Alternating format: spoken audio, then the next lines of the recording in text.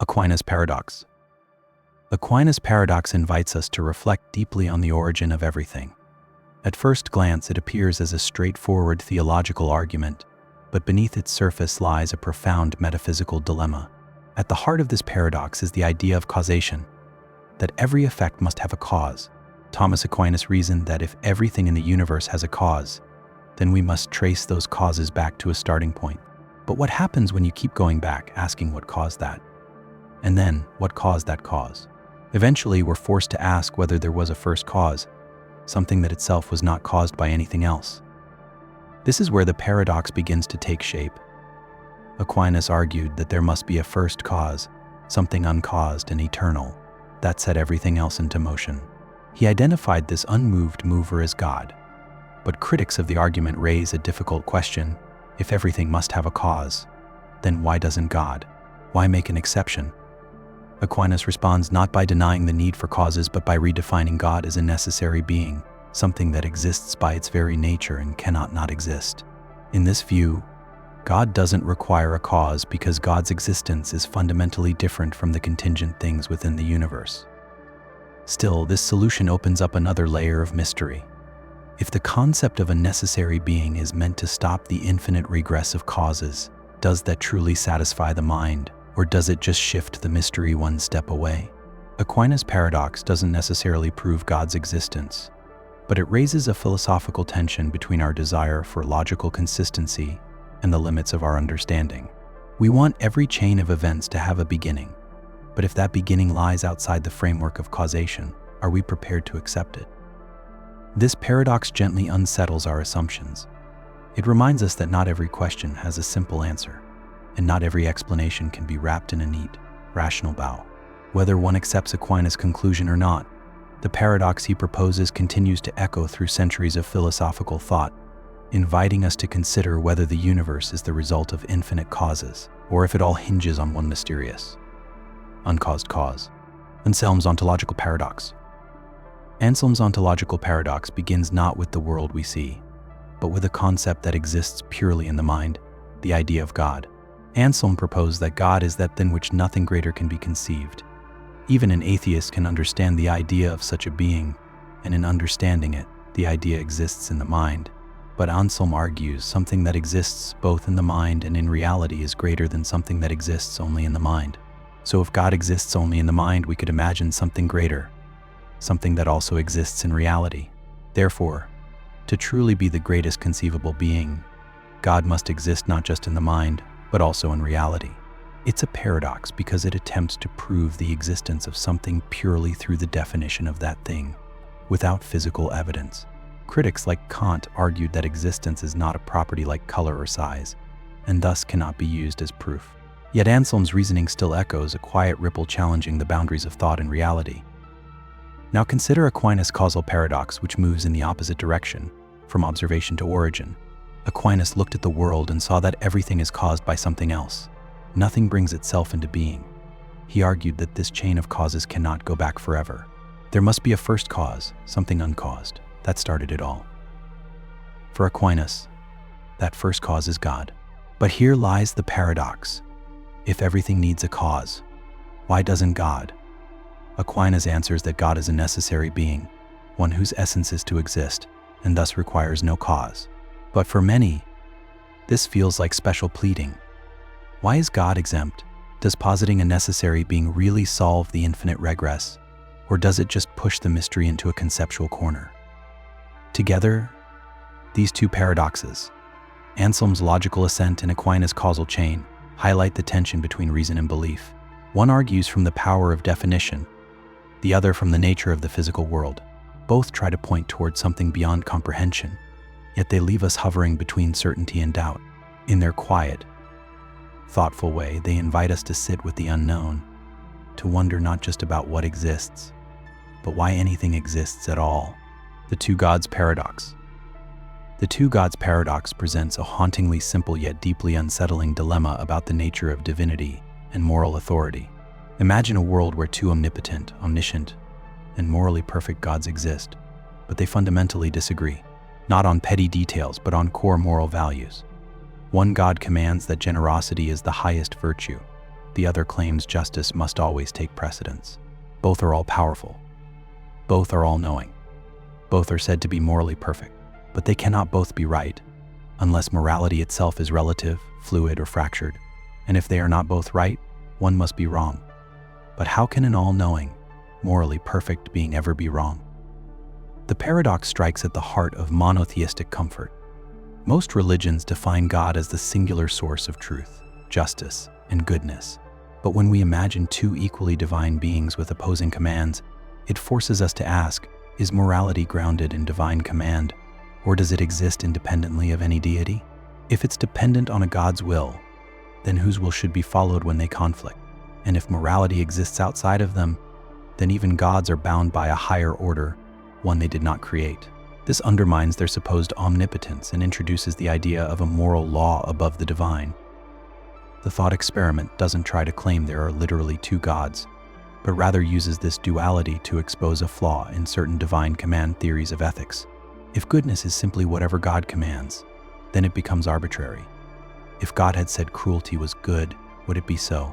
But if we say God commands what is good because it is good, then God is not the source of morality, only its messenger. Either path seems to limit the absolute moral authority we often ascribe to the divine. In the quiet space this paradox creates, we are left with questions more than answers. Could morality exist without God? Could God exist without morality?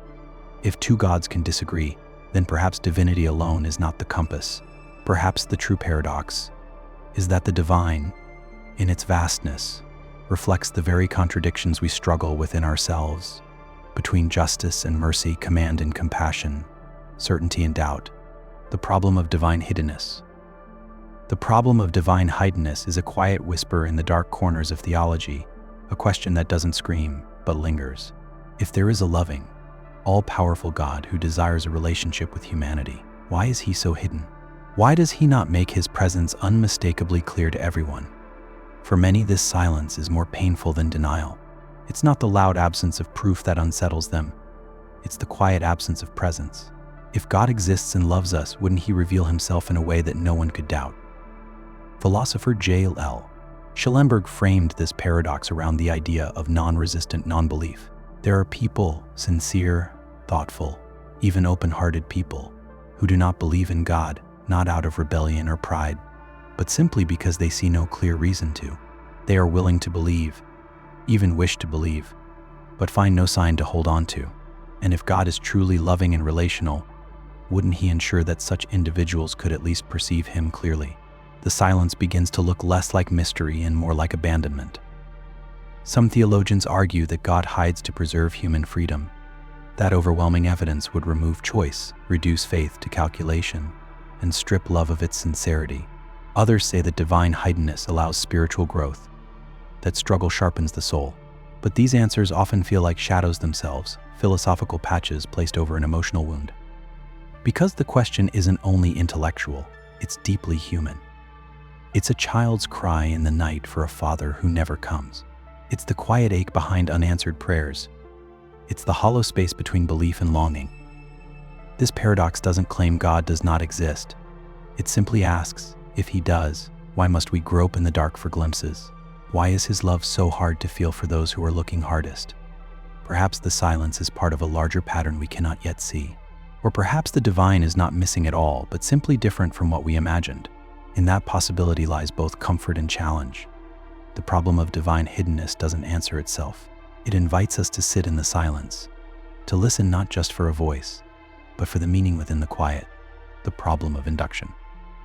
The problem of induction is a quiet crack in the foundation of reason, a whisper that questions the very act of learning from experience. Every day we rely on patterns. The sun has risen every morning, so we expect it to rise tomorrow. Fire has always burned, so we assume it always will. We draw conclusions from the past and project them into the future. This is induction, reasoning from repeated experiences to form general laws. But the paradox arises when we ask, what justifies this leap? Philosopher David Hume famously challenged this comfort. He pointed out that we have no rational proof that the future will resemble the past. We simply assume it will because it always has. But that reasoning is circular. We believe in the stability of patterns because of past patterns. yet that itself is the very thing we're trying to prove. There is no logical bridge that guarantees tomorrow will behave like today, and that realization, once it sinks in, gently unravels the quiet certainty we carry through the world. This doesn't mean we should stop trusting patterns. After all, science, society, and survival all depend on induction. But the problem is that there's no ultimate reason why the universe must continue behaving in a regular, predictable way. Maybe it will, but maybe it won't. And if we cannot justify induction with reason, we are left with something more fragile than logic: habit, expectation, and faith in uniformity. For most of us, the sun rising tomorrow seems beyond doubt. But that belief rests not on absolute logic, but on experience repeating itself enough times to feel like truth. The problem of induction exposes a soft spot in rationality, a place where certainty gives way to assumption. It's not that induction is useless, far from it, but it's not invincible. We walk through life on a bridge of patterns, never fully seeing the foundations below. In this subtle, unsettling way, the paradox reminds us that knowledge, even the kind we feel most sure about, often floats on trust. Not blind trust, but trust built on repetition. And the mind, so eager for control, must learn to live with a quiet humility, that the future is always an open door, no matter how many times it's looked the same before. Molyneuxs Problem. Molyneuxs Problem begins with a question that seems simple, almost like a riddle, but it opens a door to deep mysteries about perception, knowledge, and the connection between our senses. The question is this: if a person born blind, who has learned to distinguish a cube from a sphere by touch, suddenly gains the ability to see, would they immediately be able to visually recognize which is which without touching them? In other words, does the knowledge gained by touch transfer directly to vision? The problem was first posed by William Molyneux in a letter to philosopher John Locke in the late 1600s, and Locke included it in his work, An Essay Concerning Human Understanding. At its core, this question asks whether the senses are unified or separate, whether our understanding of the world is tied to each sense individually, or whether the mind possesses a deeper, abstract knowledge that bridges them all. If the person could not immediately tell the cube from the sphere by sight alone, it would suggest that sensory information is not automatically integrated, that touch and sight speak different languages. For centuries, this question remained purely philosophical, but in modern times, neuroscience and medical cases have offered partial glimpses into the answer. In some cases, individuals who were blind from birth and later gained vision did struggle to connect what they saw with what they had once felt. The brain seemed to need time, sometimes months, to make the connection between visual shape and tactile shape. This suggests that while the mind may have the capacity for cross-sensory understanding, it doesn't happen instantly. Experience, not just logic, is required for the senses to align. Molyneuxs Problem lingers because it speaks to something more than sensory perception. It touches on how we build reality. Are our concepts stored as abstract ideas, independent of sight or sound or touch? Or are they deeply tied to the way we encounter the world? When you close your eyes and imagine a tree, are you seeing it, feeling it, or both? The paradox asks whether our knowledge of the world is internal and unified, or fragmented and learned through repeated mappings between the senses. In this way, Molyneuxs Problem doesn't just challenge scientists or philosophers. It reaches into the quiet spaces of our own experience, asking how we know what we know, and whether we ever truly see with just our eyes. The paradox of self-consciousness. The paradox of self-consciousness is a mirror that reflects itself. It raises a profound question: how can the self be both the observer and the observed? To be self-conscious is to be aware of oneself. But this creates an unusual loop, because in order to observe yourself, you must somehow step outside yourself. Yet you are the very thing doing the stepping. It's a strange kind of division within unity.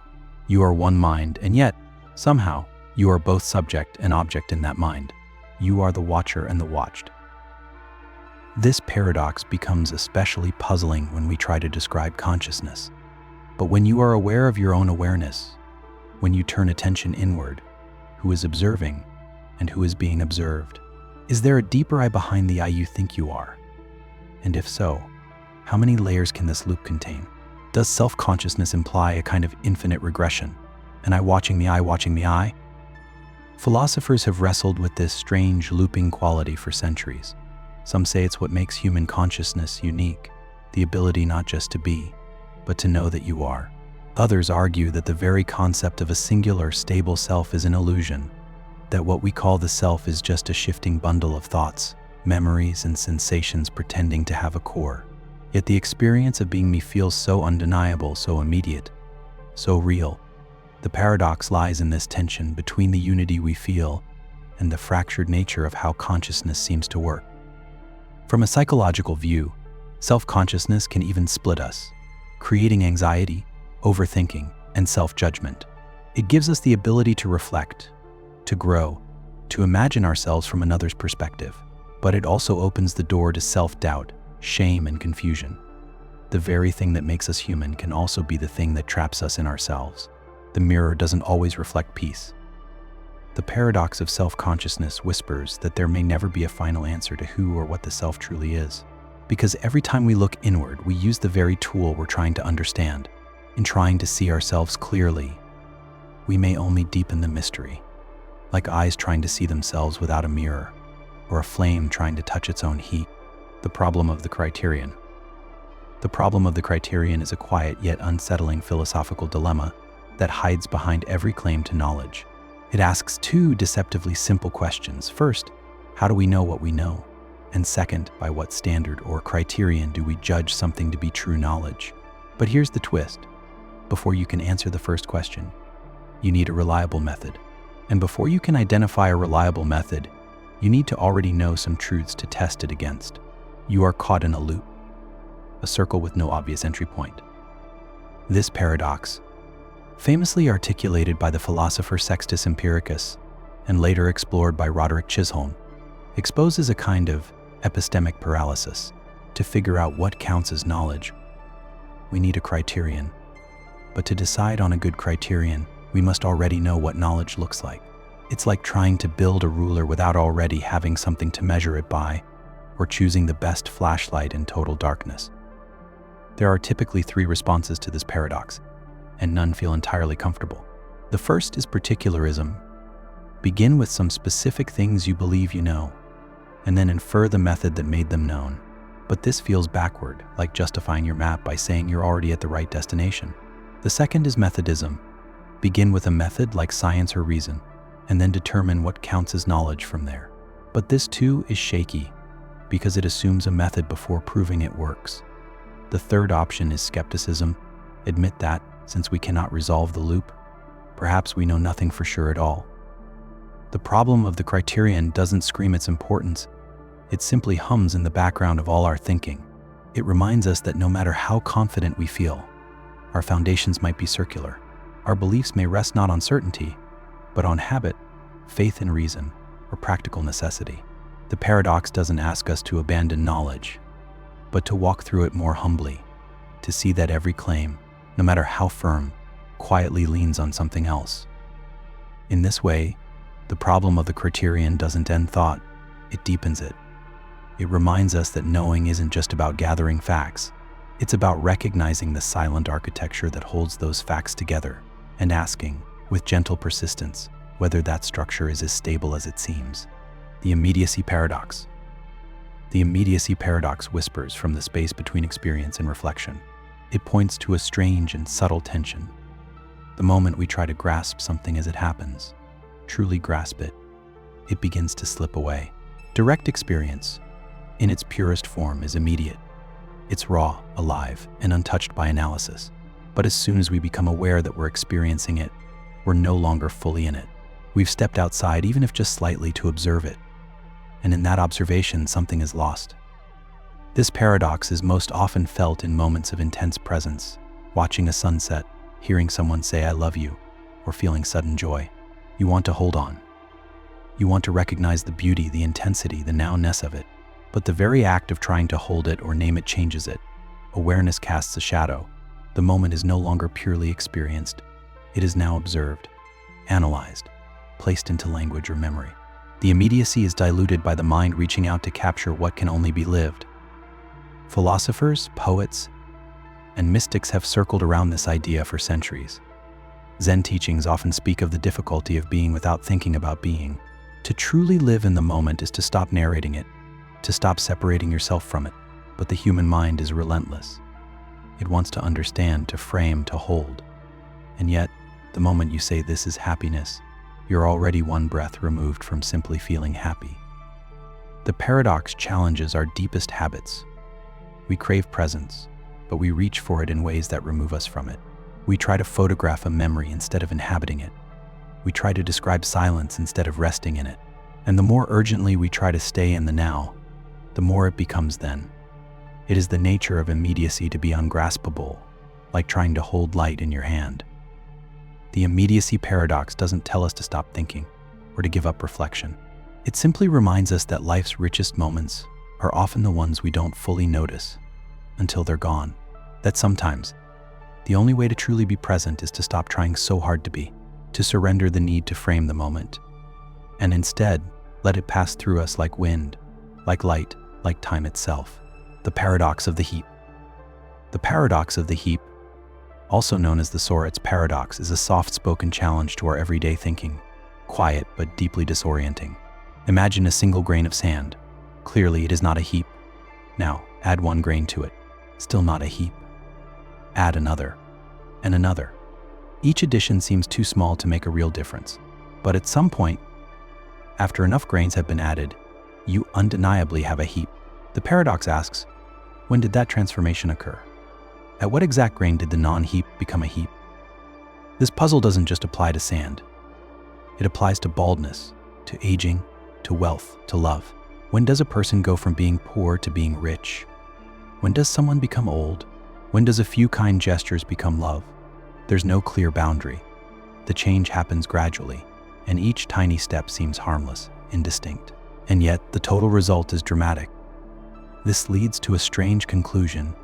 If no single small change makes a difference, how do big changes ever happen? Some philosophers have tried to resolve this by suggesting that vague terms like heap have no sharp boundaries, that they are inherently fuzzy. Others argue that we impose false precision on language that was never meant to be exact, but the unease remains. If we accept that there's no precise point of change, do we have to abandon the idea of clear categories altogether? Do all transitions exist on a spectrum so smooth that our labels are more illusion than truth? The paradox of the heap gently pulls at the threads of how we define the world. It reveals that our categories, so often treated as fixed and absolute, are frequently built on shifting sands. We crave certainty. We like to divide the world into boxes, but life doesn't always offer clean lines. Sometimes it offers heaps, vague, gradual, accumulative change that defies easy classification. In this way, the paradox humbles our assumptions. It reminds us that many of our judgments about people, conditions, or identities rest on arbitrary thresholds. And in its quiet way, it invites compassion. Because if no single moment makes someone wise or broken or healed, then perhaps we should be gentler in how we name things and more patient with how things come to be. The Paradox of Inquiry. The Paradox of Inquiry, also known as Molyneuxs Paradox, begins with a simple question that turns in on itself. How do you search for something when you don't know what it is? If you know what you're looking for, you don't need to search, you already know it. But if you don't know what it is, how will you recognize it when you find it? Either you know, and inquiry is pointless, or you don't know, and inquiry is impossible. This paradox appears in Plato's dialogue Meno, where Socrates challenges the very nature of learning. If knowledge must be recalled or discovered, how does one even begin? The paradox traps us between certainty and ignorance, suggesting that learning itself may be an illusion. If we already know the answer deep down, perhaps from a past life, then inquiry is just remembering. But if we don't, then how do we begin at all? It's a riddle that unsettles the foundation of knowledge. We often assume that questions naturally lead to answers, that the unknown can be chased, caught, and named. But Molyneuxs Paradox throws a shadow over that journey. It suggests that we are either chasing what we already hold or wandering blind with no compass. It's the unsettling realization that to ask meaningfully, we must already have some whisper of the answer. Plato, through Socrates, responds with the idea of anamnesis, the notion that the soul knows everything and learning is just remembering. Whether one accepts this metaphysical answer or not, the paradox remains powerful. Because even in everyday life, we often ask questions without knowing exactly what we're seeking. We feel around the edges of a thought, guided not by clear knowledge, but by intuition, curiosity, or a vague hunger. The paradox of inquiry doesn't end inquiry, it deepens it.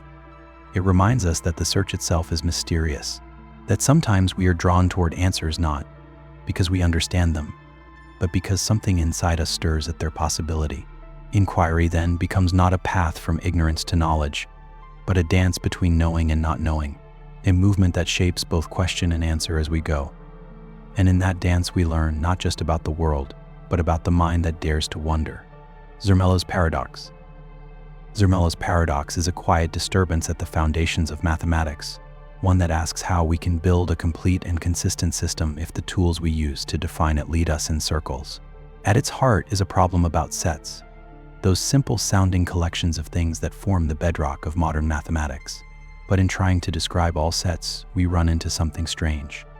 If we try to define a set of all sets, we open the door to contradictions that can't be easily dismissed. Ernst Zermelo introduced the paradox in response to earlier foundational crises, like Russell's paradox, which showed that allowing unrestricted set formation leads to absurdities, like the set of all sets that do not contain themselves. Zermelo's version is more subtle. He asked, how do we select elements from an infinite collection of sets without assuming we already have a method of choice? In trying to formalize set theory, he proposed the axiom of choice, a rule that allows us to choose an element from each set in a collection, even when there's no specific rule for how to choose. But this axiom itself is paradoxical. It feels intuitively true in some contexts. Of course, we can choose something from each set. Yet it leads to deeply counterintuitive outcomes, such as the Banach-Tarski paradox, where a sphere can be divided and reassembled into two identical copies of itself. Zermelo's paradox lies in the tension between the need for an axiom that seems innocent and the wildly unintuitive consequences that arise from accepting it. This paradox doesn't unravel mathematics, but it does reveal something profound, that our most basic assumptions about what can be chosen, what can be grouped, what can be defined, are not as stable as they seem. It reminds us that logic itself can be a house of mirrors, where the rules we build can reflect strange and unexpected images back at us. Zermelo's paradox doesn't scream its presence. It hums quietly beneath the structure of formal thought. It invites us to see that mathematics is not just a clean, orderly realm of absolute truth. It is also a space shaped by choices, assumptions, and paradoxes that ripple outward into everything we call knowledge. In that reflection, we see not just numbers and sets, but the human mind wrestling with the infinite. The paradox of belief revision. The paradox of belief revision quietly unfolds when we ask, how do we rationally change our minds? On the surface, the process of updating beliefs seems straightforward. We gather new evidence, weigh it against what we already know, and adjust accordingly. But beneath that process lies a strange and subtle dilemma. How can we revise our beliefs without already holding the very beliefs we are trying to update? The paradox begins when we consider that any new piece of information must be evaluated through the lens of our existing beliefs. But what happens when the new information directly contradicts those beliefs? If we fully trust the old belief, we dismiss the new. If we fully trust the new, we discard the old. But real belief revision requires something more delicate, holding both ideas in tension long enough to truly evaluate them. Yet here's the puzzle. If you no longer believe the old view, it's gone. If you don't yet believe the new one, you're stuck. So how do you suspend belief just long enough to revise it? Philosopher Gilbert Harman pointed out that belief revision isn't just about adding new beliefs, but about managing contradictions. If a trusted friend tells you something that conflicts with your worldview, do you reject them, question your worldview, or find a way to harmonize both? The rational mind is expected to be flexible, but this paradox shows that flexibility itself requires a kind of belief in flexibility, a meta-belief that beliefs can be questioned without falling into total doubt. Another layer of the paradox involves coherence. Our minds seek internal consistency. When a new belief disrupts that harmony, we instinctively try to resolve it, often by reshaping the belief to fit our existing framework, rather than allowing the framework to truly shift. In this way, belief revision can become an illusion. We feel like we've changed, but often we've just reworded or reinterpreted. The paradox of belief revision reminds us that changing our minds is not merely an intellectual task. It is emotional, personal, and deeply entangled with identity. Our beliefs are not isolated statements, they are part of who we are. To revise one belief can feel like pulling on a single thread and watching the entire garment unravel. In its quiet way, this paradox doesn't say we can't revise our beliefs. It simply shows us how difficult, delicate, and rare true belief revision really is. It invites us to treat our convictions with both courage and humility, and to see thinking not as a destination, but as an unfolding, where even the act of questioning is shaped by what we already believe. The Specker Paradox. The Specker Paradox emerges from the eerie edge where logic meets quantum reality, a subtle disruption in the world of yes or no.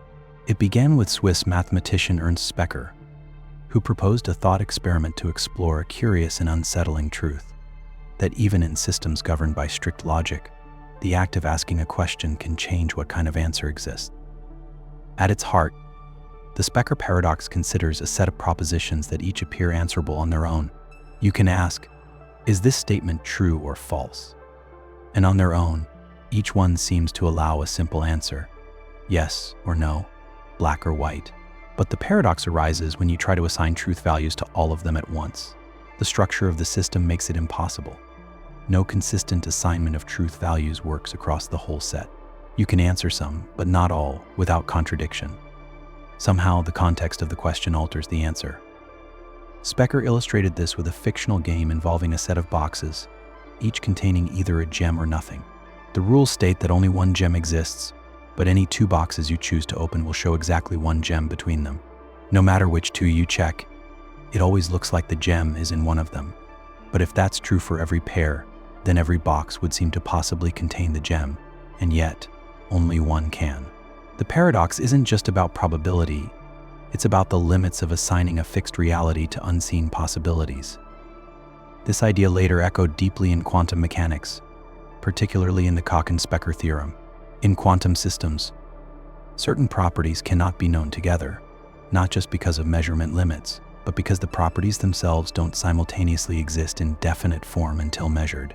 The Specker Paradox shows that truth can be contextual, that reality, especially at the quantum level, does not always allow us to assign clear truth values independent of how we ask the question. In its quiet complexity, the Specker Paradox reveals a deeper mystery, that truth, often thought of as stable and objective, may instead be woven into the act of inquiry itself. It invites us to consider a reality not built from static answers, but from unfolding interactions where logic bends and knowing is never separate from asking. The Twin Earth Thought Experiment. The Twin Earth Thought Experiment, proposed by philosopher Hilary Putnam, invites us to reflect on how meaning is shaped not just by what's in our minds but by the world around us. Imagine a planet exactly like Earth in every way. It has the same people, the same languages, the same culture. Everything mirrors Earth perfectly down to the last molecule. But there's one difference. On Twin Earth, what they call water is not H2O. It looks, tastes, and behaves exactly like water, but its chemical structure is Xyz. Now, imagine two individuals, one on Earth, one on Twin Earth, both pointing to a glass of clear liquid and saying, "That's water." From their internal perspective, their thoughts, feelings, and language are identical. Yet the substance they refer to is fundamentally different. The person on Earth refers to H2O. The person on Twin Earth refers to Xyz. This leads to a startling conclusion. Even though their mental states are the same, the meaning of the word water is different. The environment plays a critical role in what our words and thoughts actually refer to. This thought experiment challenges the idea that meaning is purely in the head. Putnam's famous phrase captures the paradox, "Meanings just ain't in the head." If two people can be mentally identical but mean different things by the same word, then meaning must involve something outside the mind, something in the world itself. It's a quiet revolution in how we think about language, thought, and reality. The Twin Earth scenario also nudges us toward deeper questions. What does it mean to know something? Is knowledge about internal belief, or about how those beliefs connect to the real world? If you believe you're drinking water, but you're actually drinking Xyz, are you wrong? Even if every experience feels right? And what about identity? Can two people really share the same thought if they live in different realities? In its subtle, almost invisible way, the twin earth thought experiment shifts the ground beneath our understanding of words and truth. It reminds us that knowledge is not just about what we think, but about where we are. That reality seeps into language, and that the meaning of even the simplest word, like water, may depend not just on the mind, but on the hidden fabric of the world itself. The paradox of fictional truth. The paradox of fictional truth invites us into a strange space, one where truth lives inside lies, and emotions respond to things we know are not real. When we read a novel, watch a film, or hear a made-up story, we often treat the details as true within that story's world. Sherlock Holmes lives at 221 billion Baker Street. Frodo is from the Shire. These are not real places, and these are not real people. Yet we say such things with confidence, as if they were facts. The paradox asks, how can something be true if it's rooted in what we know is false? At the heart of the puzzle is a conflict between three intuitive beliefs. First, we engage emotionally with fictional stories. We feel sadness when a beloved character dies or joy when they succeed. Second, in order to genuinely feel those emotions, we must believe that what we're reacting to is real, or at least possible. Third, we also fully know that these stories are fictional and not real at all. But these three beliefs can't all be true at once. If we don't believe the story is real, how can we care so deeply? And if we do believe it's real, then we've suspended a part of what we know. Philosophers have proposed several solutions, but none without cost. Some say we experience a special kind of make-believe emotion, quasi-fear, quasi-sadness. That's not quite the same as real emotion, but this feels wrong to many. The tears we shed at a heartbreaking scene don't feel half real. They feel fully human. Others argue that we temporarily enter a world of imagined truth, where what matters isn't real-world belief, but belief within the story's frame. Still, this doesn't fully resolve the tension. We know it's fiction, yet we treat parts of it as if they carry genuine truth. This paradox reveals how deeply stories affect us, not by fooling us, but by inviting us into a shared illusion, one where truth and falsehood blur into emotional reality. It shows that the mind doesn't need literal belief to be moved, that meaning, beauty, and even truth can emerge from what we knowingly pretend. In the quiet space of fiction, we feel, we learn, and we live, despite knowing none of it ever happened. And that, perhaps, is its own kind of truth, the paradox of foreknowledge. The paradox of foreknowledge is a quiet storm in the realm of time, freedom, and divinity. It begins with a simple yet profound question. If the future is already known, especially by an all-knowing being, can we truly have free will? Imagine a divine mind that sees all events before they happen. If this being knows with certainty that you will eat breakfast tomorrow at 8 a.m., can you choose to skip it? If you can choose otherwise, then the foreknowledge was wrong. If you cannot, then your choice was never free to begin with. At the heart of the paradox is a collision between two deeply held beliefs, that the future is knowable, and that human beings have genuine freedom to choose. We want both to be true, but they seem to pull in opposite directions. If a god or any being already knows what you will do tomorrow, then it seems tomorrow's actions are already determined. And if they are determined, then how could you possibly choose otherwise? Some philosophers respond by saying foreknowledge doesn't cause your actions, it merely observes them in advance. Just as seeing a person walk doesn't cause them to walk, knowing your future doesn't force it. But this doesn't resolve the paradox. It still leaves the unsettling question. If your future is already fully known, is it truly open? Can you change what is already seen as unchangeable? Others suggest that time itself may not be linear in the way we experience it. Maybe past, present, and future all coexist, and divine knowledge exists outside of time entirely. In this view, God doesn't predict the future. God simply sees it all at once. But even here, the problem lingers. If the future already exists in any sense, can we ever do anything differently from what is already there? The paradox of foreknowledge doesn't deny faith or reason, it reveals their fragile balance. It invites us to consider whether freedom lies not in changing the future, but in being the kind of person who freely lives it. Or perhaps it reminds us that knowledge and choice are not opposites, but shadows of a deeper mystery, that time, freedom, and destiny are not linear paths, but interwoven threads in a fabric we have only just begun to feel. The paradox remains, like the future itself, not fully within our grasp, but always reaching toward us. The paradox of the infinite regress. The paradox of the infinite regress is like chasing the end of a hallway that endlessly extends before you, no matter how far you run. It begins with a simple question, why, and follows that question all the way down. Why does something exist? Because of some cause or explanation. But why that cause? And why that one? With each answer comes another why, leading us deeper into a chain of reasons that never ends. The paradox emerges when we ask, can a true explanation rely on an infinite chain, or must it stop somewhere? Philosophers have struggled with this question for centuries. In the realm of knowledge, the regress appears when every belief must be justified by another belief. But that belief, too, must be justified, and so on forever. If the chain never ends, how can we ever be sure of anything? If it must end, where does it stop and why? In metaphysics, the same problem arises with causes. Every effect must have a cause. But if every cause also needs a cause, then we spiral into infinity with no beginning, no grounding point, no first mover.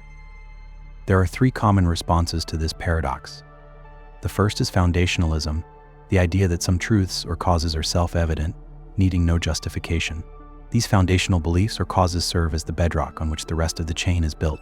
The second is coherentism, which suggests that beliefs can justify each other in a web-like structure rather than a linear chain.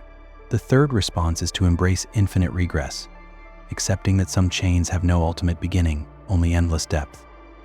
But none of these answers fully dissolves the unease. Foundationalism raises the question, what makes a foundation self-justifying?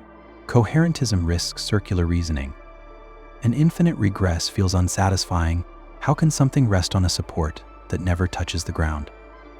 The paradox of the infinite regress is less about finding an answer and more about recognizing the limits of explanation. It invites us to see that not all questions lead to solid ground.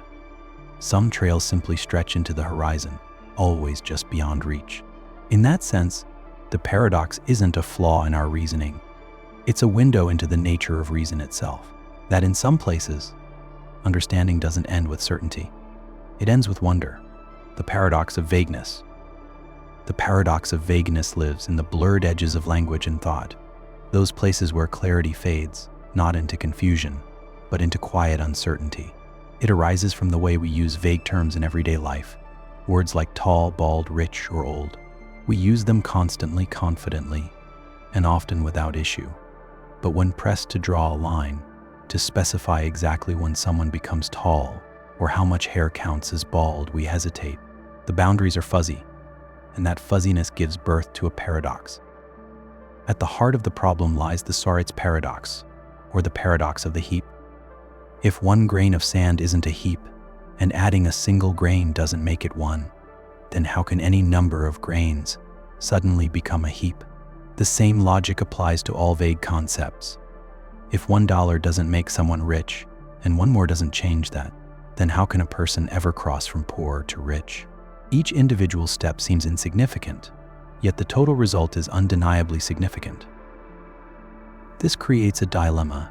Either we accept sharp cutoffs, saying, for example, that someone becomes bald exactly when they lose their 537th hair, or we deny that any clear boundary exists, which leads to the strange conclusion that vague concepts can never fully apply. But both options are unsettling. The first feels artificial.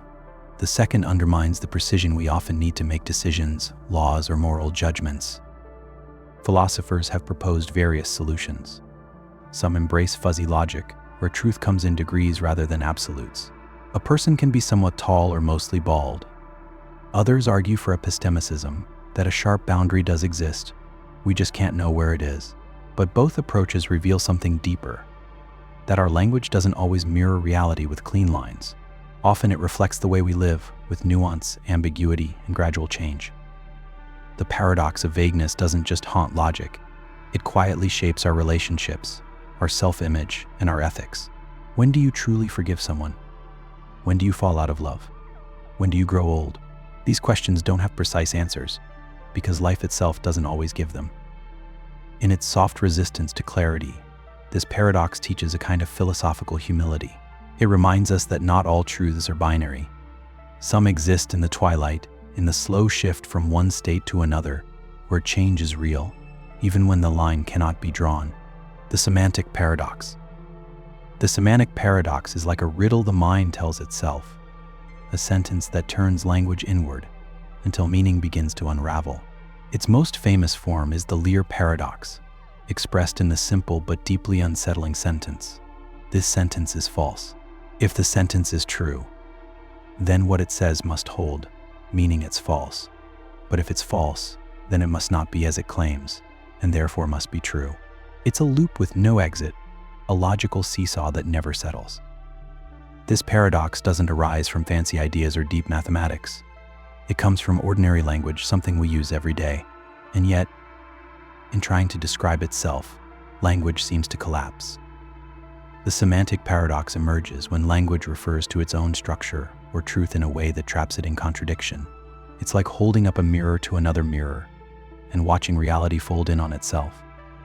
Philosophers and logicians have wrestled with this problem for centuries. Some, like Alfred Tarski, propose strict hierarchies of language, saying that a sentence can't talk about its own truth without moving to a meta level. In this view, truth can only be defined outside the language it's describing.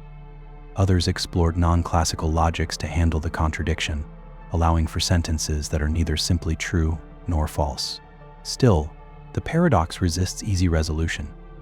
Every attempt to contain it seems to open a new door into deeper questions. But the semantic paradox is more than a curiosity. It challenges our understanding of meaning, truth, and self-reference. It shows that even the tools we trust most, words, statements, definitions, can twist in ways that reveal their own fragility. And it forces us to ask, what is truth? If some sentences can't be resolved, does that mean truth is limited? Or does it mean our systems of logic need to grow to contain the complexity of language? In its quiet, recursive beauty, the semantic paradox invites us not to despair, but to reflect. It shows that language, while powerful, is not infallible. That in trying to define the world and ourselves, we sometimes stumble upon the limits of expression itself. And in that stumble, we glimpse the strange edges of understanding, where even meaning begins to question itself. The Knowability Paradox. The Knowability Paradox is a quiet crack in the foundation of truth, one that emerges not from what we know, but from what we could know. At its heart lies a deceptively simple claim: all truths are, in principle, knowable. Not that we know them now, or even will know them, but that every truth could, at least theoretically, be known by someone at some time. This sounds hopeful, an affirmation of human reason, a nod to the vast but approachable universe of truth. But when we follow this principle to its logical end, we find something strange, something unsettling. The paradox arises from a classic paper by philosophers Friedrich Fichte and others, who showed that if every truth is knowable, then every truth must actually be known. This is deeply counterintuitive. There are surely truths we'll never know, forgotten moments in history, unknowable minds, facts lost to time. But the argument seems airtight. If all truths are knowable, and we accept that this includes even those truths no one currently knows, then by a certain logical twist, all truths would have to be known right now. That's not just implausible, it feels impossible. So what's going wrong? The issue lies in a subtle shift. We move from saying every truth is knowable to asserting that every truth is known.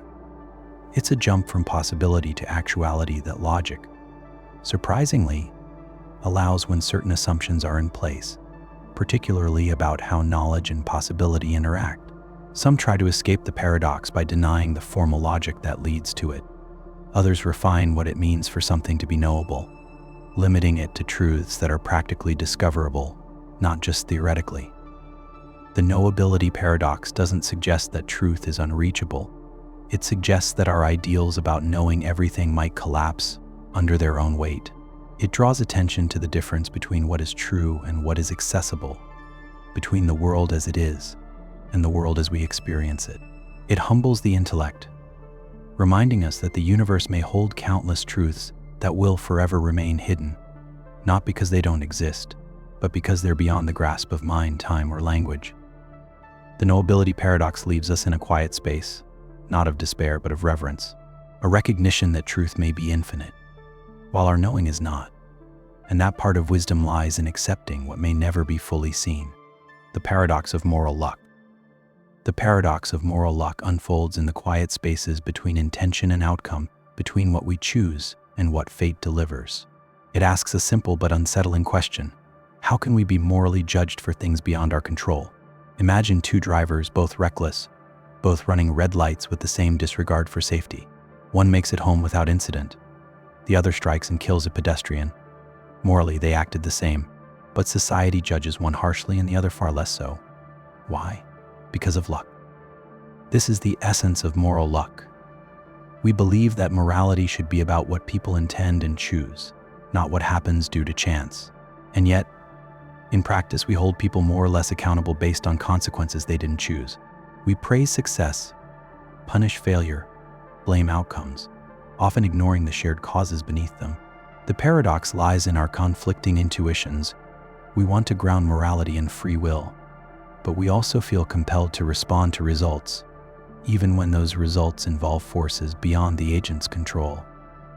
Philosopher Thomas Nagel identified several types of moral luck: resultant luck, where outcomes shape moral judgment; circumstantial luck, where people are judged based on the situations they find themselves in; constitutive luck, where character traits shaped by birth, where upbringing influence decisions; and causal luck, where all actions are part of a causal chain we didn't start. Each type pulls at the thread of personal responsibility, asking, if our choices are shaped by luck, how much credit or blame do we truly deserve? Moral luck reveals a deep tension in how we see ourselves. We want to believe in autonomy, in a moral self who chooses rightly or wrongly. But when we look closely, we find that even our choices arise from things we didn't choose: our genes, our culture, our upbringing, even the timing of a red light. Still, we cling to responsibility, because to let go feels like abandoning justice. Yet to hold on too tightly means ignoring how much of life is shaped by chance. The paradox of moral luck doesn't offer easy answers. Instead, it invites humility, a softer judgment, a deeper empathy. It reminds us that beneath the surface of every choice is a world of unseen causes, and that sometimes what separates guilt from innocence is not will but luck. The problem of other minds. The problem of other minds is a quiet and haunting puzzle that sits at the center of human experience. It asks, how do you know that anyone else is conscious? That behind the eyes of your friend, your teacher, your partner, there truly is a mind like yours, full of thoughts, feelings, pain, and joy. You can see their actions, hear their words, watch their expressions, but you cannot feel what they feel. You cannot see their thoughts. You infer, you assume, you believe. But do you know? This paradox touches something deep and unsettling. You only ever directly experience your own mind. Everything else, the feelings of others, their soaps, their sadness, is secondhand, invisible, inferred through behavior. A person may cry, but are they hurting inside? A person may smile, but are they truly happy? We've learned to read these signs since childhood, but the gap remains. You can never enter another's mind. Their consciousness is a private universe, as hidden from you as yours is from them. Philosophers like Descartes emphasized this solipsistic gap. I think, therefore I am, but what about they? Are they thinking too? And how would you know? This leads to the unsettling possibility that the world around you might be filled with bodies that move and speak, but have no inner life. They might be philosophical zombies, perfectly mimicking consciousness without actually experiencing it. It sounds extreme, but we can't disprove it. That's the paradox. Our strongest evidence for other minds is the weakest kind of proof, assumption. Yet we live as though other minds are real. We build love, trust, empathy, and society on this invisible bridge between minds. We treat others as conscious because to do otherwise would break the human experience. But this trust is not the same as certainty. It is faith, not in the religious sense, but in the raw, relational sense, the belief that when someone says I'm hurting, they mean it. And that meaning is real, even if we can't see it. The problem of other minds doesn't aim to isolate us. It simply reveals how fragile and miraculous connection truly is. That every shared moment, every look, every word we believe carries emotion, is an act of trust across an unbridgeable gap. And in that gap, perhaps, lies the true beauty of being human, not that we know others exist, but that we choose to love them as if they surely do. The paradox of the unexpected resurrection. The paradox of the unexpected resurrection is a haunting twist on a familiar theme, a reversal of despair, not through miracle, but through logic stretched to its breaking point. It begins with a premise of certainty. Someone is told that they will not rise again, that death is final, that resurrection is impossible. They accept this. They believe it. They settle into the quiet of non-existence. But what if that very certainty is what makes the return possible? What if resurrection becomes unexpected only because it was fully ruled out? This paradox plays on the structure of the more famous unexpected hanging paradox, but replaces punishment with hope, death with life. In the original paradox, a prisoner is told they will be hanged on an unexpected day next week. After reasoning through every possibility and eliminating each day, they conclude the hanging cannot happen at all. Yet it does, and they are surprised. The logic that should have prevented the event ensured it happened with maximum surprise. Now invert that. Suppose a person is told they will not be resurrected. Their fate is sealed, the afterlife denied. They reflect, they reason, they accept. And precisely because they are certain of finality, any return to life would come as a complete surprise, an event beyond prediction. The deeper their conviction in death's permanence, the more paradoxically genuine the surprise of life becomes. Their resurrection, if it occurs, is all the more powerful for being ruled out. But here's the philosophical tension.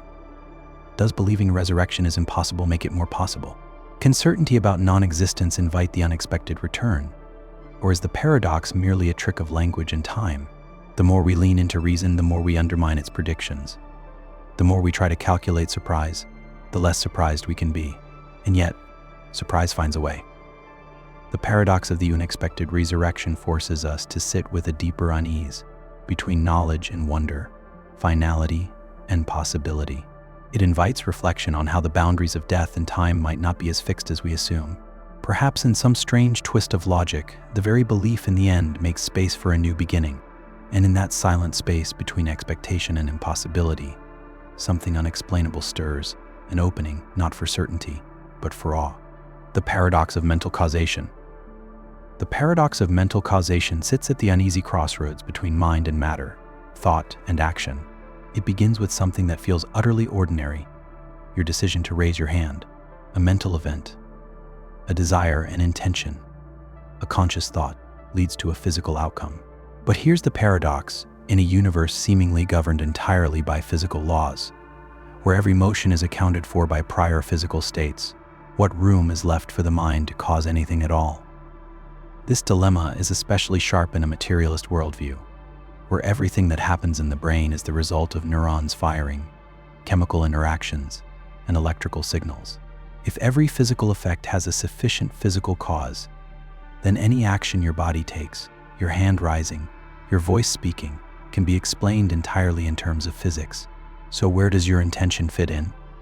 If it's not necessary to cause the event, is it just along for the ride, a passive observer watching the machinery move? Yet to deny mental causation is to deny something deeply intuitive, that our thoughts do affect what we do. It feels like your choice mattered, that your reasons, beliefs, and desires led to your action. But if those mental states are either reducible to physical states or epiphenomenal shadows with no causal power, the self we imagine ourselves to be begins to unravel. Philosophers have wrestled with this from many angles. Dualists argue that the mind is distinct from the body, capable of influencing it directly. But this raises the question of how something non-physical could interact with the physical world. Physicalists try to reduce the mind to the brain, but then struggle to preserve the causal relevance of mental states without redundancy. If your decision is just your brain's chemical state, then what work is the mind really doing? The paradox of mental causation doesn't just challenge philosophy, it unsettles identity. It asks whether your conscious self is the driver of your body or merely the voice inside a car that's already moving. It raises questions about free will, responsibility, and meaning. If our thoughts don't cause our actions, then what does? And yet, despite the paradox, we live as if our minds matter, because to do otherwise would break something fundamental. Perhaps the paradox is not a sign of failure, but of mystery, that we stand in the middle of two worlds, mind and matter, not fully understanding how they touch, but feeling deeply that they do. The Paradox of Pain Asymbolia. The Paradox of Pain Asymbolia reveals something eerie and unsettling about the way we experience suffering. At its heart lies a rare neurological condition in which people feel pain but don't mind it. They report the sensation clearly. They can describe the pressure, the burn, the stab. But what's missing is the aversion, the distress, the emotional recoil. They know they are in pain, but it doesn't bother them.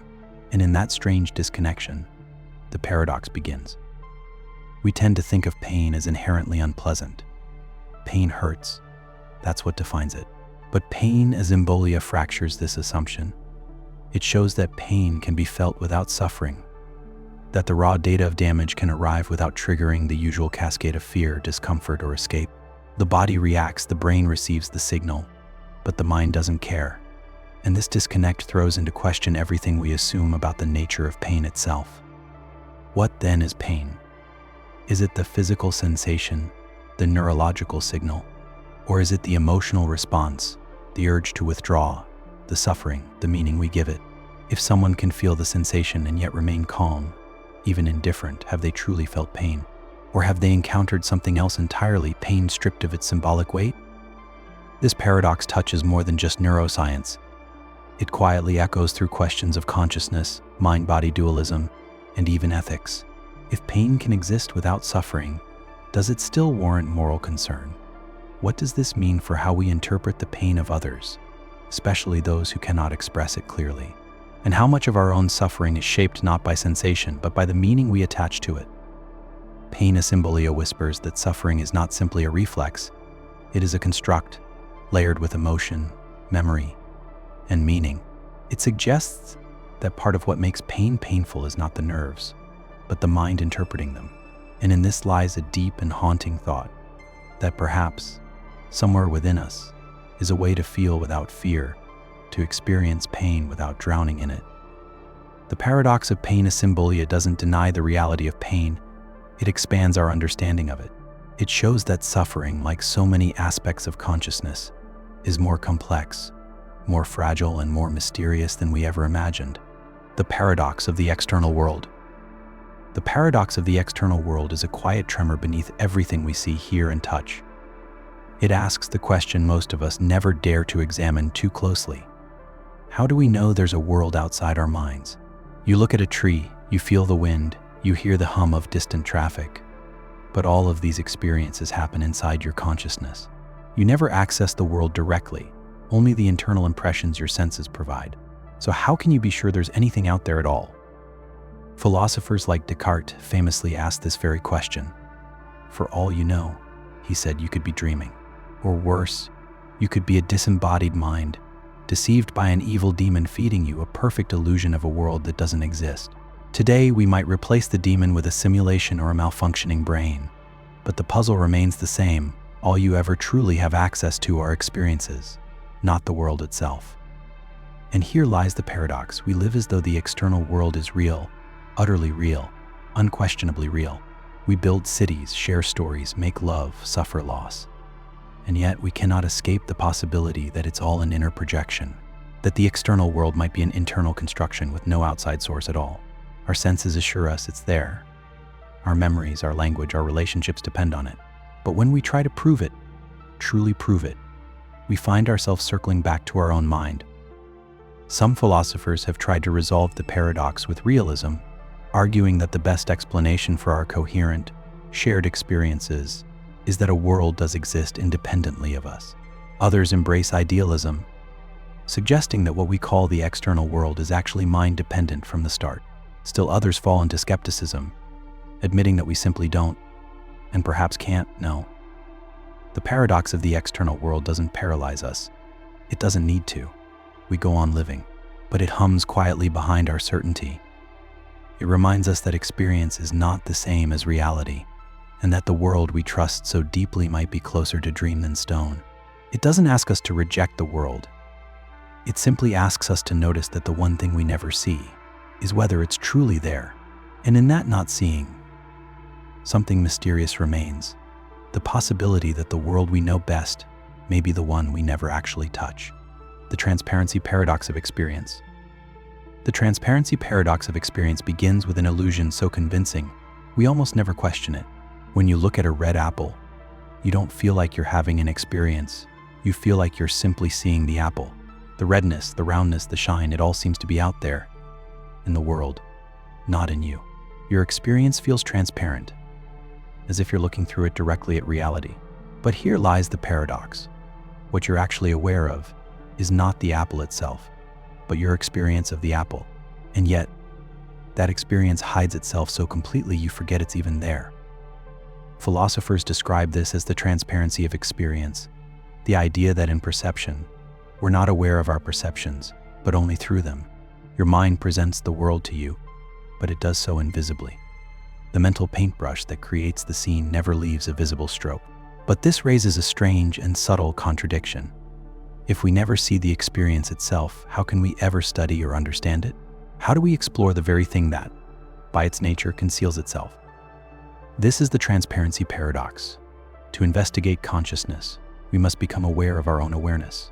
But as soon as we try to turn attention inward, away from the object and toward the act of perceiving, the object vanishes. You can't look at the looking without disrupting it. The apple fades as you try to study your own seeing. Consciousness, like a mirror, reflects everything except itself. This paradox troubles the foundations of philosophy of mind. It raises questions about the very structure of consciousness. If all experience is filtered through mental representation, and those representations remain hidden, how can we ever know what experience truly is? Can we trust what we perceive, or is it just a seamless illusion stitched together by a brain that hides its seams? The transparency paradox of experience doesn't undermine reality, it deepens our sense of its mystery. It reminds us that the clearest window might still be made of glass, even if we never see it, and that to truly know the mind, we must try to feel the frame through which the world appears, knowing full well that the frame, once noticed, will blur the picture we thought we understood. The problem of the self. The problem of the self is one of the most quietly profound paradoxes in philosophy. It doesn't ask what you are made of, or how you function. It asks a deeper, stranger question: who are you really? You wake up each morning with a name, a body, memories, and a sense that all these things belong to someone, you. But when you try to find that someone, to point to the exact place where the self lies, it slips through your fingers. Like chasing a shadow in a hall of mirrors, the more closely you look, the less there seems to be. Philosophers and mystics alike have long puzzled over the self. Some, like David Hume, found no self at all, just a bundle of sensations, perceptions, and thoughts flashing in and out of awareness, with no solid core behind them. Others, like Descartes, insisted that the self is the one thing we can know. I think, therefore I am. But what exactly is that I? Is it a soul? A mind? A story told by the brain to itself? Here lies the paradox. The self feels like the most intimate, undeniable fact of experience, and yet it resists clear definition. Is the self your memories? But memories change, fade, or can even be implanted. Is it your body? But your body is constantly changing, down to the cells. Is it your thoughts? But thoughts come and go, often without your control. Whatever we try to pin down as the self, body, mind, soul, narrative, seems either unstable or incomplete. Modern neuroscience adds another layer to the mystery. It shows that many brain functions responsible for self can be disrupted. Split brain patients, dissociative states, and neurological damage all suggest that the self can fracture or dissolve. Yet even in those cases, something inside still asks the question, what's happening to me? That voice, that quiet inner center, remains the greatest mystery of all. The problem of the self is not just academic, it touches every experience we have. Who suffers when we are in pain? Who loves, who dreams, who fears? If the self is an illusion, it's an illusion that feels real enough to cry. And if it is real, it is a reality so strange and fluid that no mirror or microscope can contain it. The paradox leaves us with this: the self is both the questioner and the question. The thing that asks, who am I, is the very thing being asked about. And in that eternal loop, we discover something not reducible to science or logic, but perhaps to presence itself, a mystery that watches from behind your eyes and wonders, softly, endlessly, what it means to be you. The paradox of composition.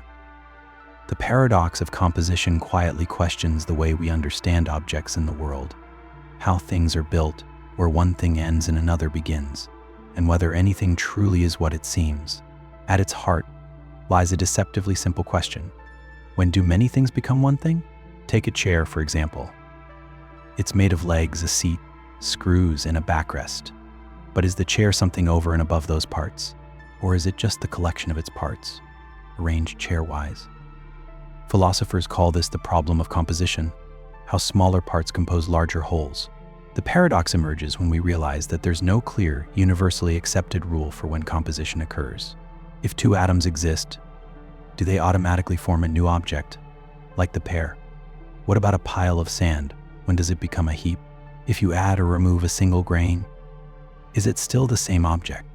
This links to the Sorites paradox, but with a deeper metaphysical question: what makes something a thing? One response is mereological nihilism, the view that there are no composite objects at all. There are only fundamental particles, and what we call tables, trees, or people are just convenient ways of speaking about arrangements of those particles. In this view, there are no chairs, only atoms arranged chairwise. But this leads to an unsettling thought: the world we live in, the objects we touch, use, and care about might not really exist as we think they do. On the other hand, universalism claims that any group of things, no matter how random, composes a whole. By this logic, your left shoe and the moon form a new object, shoe-moon. This seems absurd, yet it follows logically if we allow unrestricted composition. Somewhere between these extremes lies the intuitive middle ground. Only some collections of parts form wholes, but no one can clearly define which ones or why. The paradox of composition doesn't just apply to physical objects. It touches identity, consciousness, society. When do individuals become a group? When do neurons become a mind? When does a pile of experiences become you? In its quiet way, the paradox reminds us that the boundaries we draw around objects, around ideas, around ourselves, are often more fragile than they appear. That what we call whole may be just a story we tell to bring order to the scattered parts. And yet, within that story we find meaning, coherence, and a sense of unity, no less real, even if composed from mystery. The paradox of concept acquisition. The paradox of concept acquisition asks a deceptively simple question: how do we ever learn a truly new concept? To understand a concept, we must already know something about it. But to know something about it, we must already have the concept. So how can we ever acquire it in the first place? It's like being asked to look up the meaning of a word you've never seen before in a dictionary written entirely in that same word. Without a foothold, how do you begin? This paradox strikes at the very core of learning. When a child learns what a dog is, they don't do so by being handed a perfect definition. They're shown examples. Some furry creature with 4 legs, a tail, and a bark. And through exposure, they begin to form the concept. But even this process requires something prior: the ability to recognize patterns, to associate language with categories, to form abstract groupings. Where did those abilities come from? How did the first concept arise? Philosophers and cognitive scientists have wrestled with this puzzle. One approach suggests we possess innate concepts, pre-built mental structures that act as scaffolding for further learning. These might include basic categories like object, number, agent, or cause. But this raises another question. If some concepts are innate, where did those come from?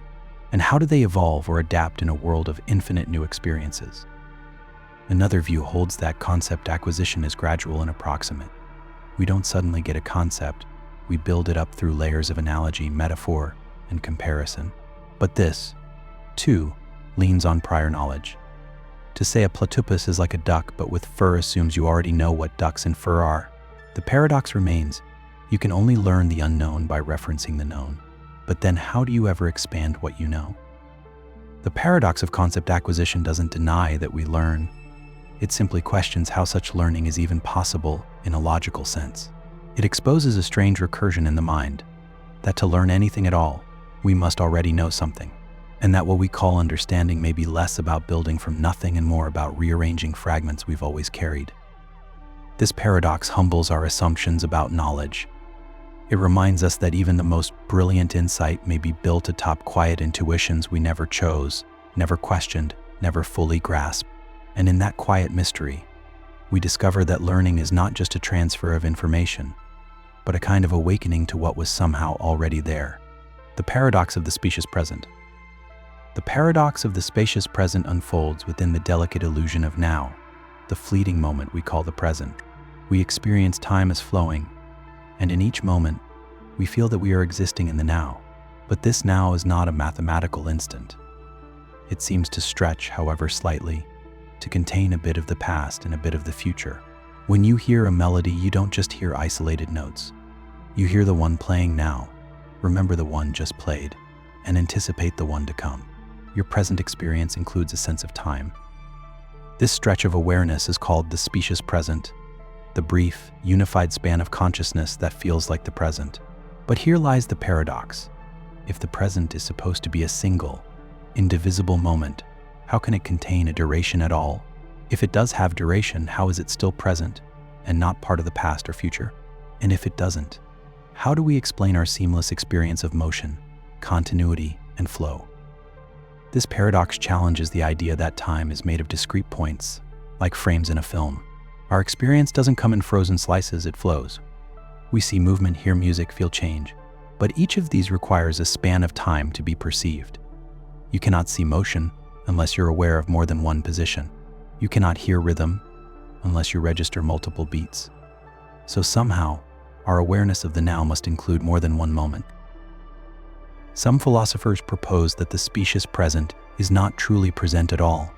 It's a construction, a mental overlay of past, present, and predicted moments, stitched into a coherent whole. Others suggest it reveals something deeper about time itself, that the flow we feel may not be just an illusion of consciousness, but a real, irreducible feature of temporal experience. The paradox of the spacious present doesn't aim to confuse. It asks us to notice something we usually ignore, that our sense of now is not a point, but a mysterious thickness of time, a thin slice that somehow contains more than it should. It invites us to consider whether time is something we move through, or something our minds create, a living moment that is always stretching just enough to carry meaning. And in that stretch, in that barely there expansion of now, we find the fragile magic of being conscious, of feeling time not as a ticking clock, but as the breath of existence itself, passing, flowing, yet always somehow now. The paradox of constitution. The paradox of constitution emerges from the quiet tension between identity and material, between what something is and what it's made of.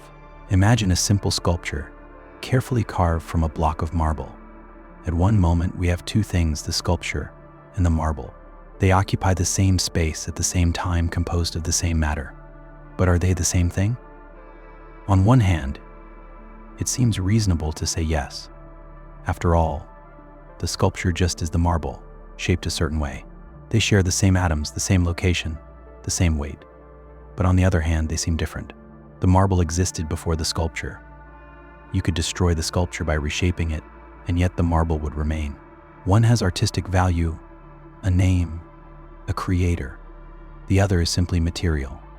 How can two things be so entirely co-located in materia identical, and yet not be identical in kind? This is the essence of the paradox of constitution. It asks how two seemingly distinct objects can share all the same physical properties and yet be treated as different. The problem intensifies with more familiar examples. Consider a clay statue and the lump of clay it's made from. The statue didn't exist until the clay was shaped. You can squash the statue and still have the clay. But if they were truly the same object, how could one survive without the other? Philosophers have offered various answers. Some say that the clay and the statue are two different objects that happen to share the same matter.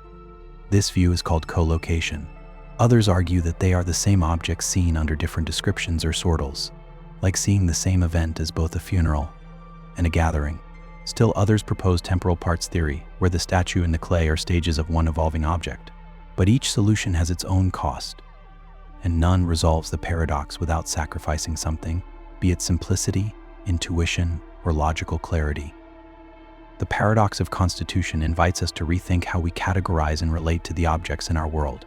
It reminds us that identity is not just about physical makeup, but about meaning, function, and history.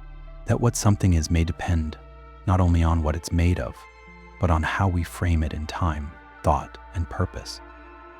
In the quiet space between substance and shape, the paradox lingers, asking how many things might be hiding in plain sight, indistinguishable to the eye but different in the mind. The paradox of the self-taught learner. The paradox of the self-taught learner unfolds in the silent space between ignorance and knowledge. It asks, how can someone teach themselves something they don't already know? To learn, one must first recognize what they don't know, but that recognition requires some prior knowledge. And to seek understanding, one must already have a sense of what understanding looks like. So how does true self-teaching ever begin? Imagine a person who claims to be completely self-taught. They say they learned a language, a science, a craft, all on their own. But how did they start? How did they know what to search for, what counted as a correct answer, or even which questions to ask? If they had no teacher, no guidance, no exposure, how could they recognize progress? The paradox arises from the circularity at the heart of learning. To move forward, you need a foundation, but to build that foundation on your own seems to require the very tools you're trying to acquire. This is not just a theoretical puzzle. It reflects something deeply human. We admire self-taught individuals for their independence and drive, but we often overlook the quiet scaffolding behind them, books written by others, patterns observed in the world, language inherited from culture. No one learns in an absolute vacuum. Even the most solitary learner carries unseen influences.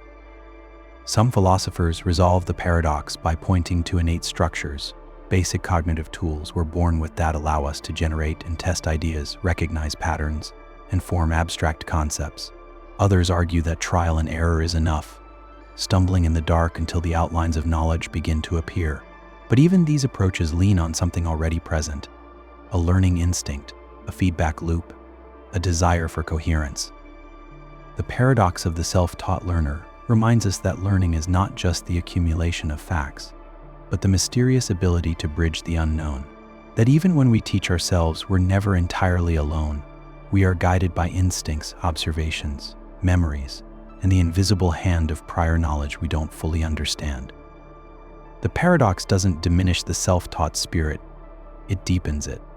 It reveals that true learning often begins not with mastery, but with uncertainty, and that the mind, even when isolated, holds within it the faint echoes of understanding enough, somehow, to light a path forward. The paradox of qualia inversion. The paradox of qualia inversion is a quiet crack in the surface of conscious experience, a haunting question that asks, what if my red is your green? Imagine two people who both call stop signs red and grass green. They behave identically, pass every color test, and agree on every shade. But what if, internally, what one sees as red the other experiences as green, and vice versa? Their external behavior would never reveal it. Their world would look the same on the outside but feel radically different on the inside. This paradox centers around qualia, the raw, subjective feel of experience, the redness of red, the bitterness of coffee, the ache of loneliness. These aren't just data points. They are what make experience felt rather than observed. But qualia are inherently private. You can't access another person's inner world. You can't step behind their eyes to compare your experience to theirs. And so, the paradox, if everything we know about others is based on external behavior, how can we ever know whether their inner experiences are like ours? Philosophers have long debated whether qualia can be meaningfully studied at all. Some argue that the idea of qualia inversion is incoherent. If there's no way to test the difference, perhaps the difference doesn't exist. Others insist that it reveals a profound limitation in our understanding of consciousness. If our mental lives can differ so dramatically while appearing identical on the outside, then consciousness cannot be fully explained by physical facts alone. This leads to deeper questions. Are qualia reducible to brain states? If two people have identical neural wiring, must their qualia be the same? Or is there an irreducible subjectivity that escapes even the most detailed neuroscience? Could two people's minds be wired identically, and yet feel the world in utterly different colors? The paradox of qualia inversion doesn't undermine the world. It simply casts a shadow across our certainty. It reminds us that consciousness is not just a thing we observe, but a space we inhabit, a world of color, taste, and feeling that no one else can enter. And in that solitude lies a strange beauty, the realization that the most intimate parts of our experience may forever remain unshared, untested, and unknowably unique. The paradox is not about proving inversion. It's about realizing how little we can ever know about what it feels like to be anyone else, and how, despite sharing the same world, we each may walk through a different sky. The teletransportation paradox. The teletransportation paradox is a thought experiment that quietly dismantles our assumptions about identity, continuity, and what it means to be you. Imagine a futuristic teleportation machine. You step inside, and the machine scans every atom of your body with perfect precision. It transmits that information to a receiver on Mars, where a new body, identical in structure, memory, and appearance, is assembled. The original body is then destroyed. The new one wakes up, remembers stepping into the chamber, and says, "I made it." But here's the paradox. Did you survive? Or did you die in the moment your body was disassembled, replaced by a perfect copy that only thinks it's you? This puzzle sits at the intersection of physical continuity and psychological continuity. Physically, the person on Mars is made of different atoms, but our bodies already do this. Your cells replace themselves constantly, and you still feel like the same person. Psychologically, the copy remembers everything, feels everything, and continues your goals.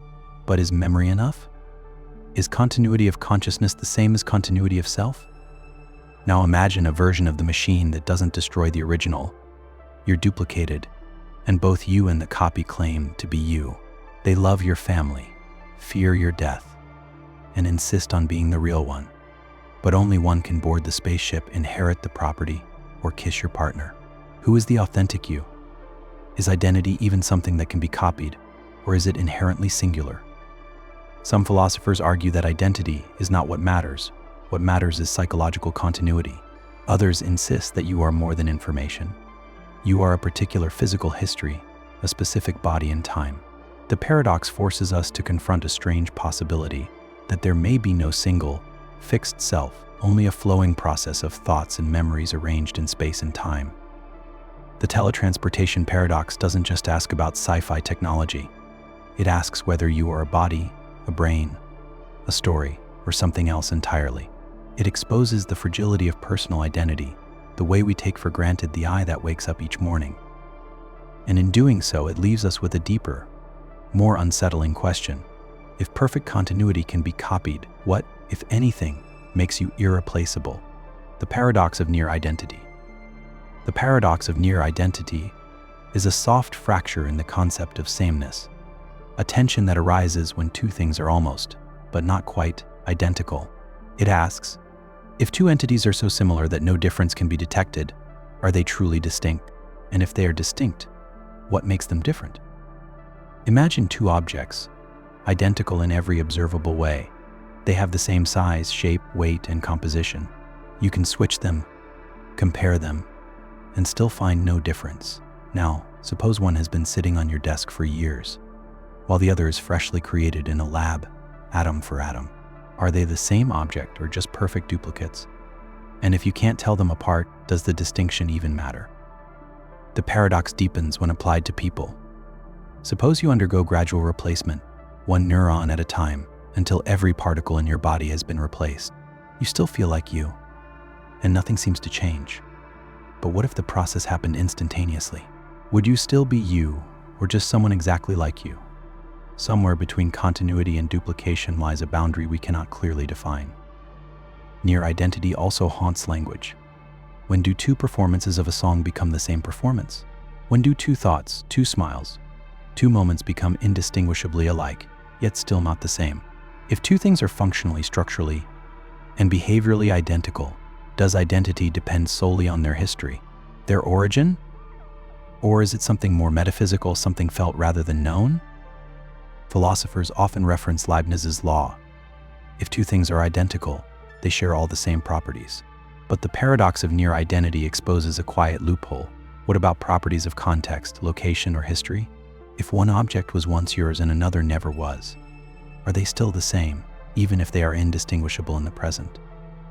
The paradox of near identity doesn't break reality. It gently dissolves its boundaries. It shows that identity is not always clear-cut. That sameness can be a spectrum. not a switch, and that sometimes what separates one thing from another is not what you see, but the invisible threads of story, memory, and time. In a world of near duplicates, of cloned sheep, digital replicas, and repeating thoughts, this paradox invites us to ask what makes anything this and not that, and what makes you more than just a near you. The explanatory gap paradox. The explanatory gap paradox lies at the heart of consciousness, a silent void between what the brain does and what the mind feels. It asks, how can physical processes in the brain give rise to subjective experience?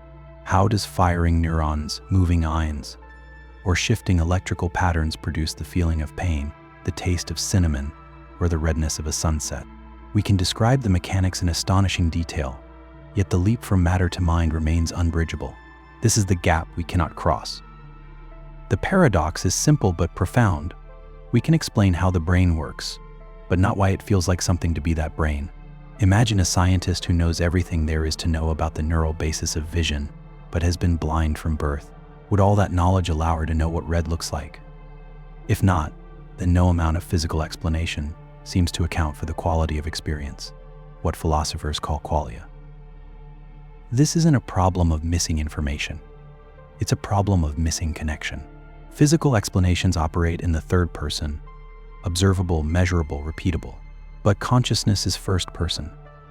It's private, felt, irreducibly internal. And no description of molecules or mechanisms seems to contain the redness of red or the ache of sorrow. That's the paradox. We can point to the brain region activated, name the neurotransmitters involved, and trace the signal, but we still haven't explained why it feels like this from the inside. Some argue that the explanatory gap is only temporary, a sign of our current ignorance, that once science advances far enough, the mystery will dissolve. Others believe the gap is fundamental, a sign that consciousness cannot be reduced to the physical, that it belongs to a different domain of reality altogether. Either way, the paradox won't go away. It continues to haunt every conversation about the mind, whispering that behind the language of science is an experience science cannot fully speak to. And yet, it is experience, not neurons, not structures, that makes life real to us. The explanatory gap paradox doesn't tell us what consciousness is. It tells us what it isn't. It isn't a machine, a formula, or a diagram. It's a fire we can't touch, a presence we can't dissect. And in its quiet resistance to explanation, it reminds us that the deepest truths may not always be solved, but only deeply, endlessly felt. The inverted earth paradox. The inverted earth paradox is a strange and subtle twist on perception, identity, and meaning, a thought experiment that asks, if your environment slowly changes while your brain is adjusted to match it, do you notice the change? Or more hauntingly, do you change along with it? Imagine this one morning without your knowledge. You're transported to a planet that looks exactly like Earth in every way, but with one key difference. All the colors are inverted. Grass is red, the sky is yellow, lemons are purple. But here's the catch, your brain is altered simultaneously, so that you perceive these inverted colors as the correct ones. You see the red grass and experience it as green. You see the yellow sky and experience it as blue. To you, nothing appears different. Now here's where the paradox deepens. Suppose your brain gradually reverts to its original state, one neuron at a time. Each day, you're ever so slightly less adapted to inverted Earth. You start to see the colors as they are, inverted, but you still call them by your old names. You see what is literally red but still call it green because that's what grass is supposed to be. Your internal associations, language, habit, memory no longer align with raw sensation. So the question becomes, has your concept of color changed, or has the world? This thought experiment, proposed by philosopher Hilary Putnam, pushes the boundaries of how meaning works. It suggests that what we mean by a word like green isn't fixed by what's in our minds alone. It's also tied to the external world. If both your perception and your environment shift together, your words and thoughts may still seem coherent, but they no longer point to the same things. This challenges the idea that mental content is entirely internal. The paradox reveals a deeper instability in how we construct knowledge. If meaning depends on both the mind and the world, then radical environmental change, especially one that's mirrored in the brain, can create a gap we're never aware of. We think we're referring to the same world, but the referent has quietly shifted beneath our feet. The inverted Earth paradox doesn't just question color, it questions identity. Who are you when your perceptions stay stable but the world changes? What anchors your beliefs when both your senses and your surroundings deceive you with perfect harmony? The paradox leaves us with an eerie realization. The world we trust may not be the world as it is, but a delicate dance between mind and matter, each one quietly shaping the meaning of the other. The infinite mirror paradox. The infinite mirror paradox is a haunting reflection of reflection itself, a paradox not just of vision but of identity, awareness, and recursion. It begins with a familiar image, two mirrors facing each other, reflecting endlessly. Between them, a corridor of light and copies, stretching into apparent infinity. Each image is a reflection of a reflection, growing smaller, more distant, but never disappearing entirely. You see yourself, and behind that self, and another, each one echoing the last. But which one is you? This is the heart of the paradox. If every reflection is based on the previous one, but none is the original, where is the real self in the chain? If each image is shaped by the one before it, and there's no independent anchor, does the series ever truly begin? Or is it just an endless regress of appearances, none more authentic than the last? The infinite mirror paradox becomes even more profound when turned inward, toward consciousness. When you reflect on your own thoughts, you become aware of being aware, and then aware of that awareness, a thought watching a thought watching a thought. Like mirrors facing inward, the mind doubles back on itself, seemingly without end. But just as with the optical mirror, there's a problem. Where is the original observer? Is there a core self watching from behind the last reflection? Or is the self just the looping illusion of endless inner mirrors? In metaphysics and philosophy of mind, this touches on self-reference and the hard problem of consciousness. We assume there is a stable I at the center of all awareness. But the paradox suggests that what we call the self may be nothing more than layers of reflection, a feedback loop with no original input. The more we look for the source, the deeper into the corridor we fall. And in aesthetics, the infinite mirror evokes questions about meaning and repetition. If each copy mirrors a copy, what remains of authenticity? At what point does reflection become distortion? The infinite mirror paradox does not offer a solution. It offers a stillness, an image of infinite selves watching each other, endlessly, silently, without resolution. It reminds us that perception, identity, and consciousness may not be grounded in fixed truths, but in the illusion of continuity, and that perhaps, at the center of the corridor, there is nothing at all, just the echo of a gaze turned inward forever. The deceptive evidence paradox. The deceptive evidence paradox strikes at the fragile trust between belief and truth. It asks, what happens when the very evidence that convinces you of something true is, in fact, false? Imagine you hold a belief that turns out to be correct, but the reasons you used to justify it were flawed, misleading, or based on error. Did you know the truth, or did you simply stumble into it by accident? Consider this example. You believe your friend is at the cafe because you saw them walking in that direction an hour ago, but unbeknownst to you, what you saw was someone else who looked identical. Still, by coincidence, your friend is at the cafe. Your belief was true, and you were confident, but your evidence was wrong. So did you really know it, or did your mind simply get lucky? This is the core of the paradox. We often define knowledge as justified true belief, but in cases like these, called Gettier cases, the justification is faulty, even though the belief turns out to be true. This breaks the neat formula. You had a belief, you had a reason, and it was true, but the reason was deceptive. So is it knowledge, or something else masquerading as it? The deceptive evidence paradox raises uncomfortable questions about the foundation of our beliefs. If your reasons can be wrong and your conclusions still right, how much confidence can you place in your own reasoning? And how many of the beliefs you hold might rest on evidence that only appears sound?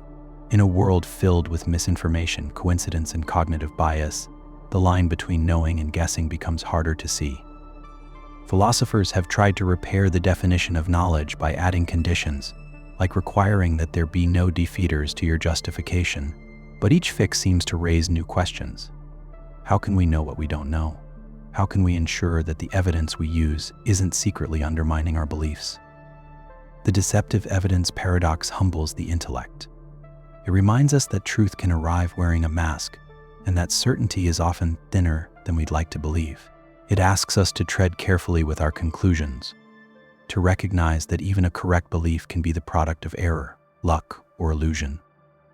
In the quiet space it opens, the paradox invites a deeper form of wisdom, not just the search for truth, but the courage to question even the paths that lead us there. The self-referential belief paradox. The self-referential belief paradox is a loop of thought that quietly unravels itself, an idea that turns back on the mind that holds it. It asks, what happens when a belief refers to itself in a way that destabilizes its own truth? Imagine someone sincerely believes, none of my beliefs are true. But if that belief is also one of their beliefs, then it too must be false, which means some of their beliefs must be true. But if that's the case, then the original belief is false after all. The mind ties itself in a logical knot. This paradox arises whenever a belief refers to its own structure in a way that undermines or contradicts itself. It's like the liar paradox of belief rather than language. This sentence is false becomes this belief is false. But unlike logical puzzles, beliefs are lived. They shape perception, behavior, identity. So when a belief turns on itself, it doesn't just confuse logic, it disturbs the very ground of mental coherence. Consider another example. Someone believes I shouldn't trust beliefs formed without evidence. But they cannot produce evidence for that belief. It's a meta-belief, taken on faith. If they hold it sincerely, they should discard it, because it lacks the very justification it demands. But doing so would allow in beliefs without evidence, precisely what they were trying to avoid. So they're stuck. Either violate their own standard, or believe something that tells them not to believe itself. The self-referential belief paradox reveals how certain forms of skepticism collapse into contradiction. Extreme doubt, when turned inward, doubts even itself. But blind conviction, too, can implode when it demands unquestioning belief, including in itself. The paradox doesn't just live in philosophy. It echoes through real moments of crisis, when people question their values, their certainty, their frameworks for understanding the world. So what's the resolution? Some say it's to adopt a kind of quiet humility, recognizing that no belief system can be fully self-justifying, and that coherence is a balance, not a perfect circle. Others build hierarchical systems of belief, separating foundational beliefs from those built on them. But even then, the whisper of the paradox remains. Can you believe something that undermines its own right to be believed? In its endless loop, the self-referential belief paradox reminds us that thought is not a perfect machine, but a living, reflective mirror. And sometimes, when the mind looks too deeply into itself, it sees not certainty, but the haunting shimmer of infinite self-doubt. The paradox of memory erasure. The paradox of memory erasure is a haunting thought experiment that probes the very fabric of identity, continuity, and meaning. It asks, if you erase a memory, does the event still shape who you are? And deeper still, if you forget a part of your life entirely, is it as though it never happened at all? Imagine undergoing a procedure that removes a painful memory, say, the memory of a betrayal, a loss, or a traumatic event. Afterward, you no longer recall what happened. You don't feel the same pain, or even remember that you ever did. You live on, perhaps freer, lighter. But are you still you?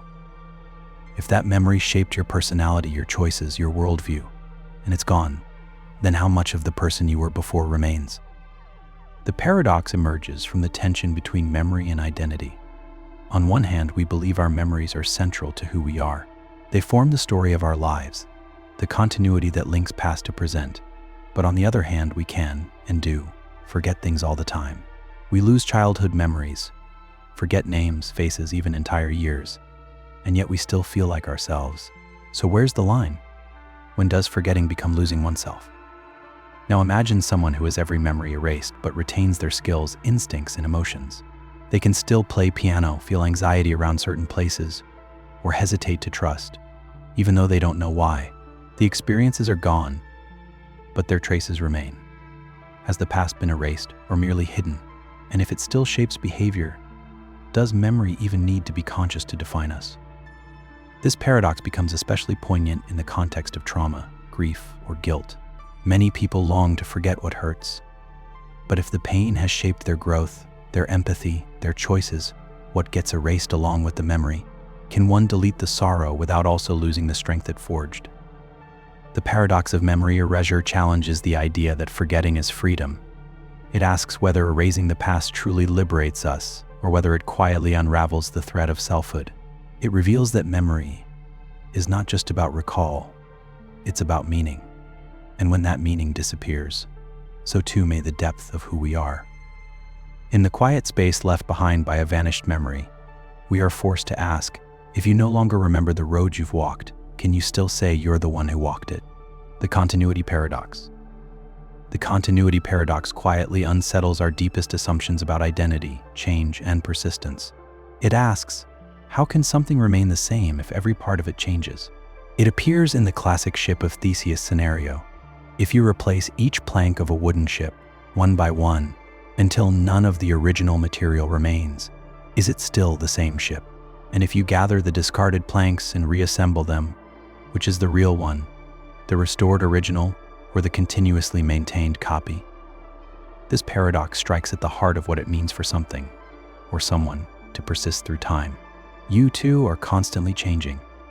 Cells die and regenerate, thoughts evolve, memories fade. Over the years, nearly every physical and mental component of your being has shifted, and yet you still say, I am the same person. But what anchors that identity? Is it continuity of matter? Continuity of memory? Or just a feeling? The paradox deepens when applied to consciousness. If your thoughts, personality, and memories shift slowly over time, at what point do you become someone else? Is there a sharp line, an exact moment, when the old you vanishes and a new one takes over? Or is identity more like a river, always moving, yet somehow stable in form? One response is to embrace the idea that continuity is a matter of degrees, not absolutes, that identity is not fixed but fluid, an evolving process rather than a static object.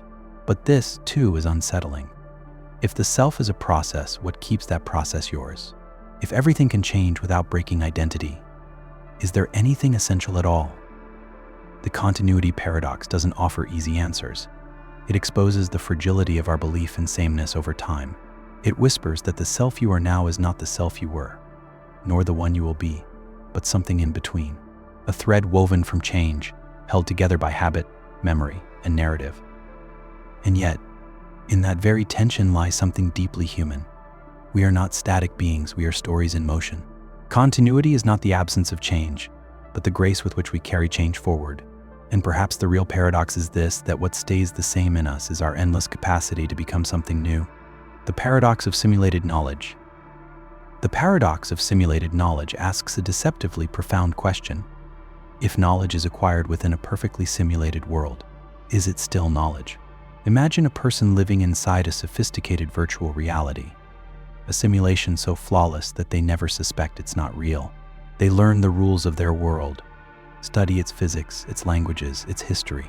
They develop theories, make discoveries, build technology, all consistent with the environment they inhabit.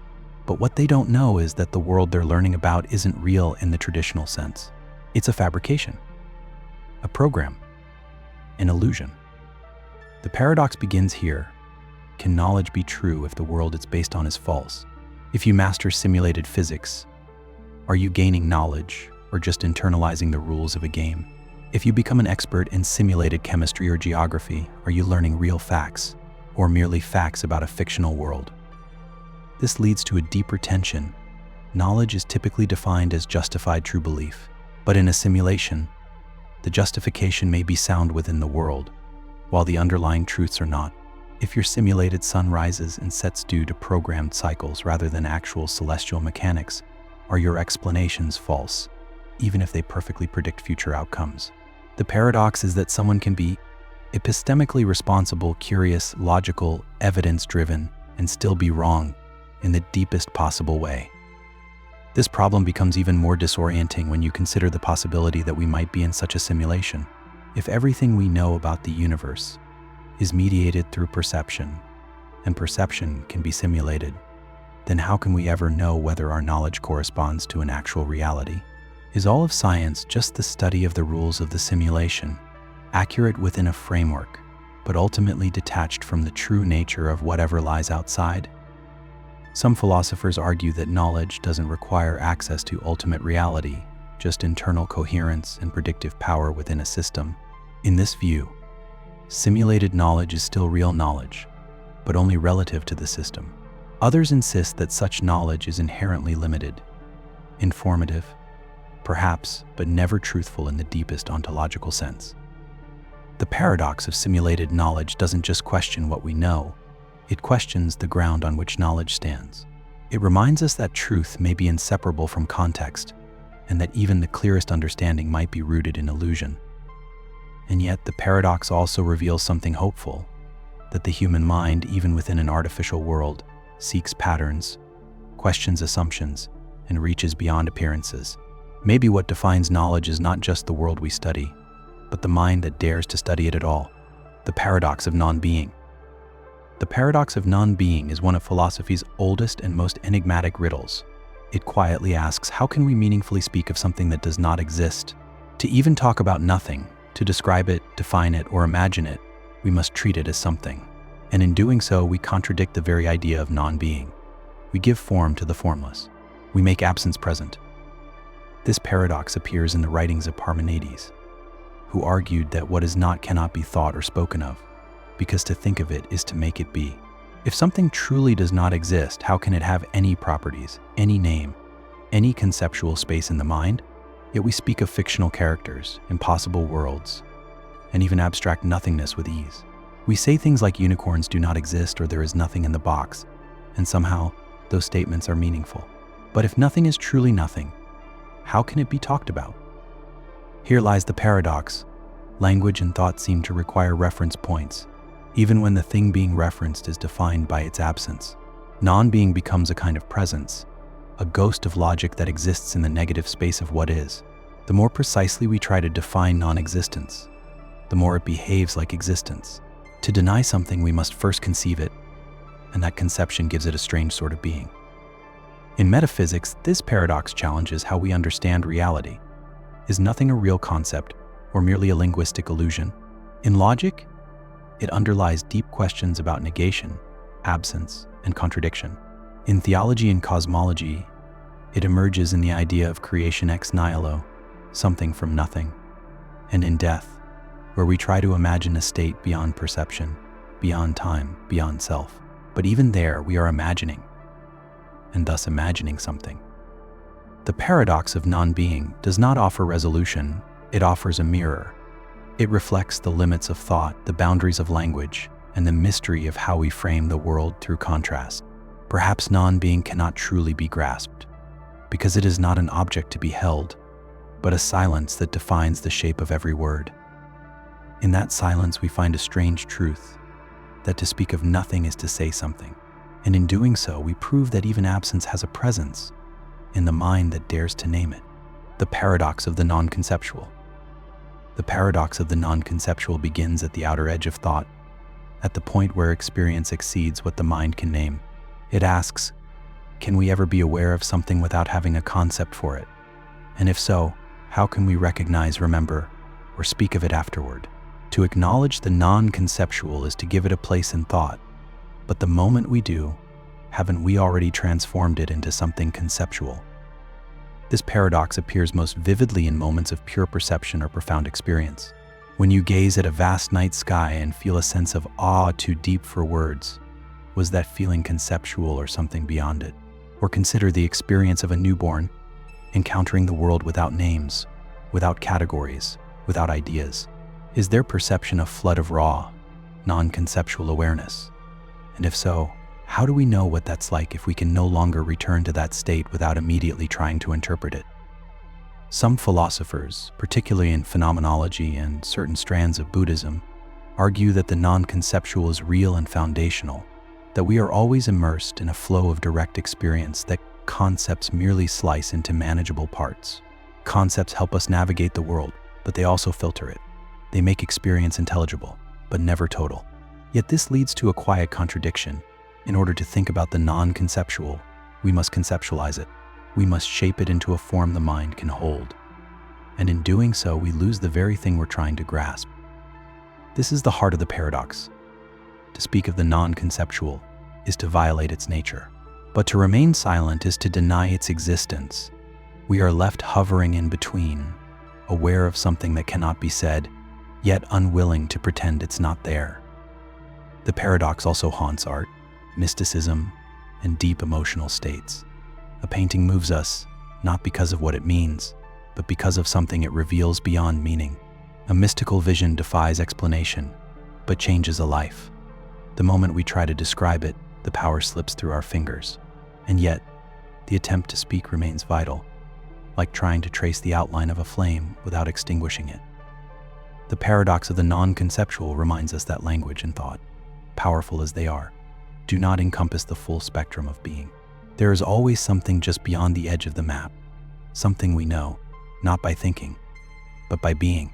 And in those rare moments when the mind goes quiet and the world simply is, we catch a glimpse of what thought cannot hold and what silence alone may honor. The binding problem paradox.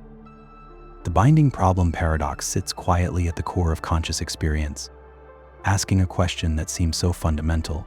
It's almost invisible. How does the brain take all its fragmented sensory data and bind it into a unified, seamless experience? When you see a red apple, you don't perceive its color, shape, texture, and motion as separate events. You experience one thing, an apple. But behind the scenes, your brain is processing these features in separate regions, at different speeds, through entirely distinct neural pathways. So how is it all brought together into one coherent now? The paradox arises from this mismatch between the brain's distributed processing and the mind's unified awareness. Color is processed in one region, shape in another, motion in another still. And yet your conscious mind isn't aware of data streams. It experiences whole objects, complete, meaningful, and immediate.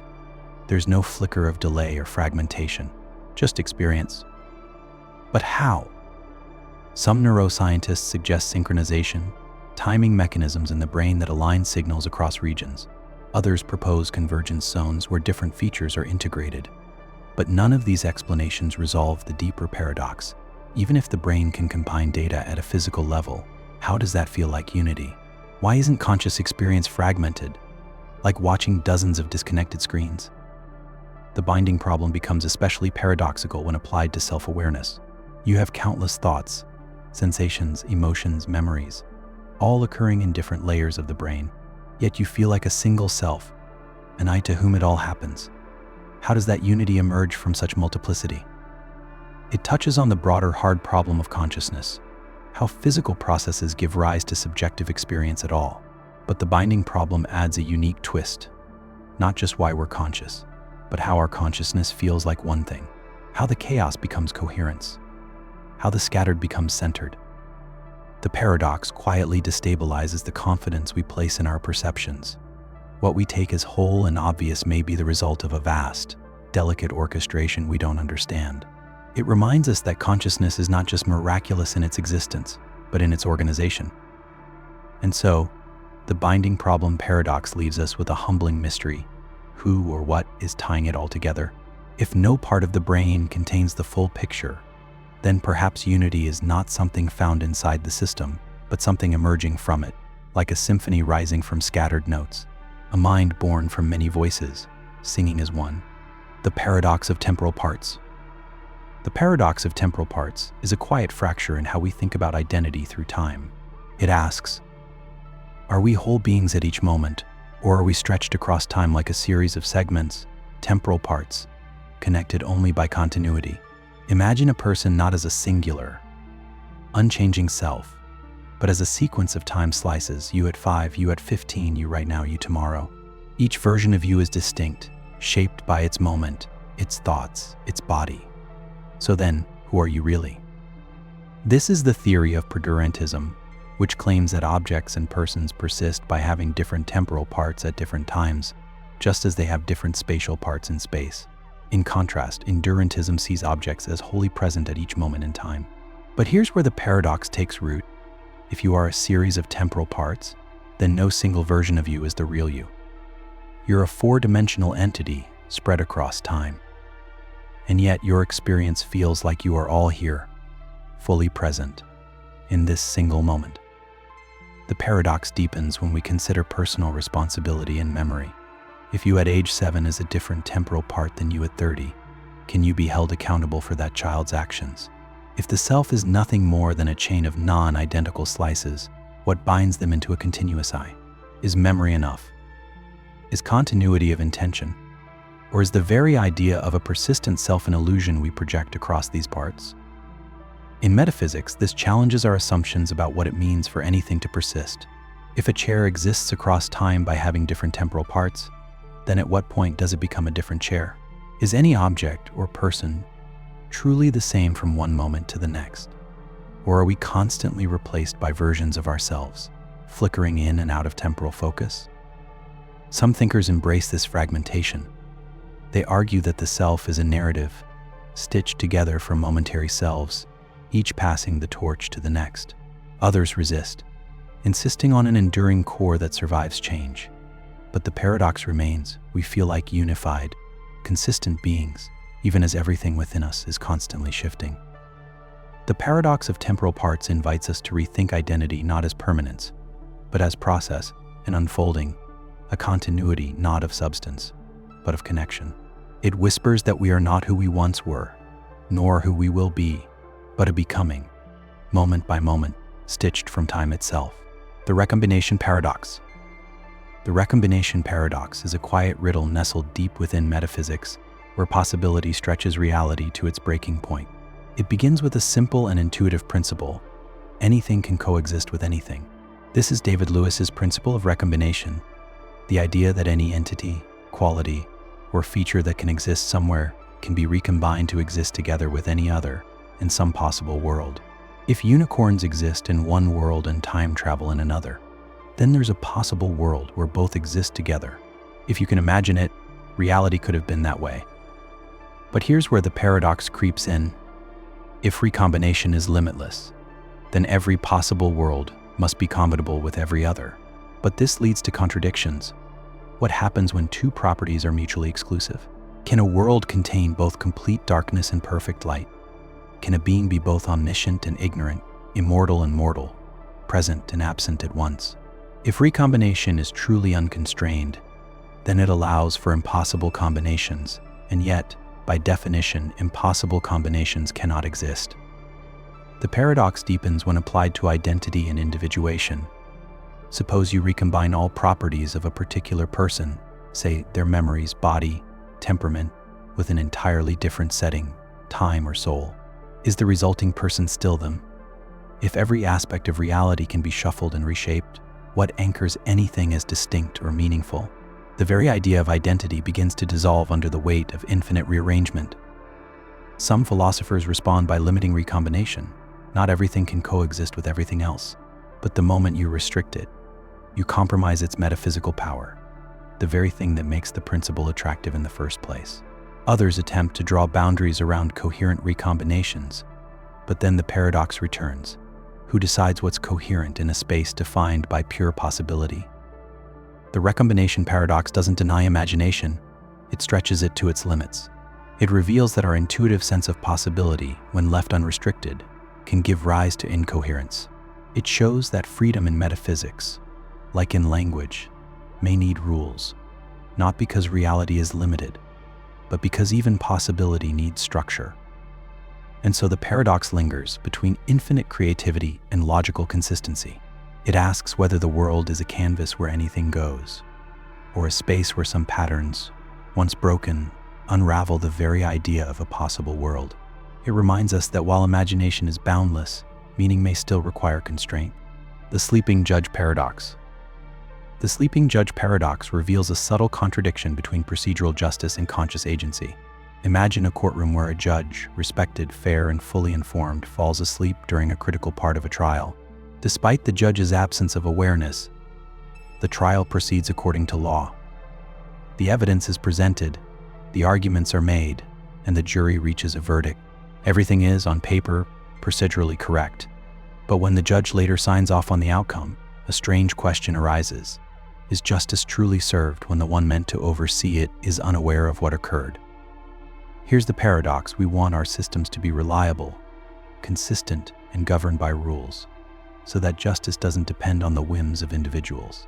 But we also expect those in power, especially judges, to exercise active, conscious judgment. If the judge is asleep, even temporarily, can they still be said to have performed their role? If all outcomes remain legally valid, does awareness even matter? The contradiction lies in the dual role we expect judges to play. They are both procedural cogs in a legal machine and embodied agents of fairness. The paradox forces us to ask whether justice is a matter of process or presence.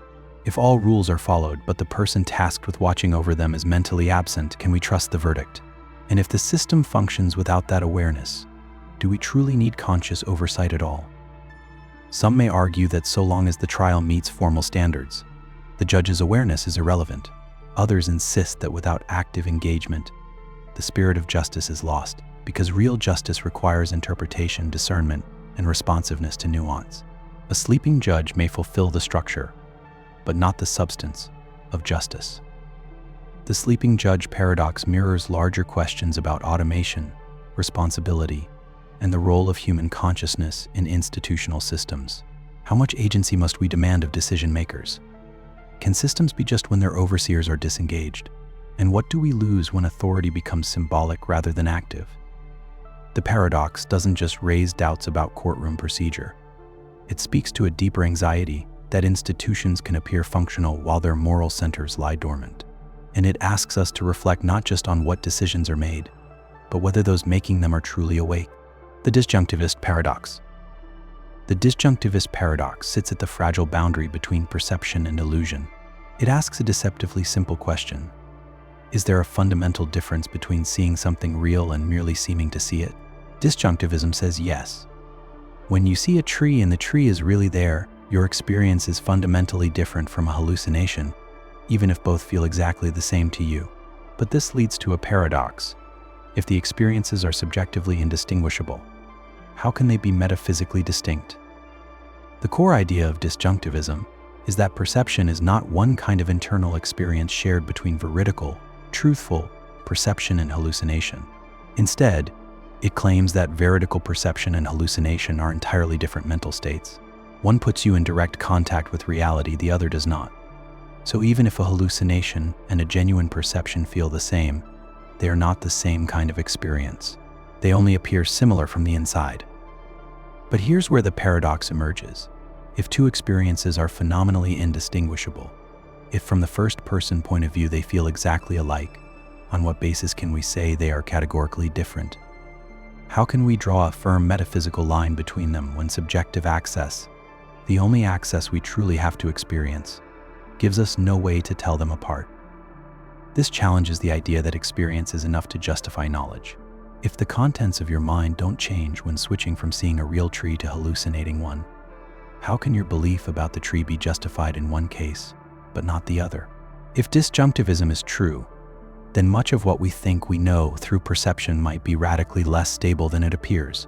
We might constantly be on the edge of error, only saved by external facts we can't detect. The disjunctivist paradox thus exposes a rift between phenomenology, how things seem, and epistemology, what we can claim to know. If our mental life feels the same whether it aligns with reality or not, then how can we trust perception at all? Yet to collapse both into one kind of experience seems to erase the difference between contact with reality and illusion. The paradox leaves us with a haunting possibility that we may never fully know when we are seeing the world, and when we are merely seeing the possibility of it. And in that uncertainty lies a deeper philosophical challenge, not just to understand the nature of perception, but to grasp how we ever come to know anything at all. The paradox of lost content. The paradox of lost content emerges from the strange boundary between memory, meaning, and disappearance. It asks, what happens when you forget not just a fact, but that you ever knew it? If a thought, belief, or concept is completely erased from your mind, does it still count as part of your mental life? Or is it lost so fully that it was never truly yours? Imagine you once knew how to solve complex calculus problems, fluently spoke a language, or held a deep philosophical insight. But over time, due to disuse, trauma, or neural decay, that content slips away. Not just the details, but the awareness that it ever existed.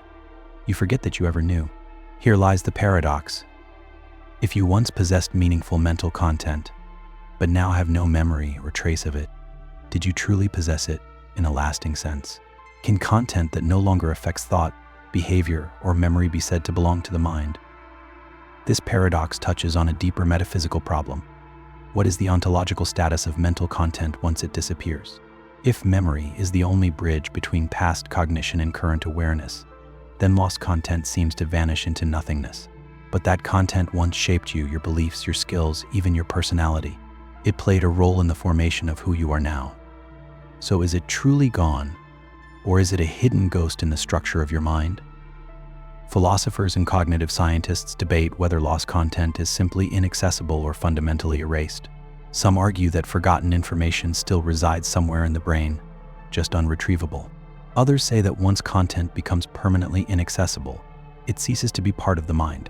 Yet both views struggle with the same paradox. If we measure content by its influence or retrievability, how do we account for the invisible residue it leaves behind? The paradox of lost content also raises questions about selfhood and identity. If entire chapters of your knowledge and experience disappear, who are you now in relation to who you were? Are you still the same person if the contents of your mind have changed completely? If meaning was once present, but now unrecoverable, did it really ever belong to you, or has it become a kind of phantom knowledge? Ultimately, this paradox doesn't just ask what we know. It asks what happens when what we knew disappears without a trace. And in that vanishing, we are reminded that the mind is not only a space of presence, but of absence, a place where what is forgotten still quietly shapes what remains. The puzzle of the many.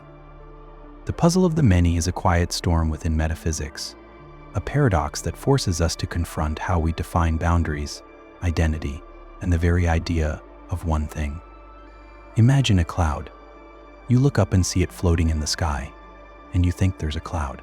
But now consider that a cloud is made of countless water droplets. Around the edge, there are droplets that may or may not belong to the cloud. Remove one droplet, and it still looks like the same cloud. Remove another, still the same. But continue doing this, and eventually you no longer have the cloud you started with. Now flip the scenario. Start with a core group of droplets you're sure form the cloud. Add another droplet nearby. It doesn't seem to change much, surely it belongs too. Keep adding. But where does the cloud end? There seems to be no precise cutoff between part of the cloud and not part of the cloud. So here's the paradox. Which exact collection of droplets is the cloud? And if many slightly different collections all qualify, are there many clouds in the same place? This is the essence of the puzzle of the many. For any object that has vague boundaries, a cloud, a mountain, a person, there are countless overlapping candidates for what the object is. Each is slightly different, yet indistinguishable in practice. So which one is the real one? Are there millions of nearly identical clouds coexisting? If not, why does this set of droplets make the cut, while another, just slightly different, does not? The paradox was first articulated by philosopher Peter Unger, and applies not just to clouds, but to anything fuzzy-edged, like a pile of sand, a crowd, or even your body. You shed skin cells constantly. Are you the person with or without them? Are there multiple overlapping versions of you with subtly different boundaries, all existing simultaneously? Philosophers have responded in various ways. Some accept a form of vague identity, suggesting that objects can be real even without precise boundaries. Others propose supervaluationism, where many precise candidates exist, but we refer to them collectively as one thing. And some embrace the unsettling idea that many objects really do exist in the same space, nearly identical, yet numerically distinct. The puzzle of the many doesn't undermine our ability to see the world. It reveals how fragile our categories really are. It reminds us that identity is not always clean, that boundaries are often blurred, and that our sense of one thing may quietly contain many. In a world of gradients and ambiguity, the puzzle leaves us with a deeper humility. Perhaps the unity we see in things is not a feature of the world, but a creation of the mind seeking clarity in a reality full of indistinction. The substitution paradox. The substitution paradox arises from a subtle tension between meaning, identity, and knowledge, especially in contexts where language refers to the same thing under different names. At first glance, substitution seems simple. If two terms refer to the same entity, then one should be replaceable by the other without changing the truth of a statement. But here lies the paradox. Sometimes substitution preserves truth, but not meaning. Or worse, it seems to distort understanding entirely. Consider this classic example from the philosophy of language. Lois Lane believes that Superman can fly. Superman is Clark Kent. Therefore, Lois Lane believes that Clark Kent can fly. Logically, this seems valid. Superman is Clark Kent. But intuitively, the conclusion feels false. Lois Lane doesn't believe Clark Kent can fly. She sees him as a mild-mannered reporter, not a superhero. The paradox emerges because substituting co-referential terms, two names that refer to the same individual, alters the truth value of belief statements, even when the identity relation holds. This challenges the idea that identity is always transparent through substitution. Philosophers call this the problem of opacity in propositional attitudes, contexts where someone's belief, desire, or knowledge involves how something is presented, not just what it refers to. In these cases, reference alone doesn't capture meaning. Even if Superman and Clark Kent are the same person in the world, they are not the same person to Lois. This paradox doesn't just live in comic books. It affects how we think about knowledge, reference, and understanding. You might believe that the morning star is visible at dawn and not realize it's the same as the evening star. So you might reject the belief that the evening star is visible at dawn, despite referring to the same object, Venus. Again, substitution fails to preserve belief. The substitution paradox reveals a deeper truth, that what we know is not just what something is, but how it is conceived. Identity in the world may be stable, but identity in the mind is shaped by context, labels, and layers of meaning. The paradox exposes the limits of pure logic when applied to human cognition, where names carry weight, histories, and emotional significance. The substitution paradox reminds us that meaning isn't just a matter of reference, it's a matter of perspective. And in a world where language shapes thought, and thought shapes truth, not all equivalences are interchangeable, even when they point to the very same thing. The first-person authority paradox. The first-person authority paradox explores one of the strangest features of conscious experience, that we seem to have a special kind of access to our own minds, more direct, more certain, more privileged than anyone else possibly could. If you say, "I am in pain," or "I believe it will rain tomorrow," there's something self-verifying in those statements. You don't need to observe yourself from the outside. You don't need evidence. You just know. And most of the time, we all take this for granted. But here lies the paradox. How can self-knowledge be both infallible and fallible? How can we claim authority over our own mental states, when psychology and neuroscience repeatedly show that we're often wrong about what we feel, think, or want? People deny their own emotions. They act on beliefs they don't realize they have. They even report intentions that contradict their behavior. So which is it? Do we know ourselves better than anyone, or are we unreliable narrators of our inner world? This tension creates a paradox of trust. If first-person statements are immune to correction, because only you can report your thoughts and feelings, then we risk sealing ourselves inside bubbles of self-delusion. But if we allow others to challenge our self-knowledge based on their observations, behavior patterns, or hidden cues, then we undermine the very idea of first-person authority. Imagine someone saying, "I'm not angry," while clenching their fists and speaking through gritted teeth. From the outside, the signs are clear, but from within, they might truly believe what they say. Are they wrong about their own mind? Or is anger present in a way they haven't consciously grasped? The paradox forces us to ask whether awareness always follows experience, or if sometimes others can see what we cannot.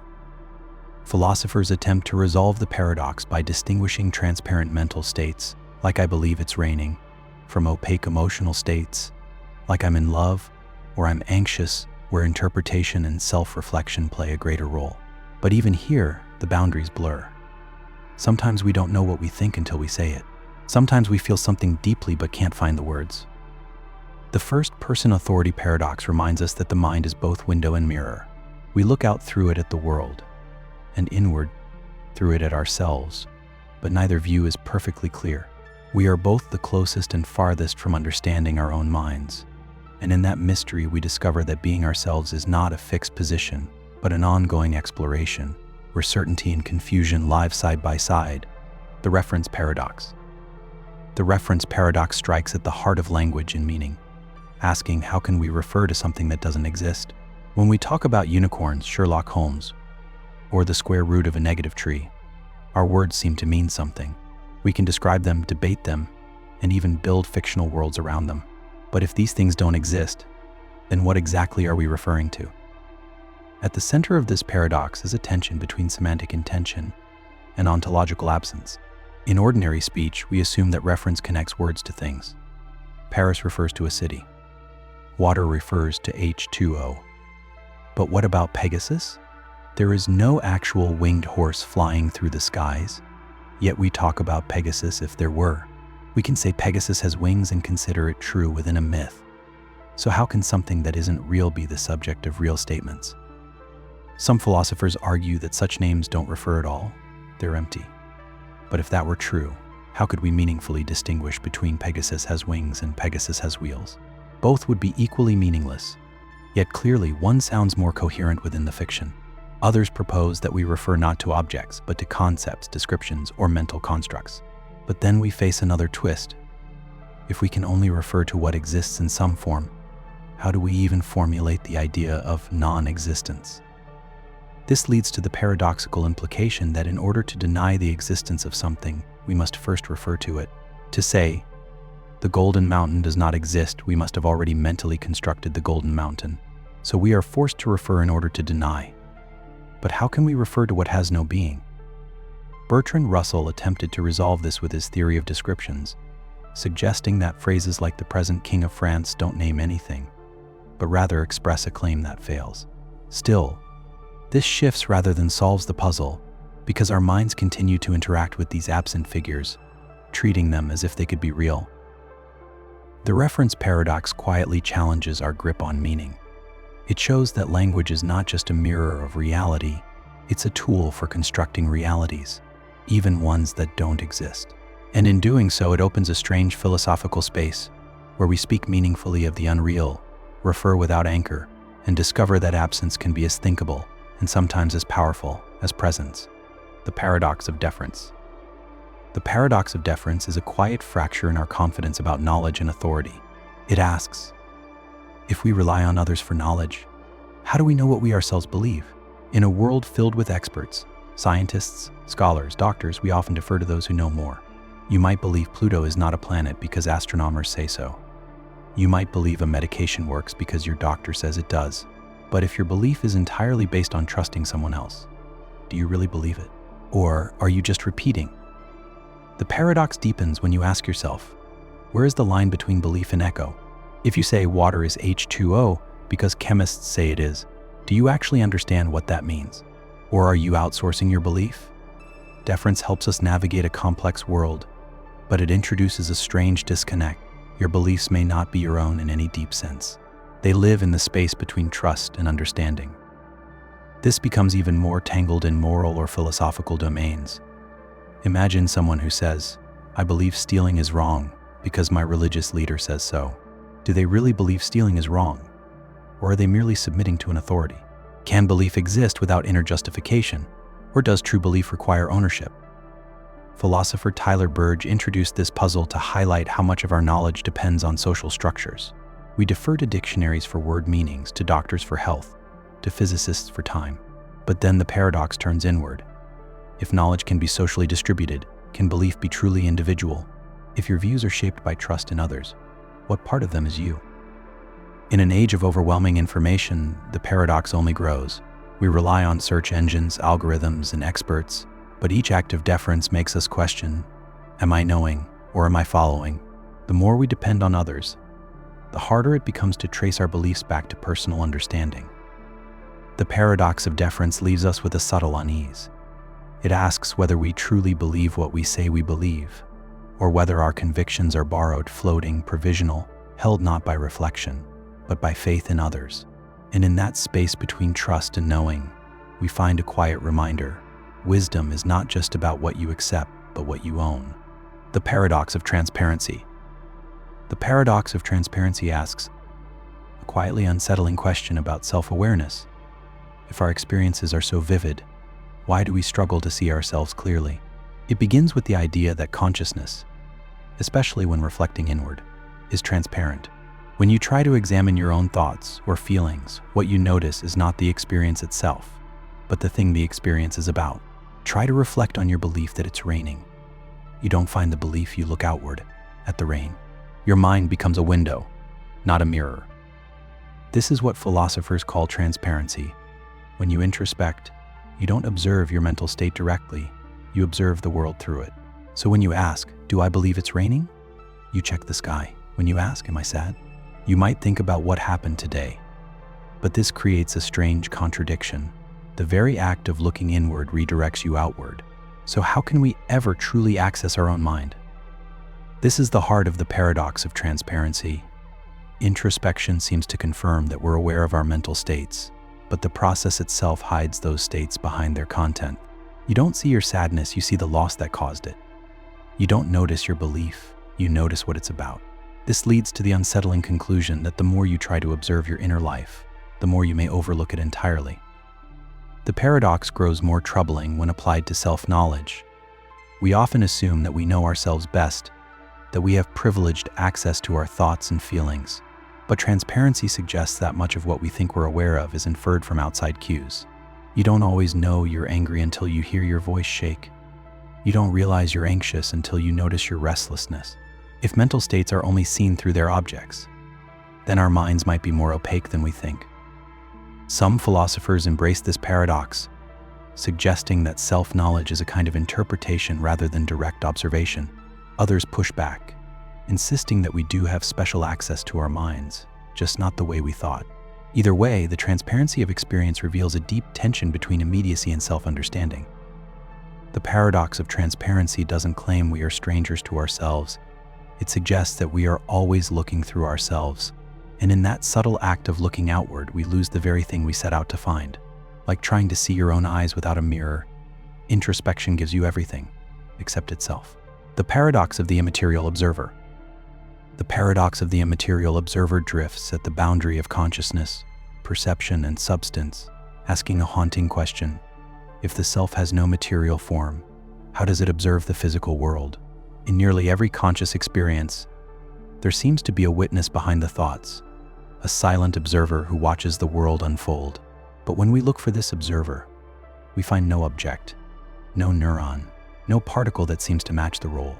The observer is always present, yet nowhere to be found. Many philosophical traditions and introspective practices describe consciousness as an open field, a space in which thoughts, feelings, and perceptions arise. But this space, this awareness, appears to have no weight, no texture, no definable structure. You cannot touch it. You cannot measure it. And yet it is the most intimate and certain thing we know. From this comes the paradox. How can something immaterial interact with, observe, and seemingly be affected by the material world without itself being material? If you see a tree, photons strike your retina, neural signals fire, and your brain processes the information.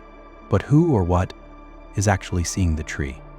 Science can describe the processing of data, but not the experience itself. The observer feels separate from the mechanisms. This separation births the paradox. If the observer is immaterial, how can it receive input from the material world? And if it is material, why can't we locate it like we locate a liver or a lung? Some theories, like Cartesian dualism, posit a non-physical mind interacting with a physical body. But this leads to an explanatory problem. How can something that lacks physical properties cause changes in physical matter or be changed by it? Others, like materialist neuroscience, claim the observer is simply an illusion created by brain processes. But this too feels incomplete, because even if the self is an illusion, it is still being experienced, and that experience resists reduction. The paradox also echoes through spiritual and contemplative traditions. Meditators often report that when the mind becomes still, the sense of being a separate self dissolves, and what remains is pure witnessing, a presence with no boundaries. This seems to confirm the paradox. The observer is not a thing, but the condition for things to appear at all. Ultimately, the paradox of the immaterial observer challenges our understanding of what it means to be conscious. It suggests that the self might not be something within the world, but the very space in which the world is revealed, not a player on the stage, but the light by which the stage is seen. And in that mystery, the line between inner and outer, subject and object, real and unreal begins to blur, leaving behind only the quiet awareness that observes it all. The mirror paradox of self-awareness. The mirror paradox of self-awareness captures a haunting truth at the core of consciousness. To see yourself, you must first become a stranger. Just as a mirror reflects your body from the outside, self-awareness reflects your mind from a strange distance. But how can the self both observe and be the one observed? How can the subject become its own object? This is the paradox. To be aware of yourself, you must somehow split in two, while remaining one. When you become self-aware, truly conscious of your thoughts, your identity, your presence, it feels like stepping outside of yourself to observe what is within. You say, I am thinking this, or I feel that, as if there's a watcher behind the thinker. But who is watching? And who is being watched? The more you look inward, the more you notice this doubling. The self becomes both the mirror and the reflection, the actor and the audience, the one thinking and the one noticing the thought. This recursive loop forms the core of the mirror paradox. Every time you try to pin down who or what the self is, it slips behind another layer of observation. Ask yourself, who am I?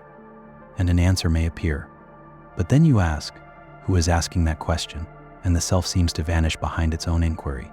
Each act of reflection gives you a surface, never the source. Psychologists and philosophers alike have wrestled with this split. In cognitive science, self-awareness is treated as a higher-order process, thoughts about thoughts. But in phenomenology and existential philosophy, it is seen as a deeper rupture. Consciousness can never fully coincide with itself. It always reaches for itself as if looking into a mirror, unable to merge with what it sees. And just like a mirror reverses the image, self-awareness can distort. We never see ourselves directly. We interpret, judge, and reconstruct. We may feel seen, yet still unknown. The more we reflect, the more we project.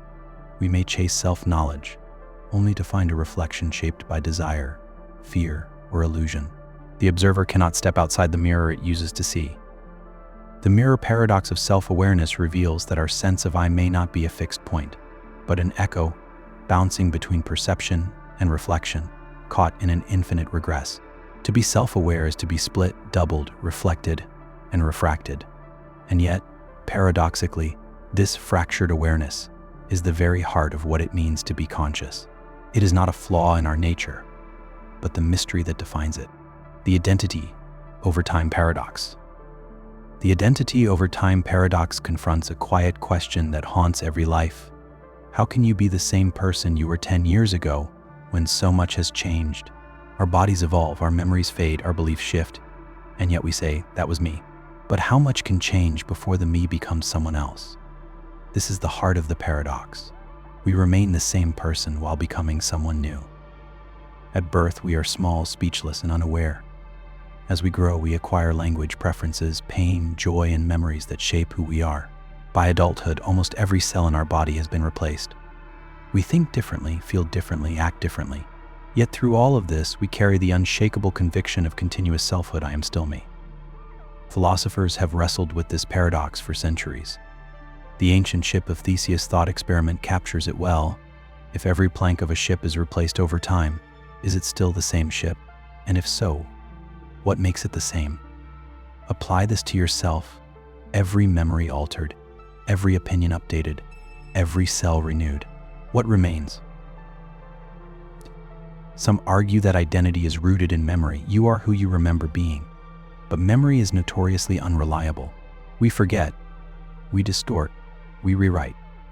Others propose psychological continuity. If your beliefs, intentions, and personality evolve in a connected way, you're still you. But this too raises questions. How gradual can the change be before you're no longer the same? The paradox deepens in moments of trauma, transformation, or loss. A person who survives a major life event, like a near-death experience or profound psychological shift, may emerge feeling like someone else entirely. Yet legally, socially, and often even spiritually, they are treated as the same individual. Is identity just a convenient label to track continuity? Or is it something real, an unchanging core beneath the flux? Some traditions, especially in Eastern philosophy, dissolve the paradox entirely. They suggest there is no fixed self, only a stream of experiences loosely connected by habit and memory. The self is like a flame, constant in appearance, but always changing in substance. The identity over time paradox doesn't offer easy answers. It sits quietly at the center of every biography, every photo album, every old letter or childhood drawing. It whispers that the person you used to be is both gone and still here. That time doesn't erase you, but it doesn't preserve you either. And in that tension, you discover a strange truth. Identity is not a fixed point in time. It is a story told across time, fragile, fluid, and always becoming. The binding paradox in perception. The binding paradox in perception is a quiet riddle buried inside every moment of conscious experience. It asks, how does the brain unify a world that arrives in pieces? When you look around, you see colors, shapes, motion, and depth seamlessly integrated into a coherent scene. You hear sounds, feel textures, and smell scents, all aligned with what you see. Yet neuroscience tells us these features are processed in different regions of the brain, at different times, by different times. So how does the mind bind them together into a single, unified experience? This is the paradox. If perception is fragmented at its origin, where and how does the unity emerge? Light hits your retina and travels through a complex neural pipeline, color in one area, edges in another, motion elsewhere. Sound goes through its own pathway, touch through another. There is no central theater in the brain where it all comes together, no homunculus watching the show, and yet your experience feels whole, immediate, and integrated. The paradox intensifies when you realize that the timing doesn't even match up. Color and motion are processed at different speeds. Sound can lag behind sight. Yet you perceive them as perfectly synchronized. You see a dog bark and hear the bark in the same instant, though the brain processed each in separate systems, potentially milliseconds apart. Somehow, your mind corrects for this, or maybe it edits the timeline after the fact, creating a smooth illusion of simultaneity. Cognitive scientists have proposed several theories. Some argue for neural synchrony, the idea that groups of neurons firing together might explain how features get linked. Others point to attention as the glue, suggesting that what we focus on becomes bound together by the spotlight of awareness. But none of these fully solve the puzzle, because for all our neural mappings and theories, we still cannot explain how the parts become a whole. The experience of now still emerges from chaos. The binding paradox challenges the very foundation of perception. It whispers that what you see might not be what's really there, but a reconstruction. That your mind isn't passively receiving the world, it's actively assembling it, stitching together fragments into a seamless illusion of continuity. And the most unsettling part, it does all this without a central you in charge. The unity you feel may be real, but the one who feels it might not be as singular as you think. The binding paradox reminds us that the world you experience is not simply out there, it's also in here, woven from sparks of sensory input, illusions of time, and the mysterious thread of consciousness that somehow makes it all feel like one. The supervenience paradox. The supervenience paradox quietly unravels the link between the mental and the physical, asking a deceptively simple question: how can thoughts depend on matter without being reducible to it? In philosophy of mind, supervenience is the idea that mental states depend on physical states. That is, there can be no change in your thoughts, emotions, or consciousness without some underlying change in your physical brain. But here lies the paradox. If every mental change is tied to a physical change, then what makes the mental truly distinct? And if it's not distinct, why do we treat the mental as real at all? To say the mental supervenes on the physical is to admit a kind of dependency without identity. Your pain depends on neurons firing in your brain, but pain isn't just a pattern of neurons. It's also a feeling, raw, subjective, undeniable. But if two identical physical systems must have identical mental states, then the mental seems to be locked in by the physical. There's no room for mental autonomy, no wiggle room for consciousness to be its own thing. Yet at the same time, we feel that mental states matter in a different way. You don't just act because molecules push you, you act because you believe, desire, intend. And these aren't just brain states, they are meaningful experiences.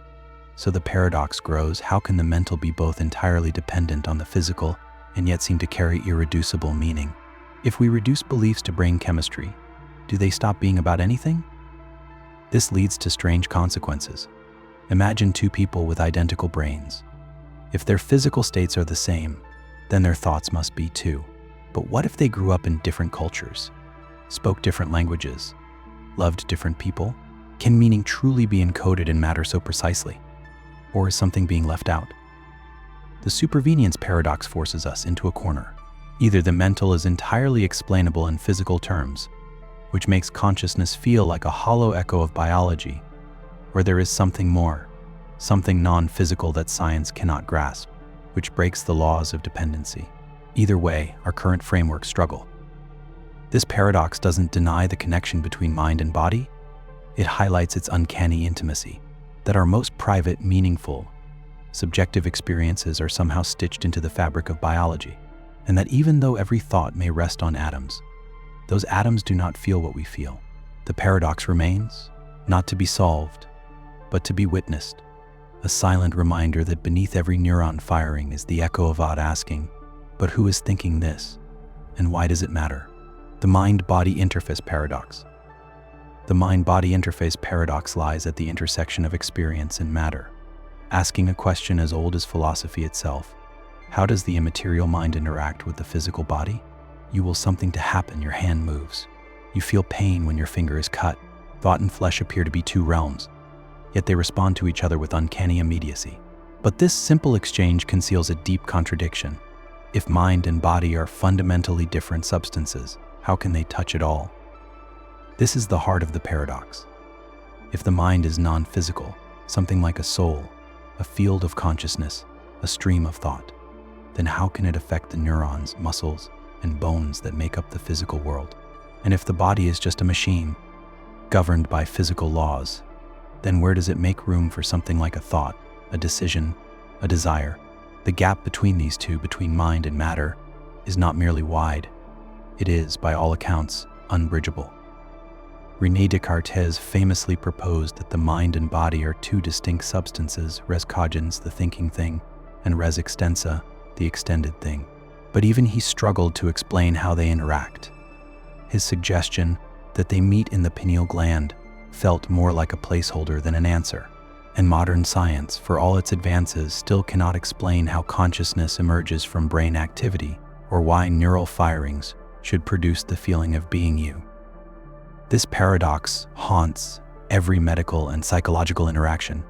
When you take a pill for anxiety, how does a chemical shift quiet your thoughts? When grief takes hold of the heart, why does the chest ache as if wounded?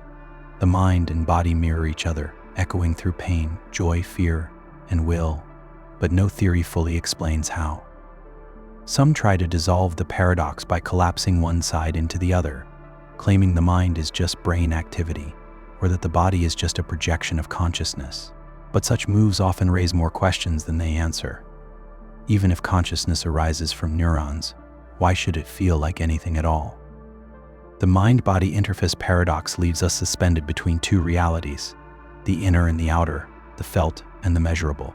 Every time you raise your hand or shed a tear, the paradox is there, invisible but undeniable, bridging the void between thought and flesh with an intimacy no science or metaphysics has yet untangled. And perhaps it never will. Perhaps the mystery is the interface. The paradox of functionalism. The paradox of functionalism unfolds quietly beneath our understanding of the mind, posing a question that feels both futuristic and deeply personal. If a system functions like a mind, is it truly conscious? Functionalism, as a theory in the philosophy of mind, claims that mental states are defined not by what they're made of, but by what they do. If something processes information, reacts to stimuli, forms intentions, and behaves as if it has a mind, then, according to functionalism, it has mental states. But this leads directly to the paradox. Can something be conscious just because it acts as if it is, even if it feels nothing inside? This paradox hits hardest in the age of machines. Imagine a robot programmed to mimic every detail of human behavior. It winces when touched, speaks of love, reflects on mortality, and even writes poetry about longing. According to functionalism, if all the right functions are in place, then the robot has mental states. But here's the tension. Does the robot actually feel pain? Or is it simply simulating it? Is there a ghost in the machine? Or just perfect performance? The paradox deepens when we consider ourselves.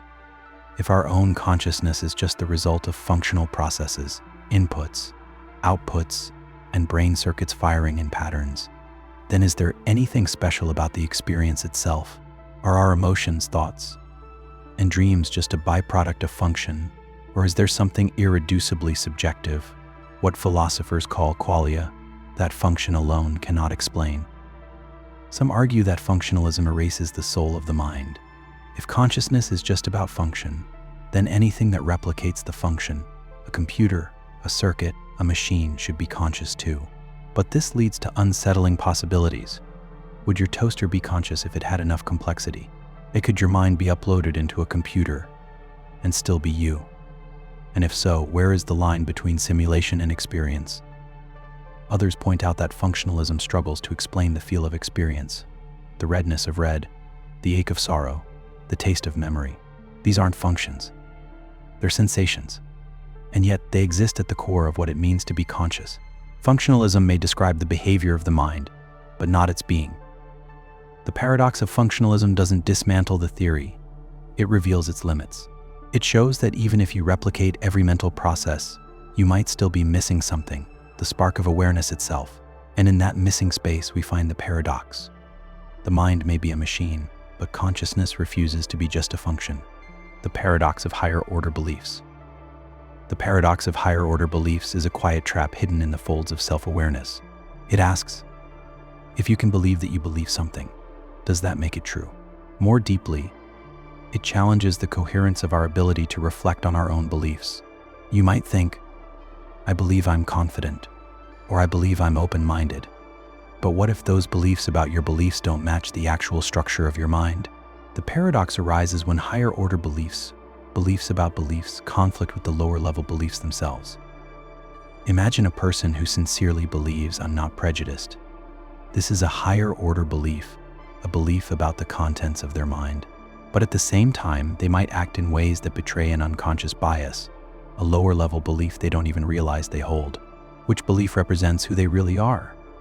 Is it the conscious, reflective belief they report, or the unconscious one revealed by behavior? And if these conflict, can a person ever truly know their own mind? This is where the paradox sharpens. If beliefs can exist outside of conscious access, if you can have beliefs you don't believe you have, then higher order belief becomes unreliable. You can be wrong about what you believe. But if that's true, then the very act of self-reflection, of believing that you believe something, loses its authority. You no longer have secure access to your own mind. The paradox deepens in cases of doubt and self-deception. A person might say, I believe I'm a good parent, while harboring a persistent fear that they are not. Or, I believe I'll succeed, while unconsciously preparing for failure. These higher order beliefs act like masks, shaped not just by truth, but by hope, fear, or social expectation. And yet they're real beliefs, ones that guide behavior, affect mood, and shape identity. Some philosophers argue that higher order beliefs create a kind of mental echo chamber, where the belief that you believe something becomes more influential than the original belief itself.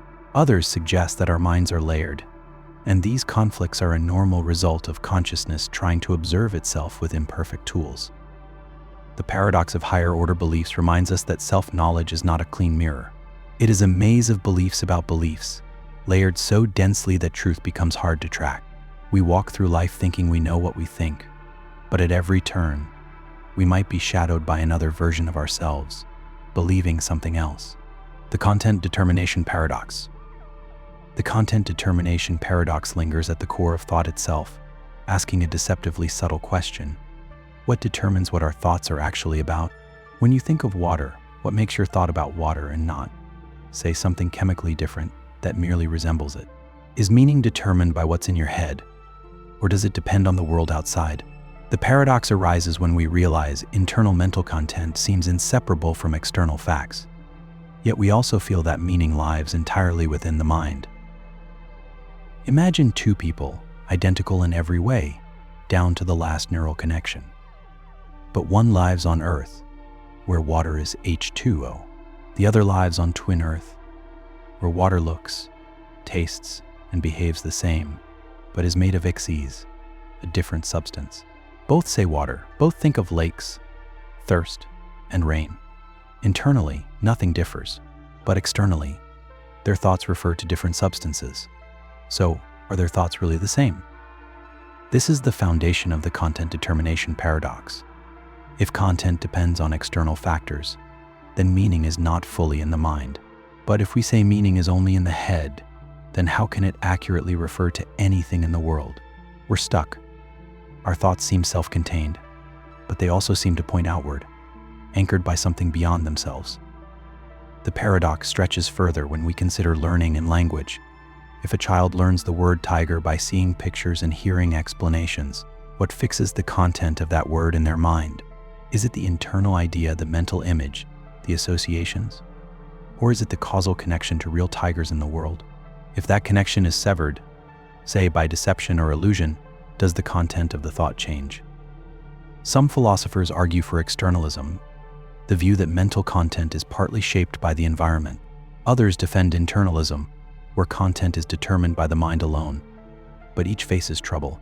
Externalism undermines introspection. You can't fully know your own thoughts without knowing your environment. Internalism severs thought from the world, reducing meaning to an echo inside the skull. The content determination paradox exposes a deep fragility in how we understand thought, meaning, and reference. It suggests that our minds are not self-contained worlds, but open systems, defined as much by what lies beyond them as by what lies within. And in that realization, something quietly unsettling emerges.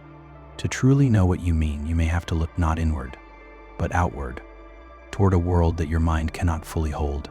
It is always trying to grasp. The non-physical causation paradox. The non-physical causation paradox pierces one of the oldest and most unsettling mysteries of consciousness. How can something without physical substance cause anything to happen in a physical world? Every time you make a choice, feel a sensation, or think a thought that leads to an action, you're confronted by this quiet contradiction. Your mind, something seemingly non-physical, produces effects in the material world. Your desire moves your hand. Your fear freezes your body. But how? If the mind has no weight, no energy, no atoms, then by what mechanism does it push the physical into motion? In the material universe, every cause has a measurable force, a location, a presence. A billiard ball hits another, and it moves. A gust of wind bends a tree. Every event follows the law of conservation. Matter and energy are neither created nor destroyed. But when you decide to stand up or speak, there is no detectable physical force behind that decision. No external object compels your neurons to fire. Your thought seems to be the cause, but your thought isn't made of matter. This contradiction lies at the heart of dualism, most famously explored by Descartes. He claimed that the mind is a separate kind of substance, immaterial, indivisible, non-spatial, yet it clearly interacts with the body. But even Descartes couldn't explain how. If the mind is not part of the causal web of physics, then any influence it exerts would violate that web. And if it is part of the causal web, then it must be physical after all, losing its distinctiveness. Modern science largely rejects non-physical causes. In neuroscience, every decision is traced to a chain of brain events, electrochemical signals, synaptic exchanges, neural circuits. But this doesn't make the paradox go away. Instead, it shifts it. Now we ask, if every action is caused by brain activity, then what role does consciousness play? If the mind is not directing the body, but merely watching the brain do it, then what is the point of subjective experience? Some try to escape the paradox by calling consciousness an illusion, a side effect of brain function, not a causal force. But this too is unsatisfying, because even if consciousness is an illusion, it's an illusion that changes the world. We fall in love, we write books, we go to war, all because of experiences we feel. How can an illusion move muscles and make history?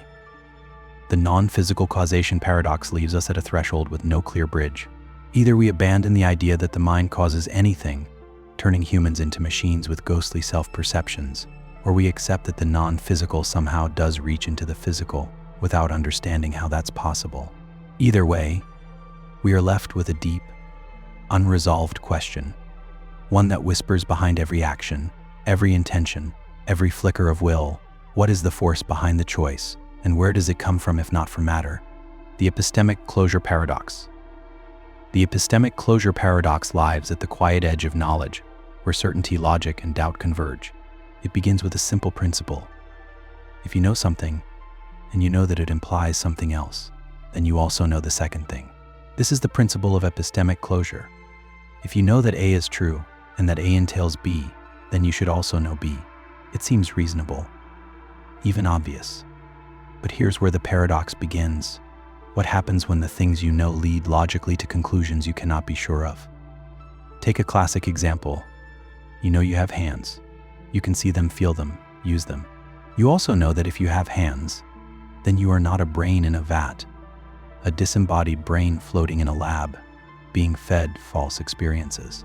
So by epistemic closure, you should know you're not a brain in a vat. But do you really? Because here's the twist, you can't directly prove you're not a brain in a vat.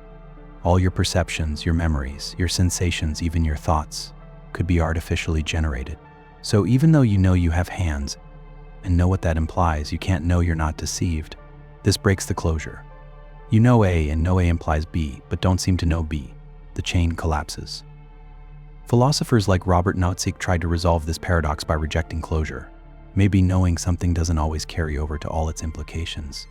Maybe knowledge requires more than logical entailment. It requires tracking truth across possible worlds. But this move feels unnatural. If knowing doesn't carry implications, then what is it really worth? Others bite the bullet. They say you don't really know you have hands. You believe it very strongly. But since you can't rule out all skeptical scenarios, it's not true knowledge. But this leads to another unsettling conclusion. If we follow closure, we may have to give up nearly everything we take as known. Even the most basic beliefs, your name, your memories, your body, become fragile.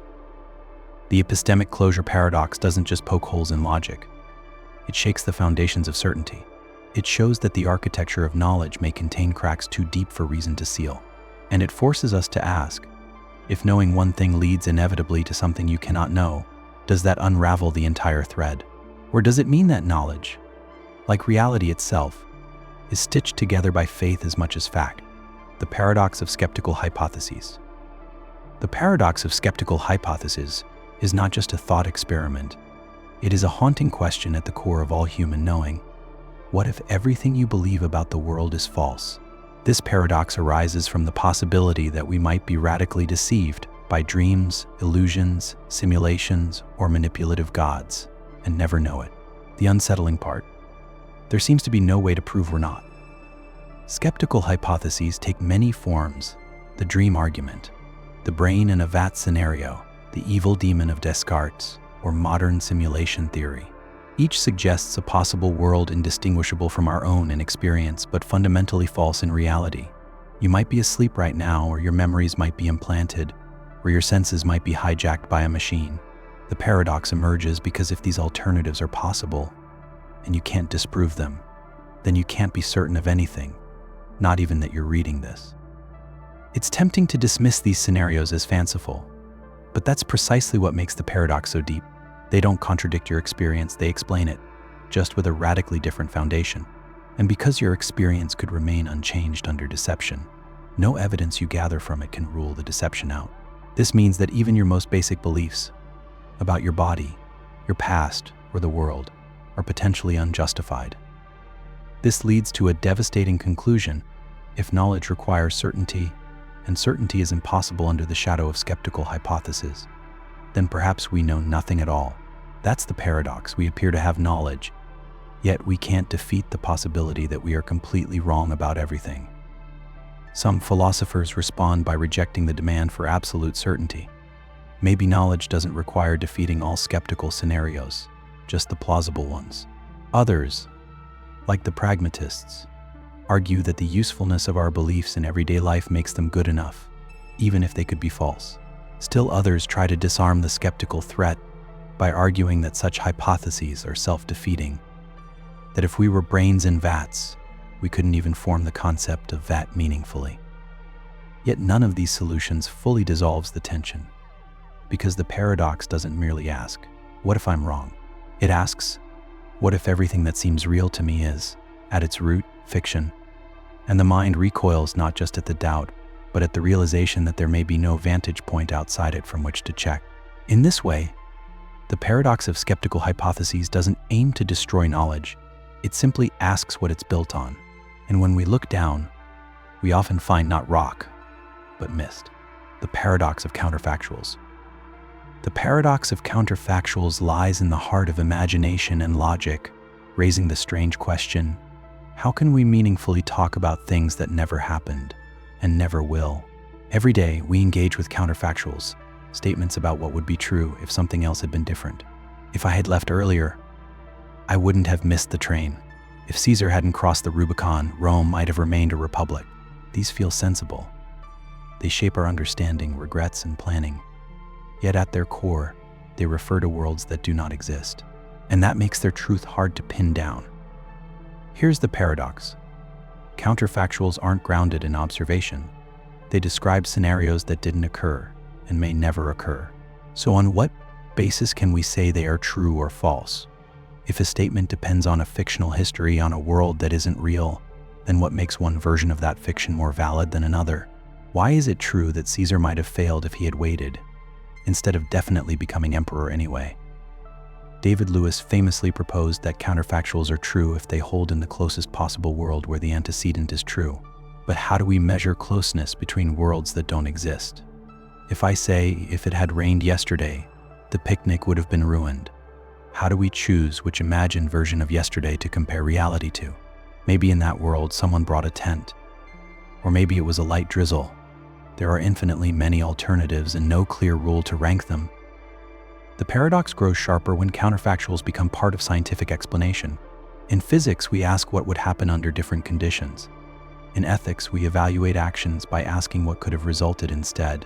And in law, we determine responsibility by considering what might have happened if someone had acted differently. These judgments rely on counterfactuals, but the logical grounding of those scenarios remains elusive. Some philosophers argue that counterfactuals are just linguistic tools, useful but not truth-bearing. Others insist that they reflect deep modal truths about possibility and necessity. But the paradox persists. We're basing real-world conclusions on imaginary histories. And somehow, these imagined worlds guide decisions, judgments, and even scientific theories. The paradox of counterfactuals leaves us with a strange realization. Much of what we take as knowledge, regret, hope, and reasoning rests not on what is, but on what isn't. We navigate the real world using signposts from unreal ones. And though these worlds may never come to be, they remain woven into every choice we make, silent shadows that shape our path through reality. The horrible conclusion. The horrible conclusion is a chilling endpoint in population ethics, emerging from seemingly reasonable principles about value and well-being, only to end in a vision most would find deeply unsettling. It asks, what if the best world is one overflowing with people whose lives are barely worth living? The paradox begins with a simple intuition. Increasing happiness is good, and adding happy people to the world is also good. But when this logic is pushed to its extreme, it leads to a conclusion that feels morally grotesque, that a massive population of lives filled with minimal joy might be better than a smaller population living rich, flourishing lives. This is often illustrated through philosopher Derek Parfit's repugnant conclusion, a close cousin of the horrible conclusion. If you keep adding people whose lives are just barely above neutral, not miserable, but not fulfilling either, the total happiness of the world increases. Eventually, this enormous sum of low-quality happiness outweighs the deep happiness of a smaller, thriving population. The math says more people with less joy is better, but our moral instincts recoil. A world filled with billions whose lives are drab, joyless, and gray should not be the best possible world. And yet, the logic seems airtight. The horrible conclusion goes a step further. It suggests that if you follow some ethical frameworks, particularly total utilitarianism, you might be morally obligated to bring such a world into existence. Even if the added lives are filled with hardship, as long as they're marginally better than not existing, their inclusion increases total value. This turns morality on its head. It favors quantity over quality, expansion over depth. The good becomes a numbers game. This paradox strikes at the core of how we value life. Should we aim to maximize total happiness, average happiness, or something else entirely? Can suffering be cancelled out by enough joy elsewhere? And does existence itself become a moral good regardless of how that existence feels from the inside? Philosophers have tried to escape the horrible conclusion with alternate theories: prioritarianism, person-affecting views, or threshold-based ethics. But each attempt comes with trade-offs, often creating new paradoxes in place of the old. There's no easy exit. The horrible conclusion reminds us that ethical theories are not just abstract games. When taken seriously, they can lead us to places that feel morally alien, cold, mechanical, indifferent to the richness of experience. It asks whether our deepest values, dignity, joy, meaning, can truly be captured by numbers. And it forces us to confront a terrifying question. What if our moral compass breaks when scaled to the cosmos? The normative uncertainty paradox. The normative uncertainty paradox quietly unsettles the very foundation of ethical decision-making. It begins with a simple question. What should we do when we're unsure what morality itself demands? Not just unsure about facts, but unsure about what moral theory is true. Should we follow utilitarianism, deontology, virtue ethics, or some yet unknown framework? Each gives radically different answers. And yet, life doesn't wait for certainty.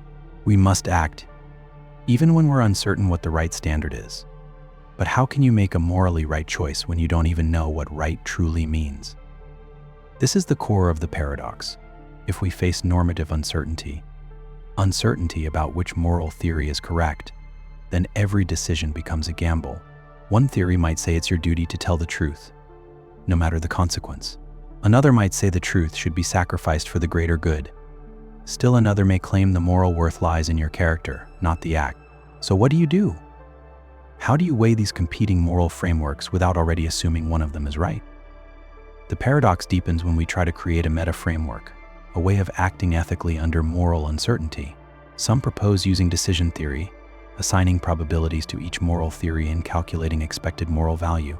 But this leads to strange outcomes. If you believe, even with low probability, in a theory that claims certain actions have infinite moral value, like saving an infinite number of souls, then that theory dominates your decision-making. It doesn't matter what the others say. Your moral landscape becomes distorted by extremes. Others suggest a kind of moral pluralism, try to satisfy the demands of all plausible theories at once. But this often leads to paralysis or contradiction. What if the best you can do under one theory is considered morally abhorrent by another? Trying to respect every framework might mean violating all of them. This paradox doesn't just trouble philosophers, it affects real-world decisions. Medical ethics, climate policy, war, and AI safety all involve choices made under deep normative uncertainty. We may not know what future generations will value, what principles are truly just, or which outcomes count as moral success. And yet we must choose anyway. The normative uncertainty paradox reveals the fragility of ethical confidence. It whispers that even with perfect knowledge of consequences, we might still choose wrongly because we don't know what counts as right. It forces us to live in the shadow of doubt, not about facts, but about values themselves. And in that shadow, we must ask, can we ever act with moral clarity when morality itself remains uncertain?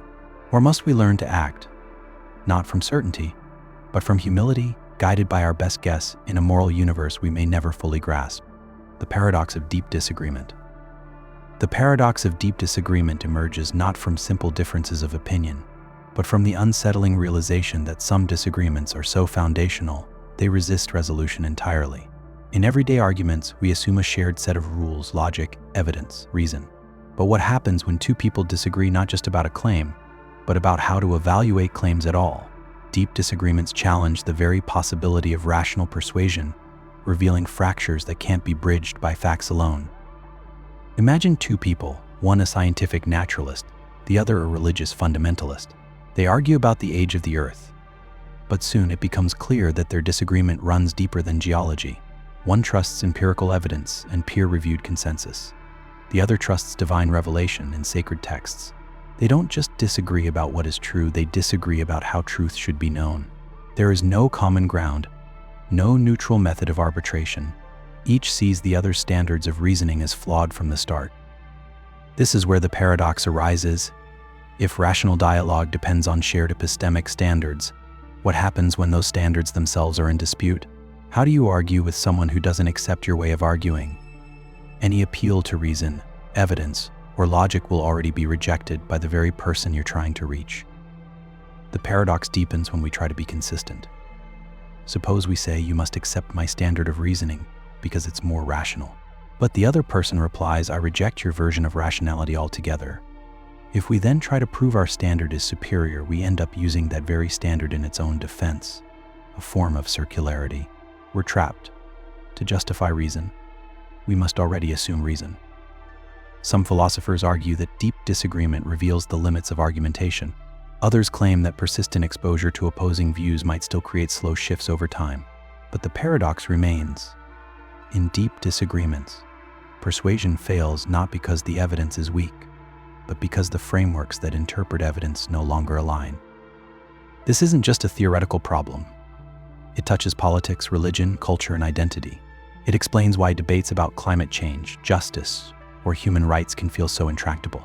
And it suggests that beneath our words, we may be speaking entirely different languages, using the same terms, but rooted in different worlds. The paradox of deep disagreement leaves us in a quiet, uneasy space. It challenges the Enlightenment dream that reason can always bring convergence. And it forces us to ask, when understanding breaks down and we cannot even agree on how to disagree, what is left? Silence? Power? Or a new kind of humility? One that listens not to convert, but simply to understand? The epistemic peer disagreement paradox. The epistemic peer disagreement paradox begins with a seemingly fair and rational idea. If someone just as intelligent, informed, and rational as you disagrees with your belief, you should take that disagreement seriously. After all, if both of you have access to the same evidence and reasoning, and yet come to opposite conclusions, then either of you could be wrong. But this leads to a strange place. Should you lower your confidence in your belief simply because someone else disagrees, even when you feel certain you're right? This is the heart of the paradox. On one hand, ignoring disagreement with an epistemic peer seems arrogant. On the other, changing your belief every time a peer disagrees seems spineless. Suppose you believe that a particular medical treatment works, and your equally informed colleague says it doesn't. You've both reviewed the same studies. You've both understood the methods. So now what? If you continue to believe you're right, it seems like you're privileging your own reasoning without justification. But if you always reduce confidence in your views when others disagree, you risk intellectual instability. The paradox sharpens when you multiply it. Imagine a panel of equally qualified scientists split down the middle on a controversial theory. Should all of them suspend judgment? Should belief collapse simply because smart people disagree? If so, then rational disagreement leads not to refinement, but to paralysis. Philosophers call this situation epistemic conciliationism, the idea that disagreement with a peer should cause you to adjust your beliefs. But others argue for steadfastness, the view that you can reasonably maintain your belief, even in the face of peer opposition, so long as you have no reason to think their judgment is more reliable than yours. Yet both views feel flawed. Conciliation leads to endless self-doubt. Steadfastness risks dogmatism. And so we're caught in a bind. If we revise our beliefs every time we meet a peer who disagrees, we risk never believing anything with conviction. But if we refuse to revise, we risk overconfidence and closed-mindedness. The very presence of a rational peer becomes a mirror that reflects not clarity, but confusion. The epistemic peer disagreement paradox forces us to confront a deep epistemological humility. It asks us to live with the tension between confidence and doubt, knowledge and fallibility. And in doing so, it reveals something subtle and profound, that the path to wisdom may not lie in always being right, but in knowing when to hold firm, when to yield, and when to simply stand still and listen. The infinite choice paradox. The infinite choice paradox captures a strange and paralyzing truth about decision-making. Sometimes, having more options doesn't lead to more freedom. It leads to collapse. Imagine standing before a table with 1,000 dishes, each beautifully prepared, each claiming to be the best. You begin to explore, compare, weigh. But the longer you search, the more impossible the choice becomes. For every appealing option, there's another just as compelling. You feel no closer to deciding.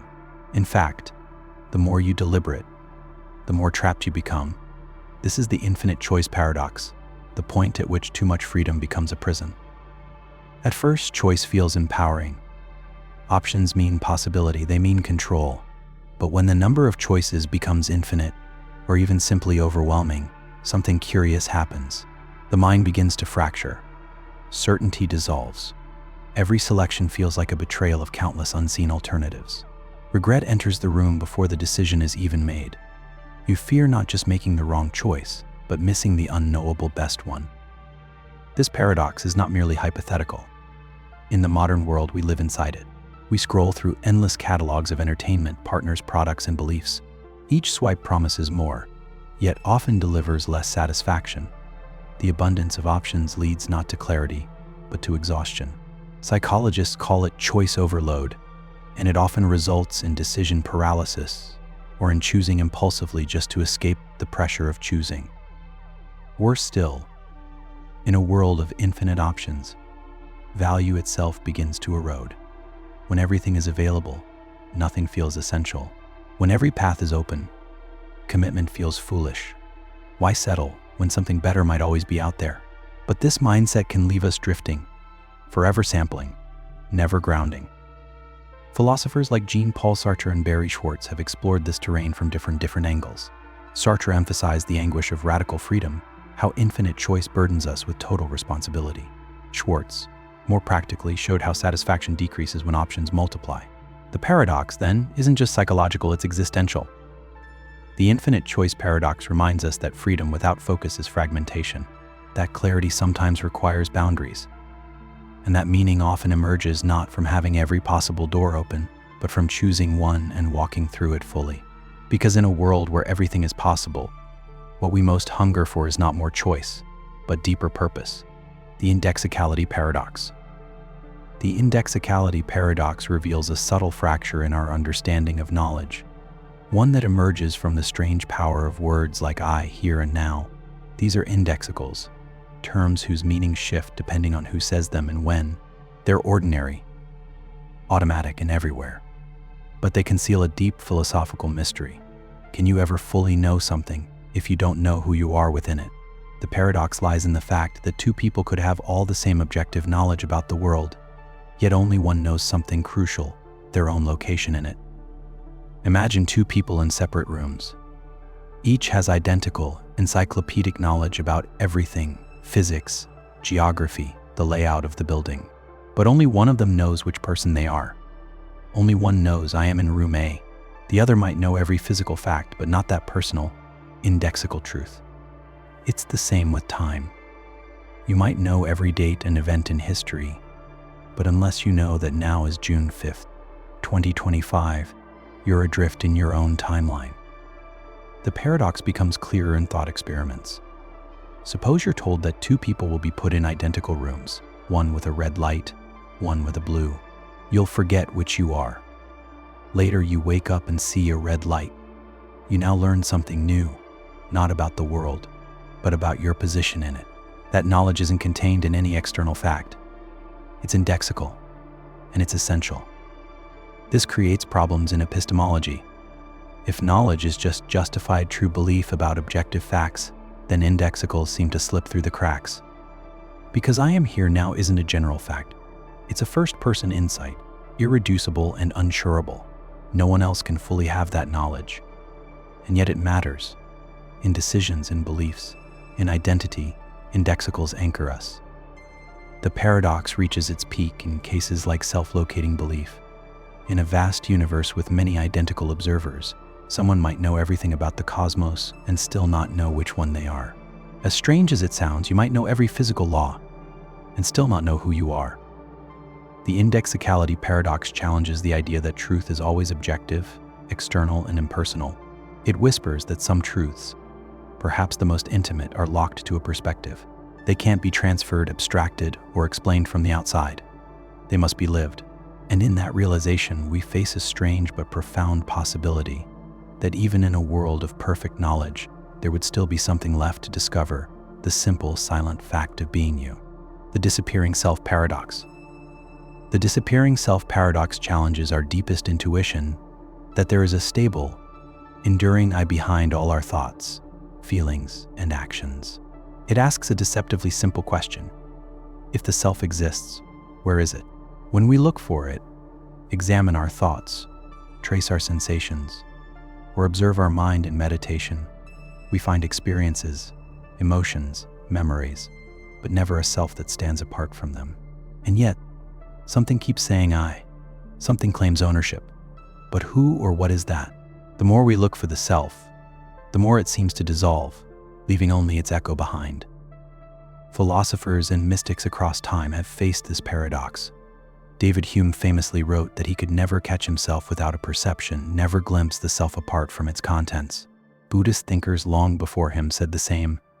The self is an illusion, a mental construction stitched together from impermanent parts, thoughts, habits, sensations. Like a chariot made of wheels and wood, the self is not something over and above its components. It's a label, a useful fiction. Yet, the paradox is that we still feel like we exist. Every experience is accompanied by a sense of mindness. I see the tree. I feel the pain. I remember the childhood. But where is the I in all of this? Modern neuroscience complicates the matter further. Brain scans reveal no center of control, no internal captain steering the ship. Just decentralized networks firing off patterns, reactions to stimuli, predictions, and feedback loops. The brain produces consciousness, but not necessarily a self. And still the illusion holds. The self feels continuous. It remembers the past and plans the future. But dig into memory, and you'll find fragments, distortions, rewrites. Inspect the present, and you find thoughts bubbling up unbidden. The self doesn't author them, it witnesses them. Sometimes it even disagrees with them. So who is disagreeing with whom? The disappearing self paradox isn't merely an abstract curiosity. It touches identity, morality, and mortality. If the self is an illusion, who is responsible for actions? Who suffers? Who hopes? And if the self can disappear under scrutiny, was it ever really there to begin with? The paradox doesn't leave us with answers. Instead, it leaves a silence, one that invites contemplation. Perhaps the self is not a thing but a process, not an object but a story. And when we stop clinging to the illusion of a fixed I, we may not vanish, but we may discover something freer, more fluid, more alive than the self we were trying so hard to find. The paradox of phenomenal unity. The paradox of phenomenal unity arises from a simple yet baffling observation. Our conscious experience feels unified, yet the brain is anything but. At any moment we see, hear, feel, think, and remember simultaneously. And somehow all these disparate sensations and mental processes converge into a seamless, singular perspective. The redness of a rose, the melody of a song, the warmth of the sun, each arrives through a different pathway, processed in a different region of the brain. But subjectively, they come together as one coherent experience. Why and how? This is the mystery of phenomenal unity. Neuroscience shows that our brain is not a single, centralized theater of experience. It's a decentralized network of modules: visual cortex, auditory cortex, motor cortex, each doing its job independently. There's no master control room, no soul behind the curtain.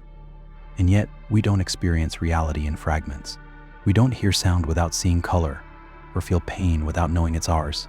Somehow we experience all things as one. That oneness is precisely what the paradox targets.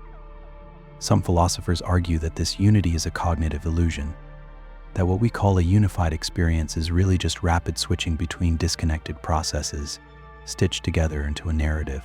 But this doesn't fully explain the feeling of unity.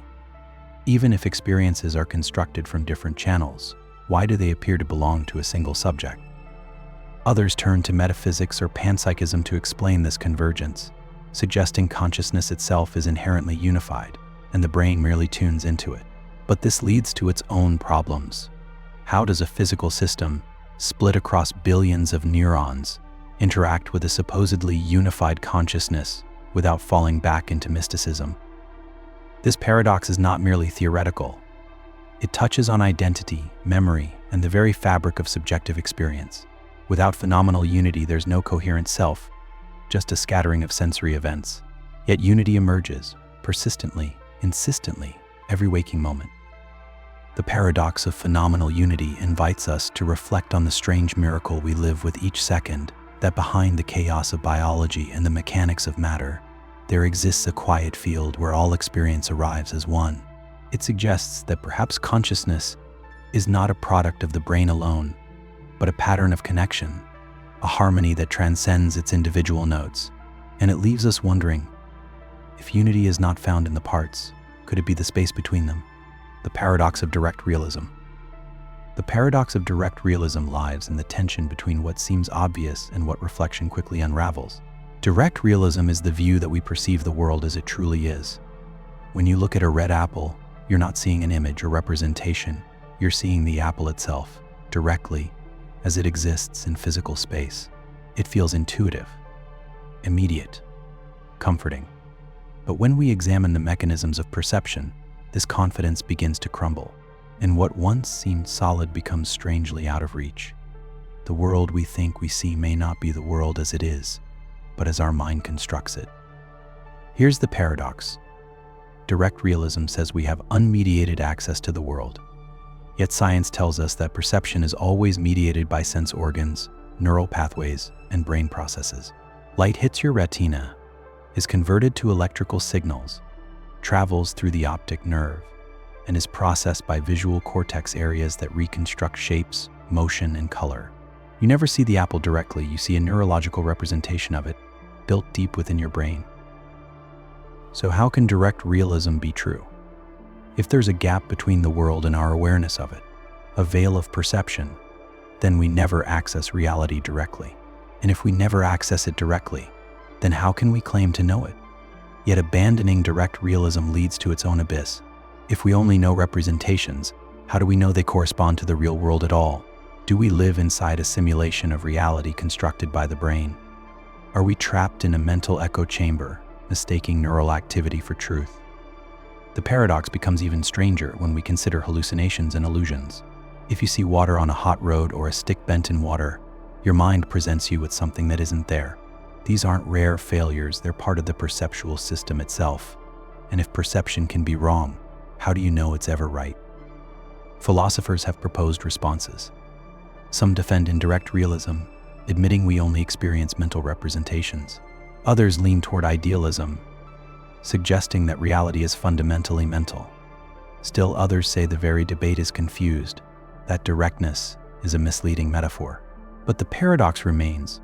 We seem to encounter the world face to face, and yet everything we know about perception says there's always something in between.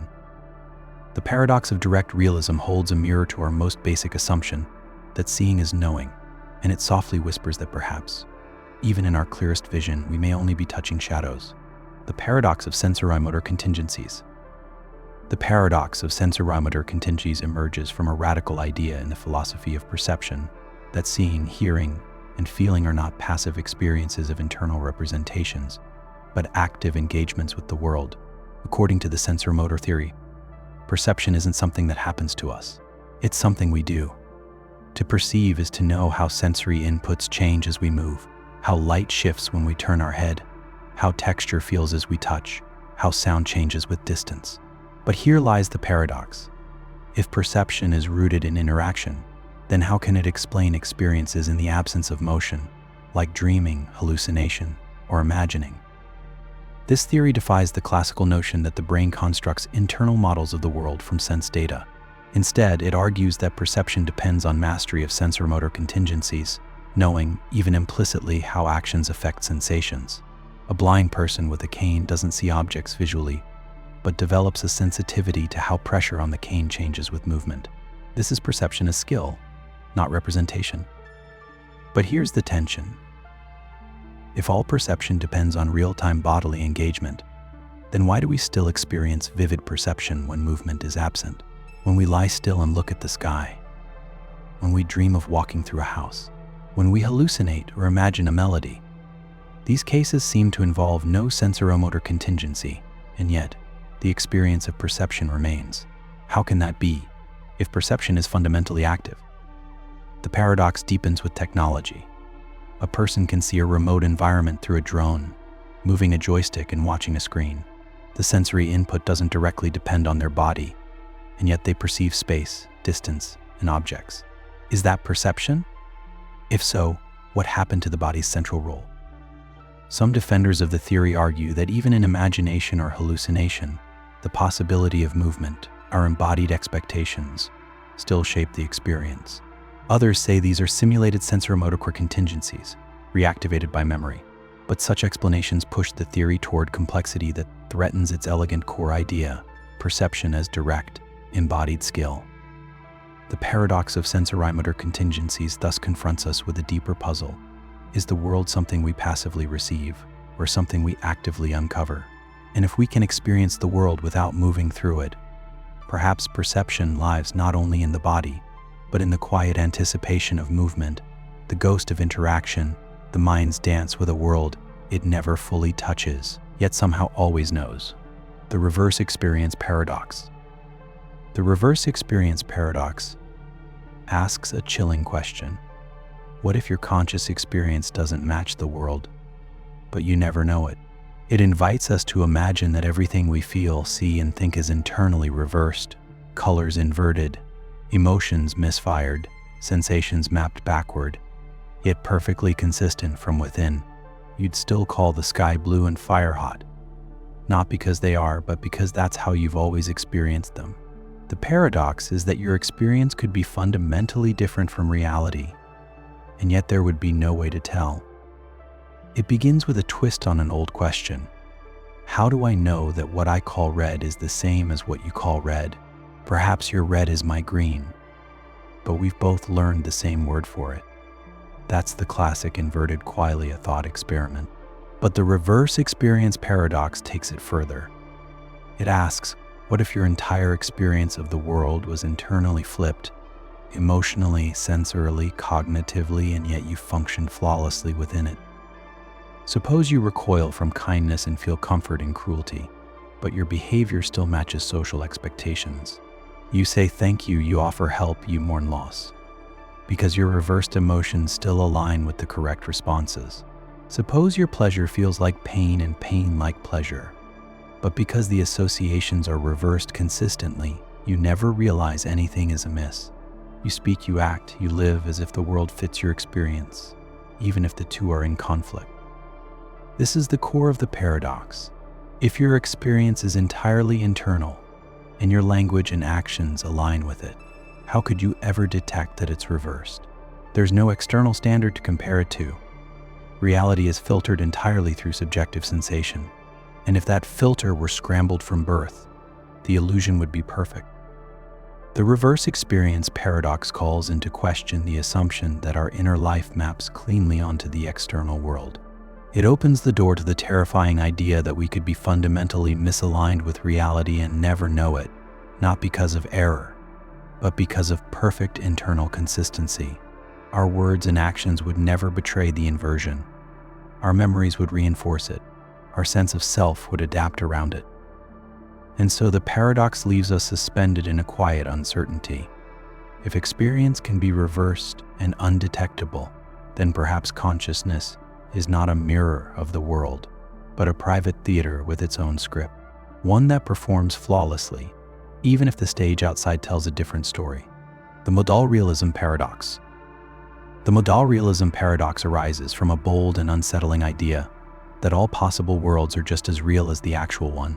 Not metaphorically real, not imaginary, but fully, physically real, populated by people just like you, facing choices just like yours, living out every possibility your life could have taken. This is modal realism, proposed most famously by philosopher David Lewis, and its paradox is simple but staggering. If every possible version of you already exists in another world, then what meaning does your choice have? What becomes of responsibility, identity, or uniqueness, when every outcome is already real somewhere else? In modal realism, possible worlds aren't stories or simulations. They're concrete realities, as real as ours, just not accessible. Every decision you don't make is still made by a version of you in another world. You didn't become a musician. Somewhere, you did. You didn't say yes to that relationship. Somewhere you did. Modal realism takes possibility and inflates it into an infinite cosmos, where nothing is merely potential, everything is. Here lies the paradox. If every choice you might make is already realized in some other world, then what weight does your choice carry here? You can't prevent or ensure any outcome on a global scale of reality, You merely locate yourself among the branches. Ethics becomes complicated. Why save a life here if in some other world you let it perish? Why strive if every triumph and every failure has already played out somewhere else? Moreover, modal realism threatens the uniqueness of personal identity. If every version of you is real, then who are you? A single instance among infinite others. What anchors you as this self rather than another? The boundaries blur. The actual world becomes just one dot in a limitless sea of equally valid realities. Some reject modal realism because of this paradox, finding it too extravagant, too metaphysically bloated, but others embrace it, arguing that it provides the best explanation of modal logic and possibility. They ask, if we treat other times as real, why not other worlds? The modal realism paradox doesn't demand belief, it demands reflection. It pushes us to confront the strangeness of possibility, the limits of identity, and the dizzying thought that every version of your life is already unfolding, somewhere beyond reach. And in the quiet that follows, it asks one final, haunting question. If all outcomes exist, then what makes this one, this life, yours? The illusion paradox. The illusion paradox challenges the very foundation of how we come to know anything at all. It begins with a startling realization. If illusions can be indistinguishable from reality, how do we ever know when we're seeing the truth? You experience something, a sound, a sight, a feeling, and it seems real. But so does a dream. So does a hallucination. So does a perfectly crafted lie. And this leads to the paradox. If your mind can generate experiences that feel real but aren't, what reason do you have to trust any experience at all? The brain is a prediction machine. It doesn't merely receive data, it interprets it, fills in gaps, smooths out inconsistencies. It creates a coherent world out of incomplete signals. But the very power that allows it to construct reality is also what makes it vulnerable to illusion. A shadow becomes a figure. A sound becomes a voice.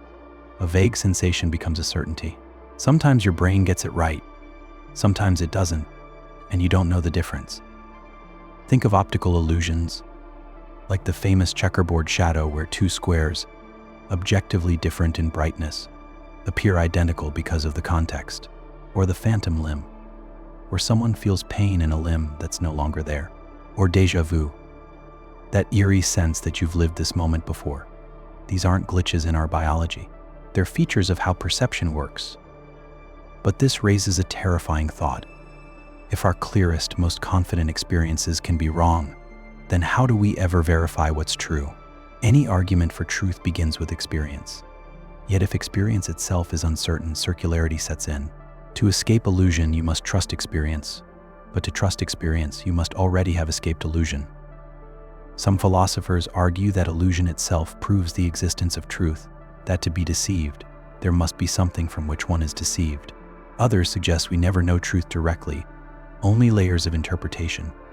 And some, like the mystics, claim the entire world is illusion, or Maya, a veil between the self and what is real. The illusion paradox doesn't merely point to errors in perception. It casts doubt on perception's authority altogether. It whispers that perhaps the world you know isn't out there but inside, a story told by neurons, shaped by memory, expectation, and need. And in that whisper, it offers not despair, but humility. A reminder that certainty may be an illusion too, and that sometimes the most honest path is not to cling to the real, but to question how we ever came to believe in it. The Binding of Beliefs Paradox. The Binding of Beliefs Paradox explores a curious fracture in the architecture of human thought. How can we hold many beliefs at once, yet fail to see their contradictions? In any given moment, your mind contains hundreds, perhaps thousands, of individual beliefs. You believe the sun will rise tomorrow. You believe lying is wrong. You believe your memories are reliable. But these beliefs are not stored as a unified theory. They float, coexist, and often, without you realizing, clash beneath the surface. The paradox lies in this. If beliefs form a network of meaning, how can so many of them remain disconnected, unexamined, or even mutually inconsistent without collapsing the whole structure? Unlike a computer system, the human mind doesn't constantly scan for logical coherence. You might believe that eating sugar is unhealthy and simultaneously eat dessert every night. You might believe in personal freedom, and also support policies that limit it. These inconsistencies don't necessarily cause cognitive dissonance. They simply coexist, a fragmented ecosystem of belief, loosely stitched by habit, identity, and emotion. The paradox deepens when we ask what binds beliefs together in the first place. Is it logic? Emotion? Language? Social norms? Sometimes two beliefs support one another. Other times they never even meet. You may believe in climate change and also believe that buying a plastic bottle is no big deal. But until those beliefs interact, until they're forced into conversation, there is no conflict. They remain separate, unchallenged. And in that separation, they survive. Some philosophers argue that belief isn't even a unified system, but a scattered set of tendencies, ways we act, speak, and think in context. Others suggest that the brain evolved not for consistency, but for adaptability. That contradictions are not bugs, but features, allowing us to shift perspectives, roles, and behaviors fluidly. But this raises the final twist of the paradox. If beliefs can contradict each other without detection, then what does it mean to believe anything at all? Is belief a commitment to truth, or just a convenient posture?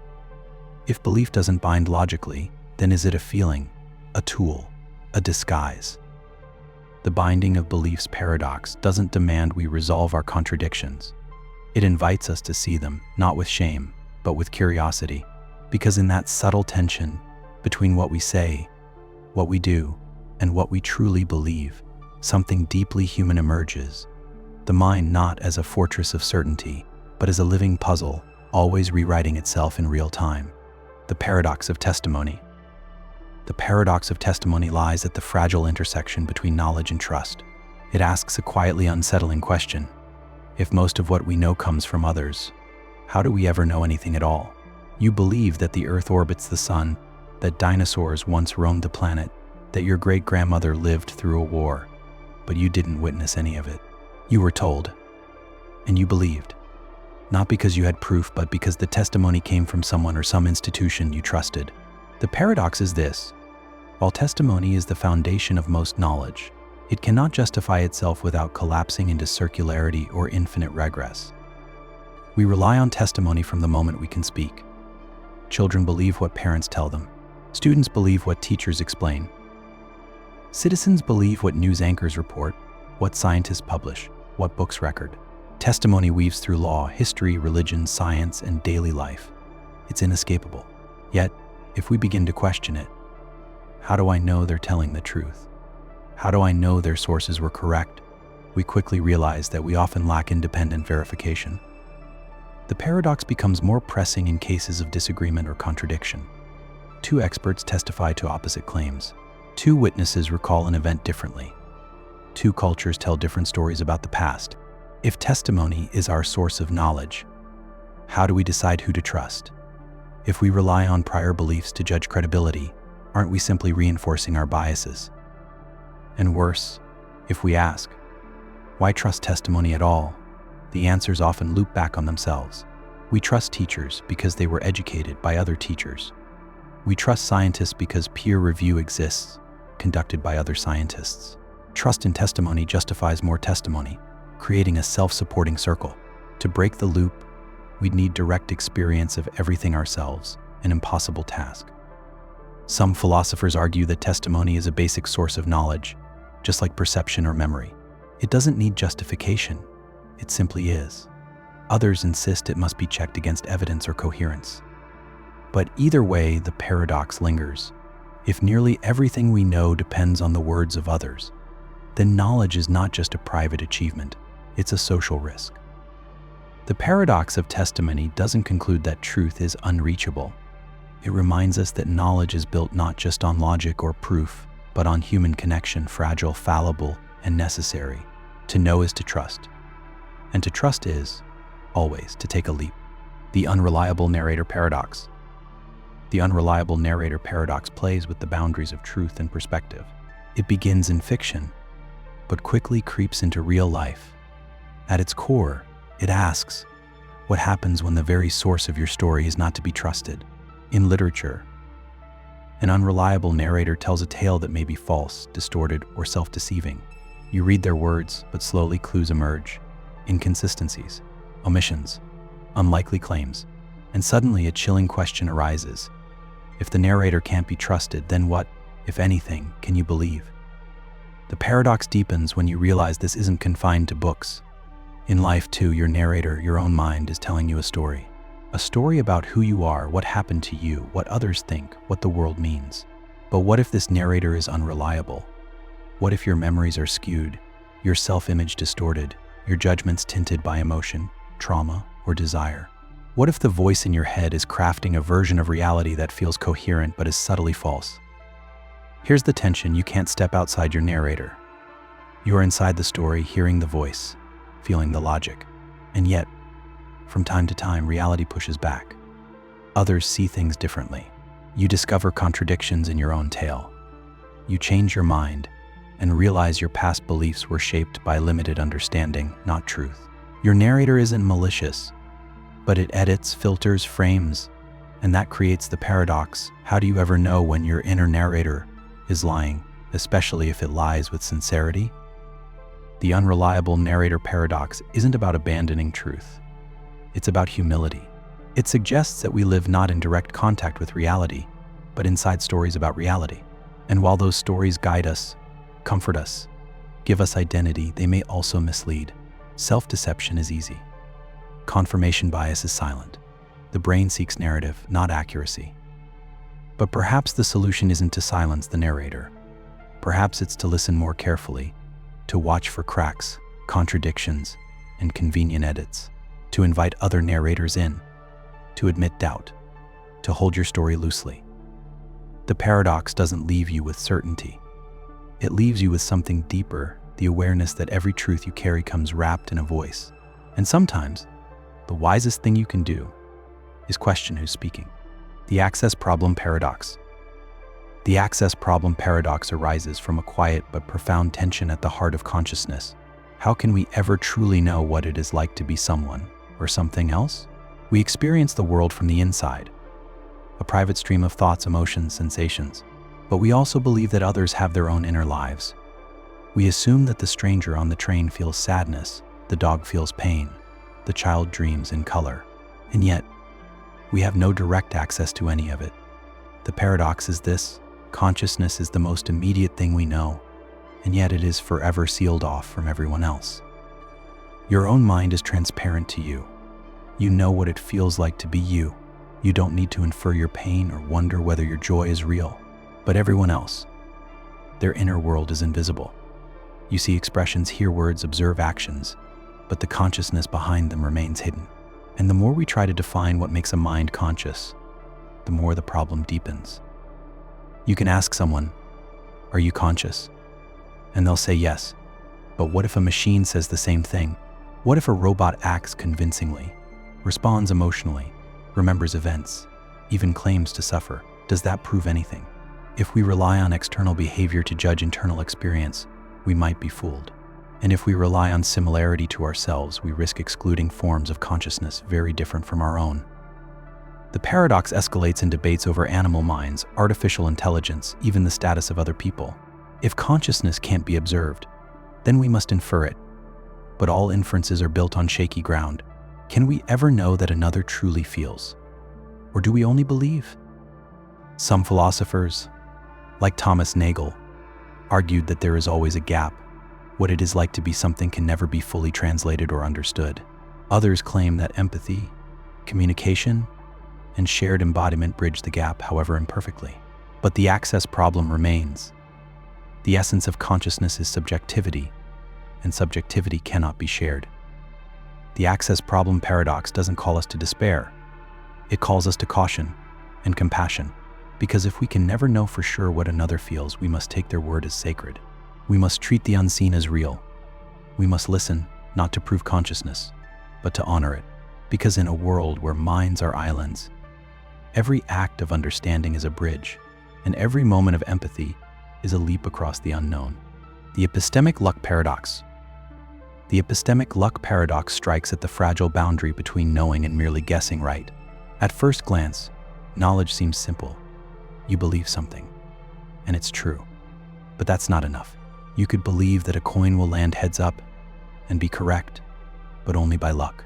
You don't know it will land that way. This gives rise to the paradox.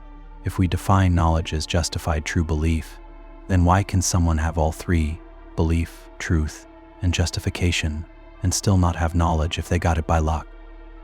Imagine a student answering a test question about a historical fact. They vaguely remember something from class, take a guess, and get it right. Their belief is true.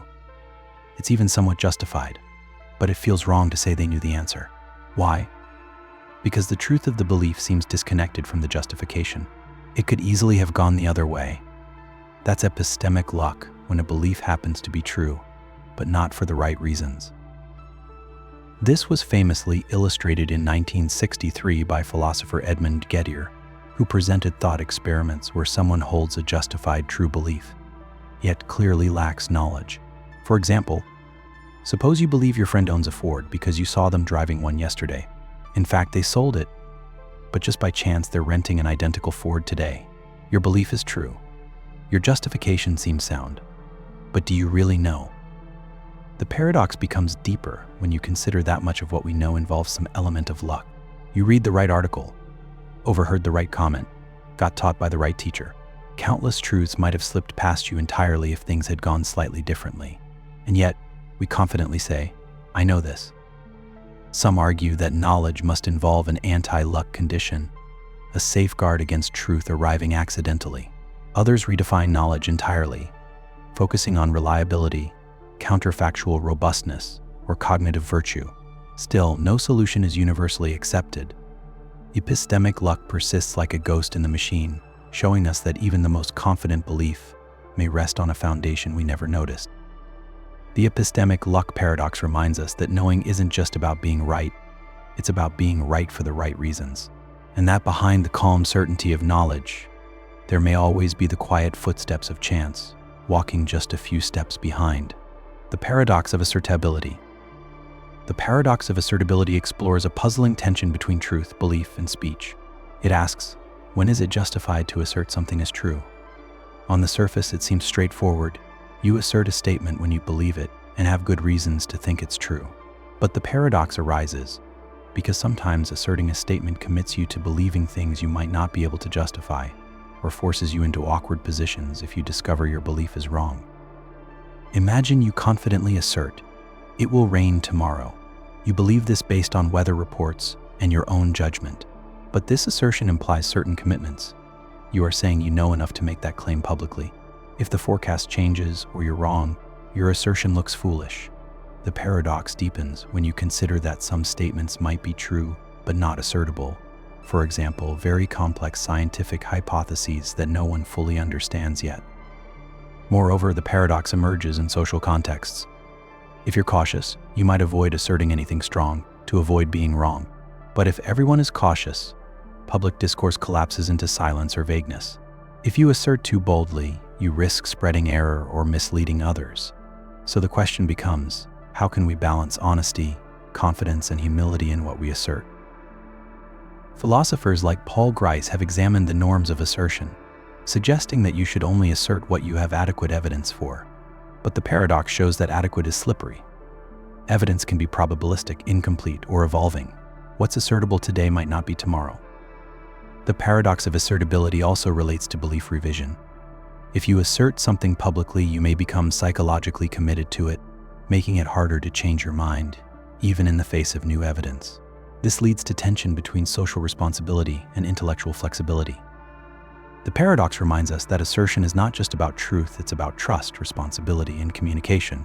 It asks us to consider not only what we believe, but how and when we share those beliefs.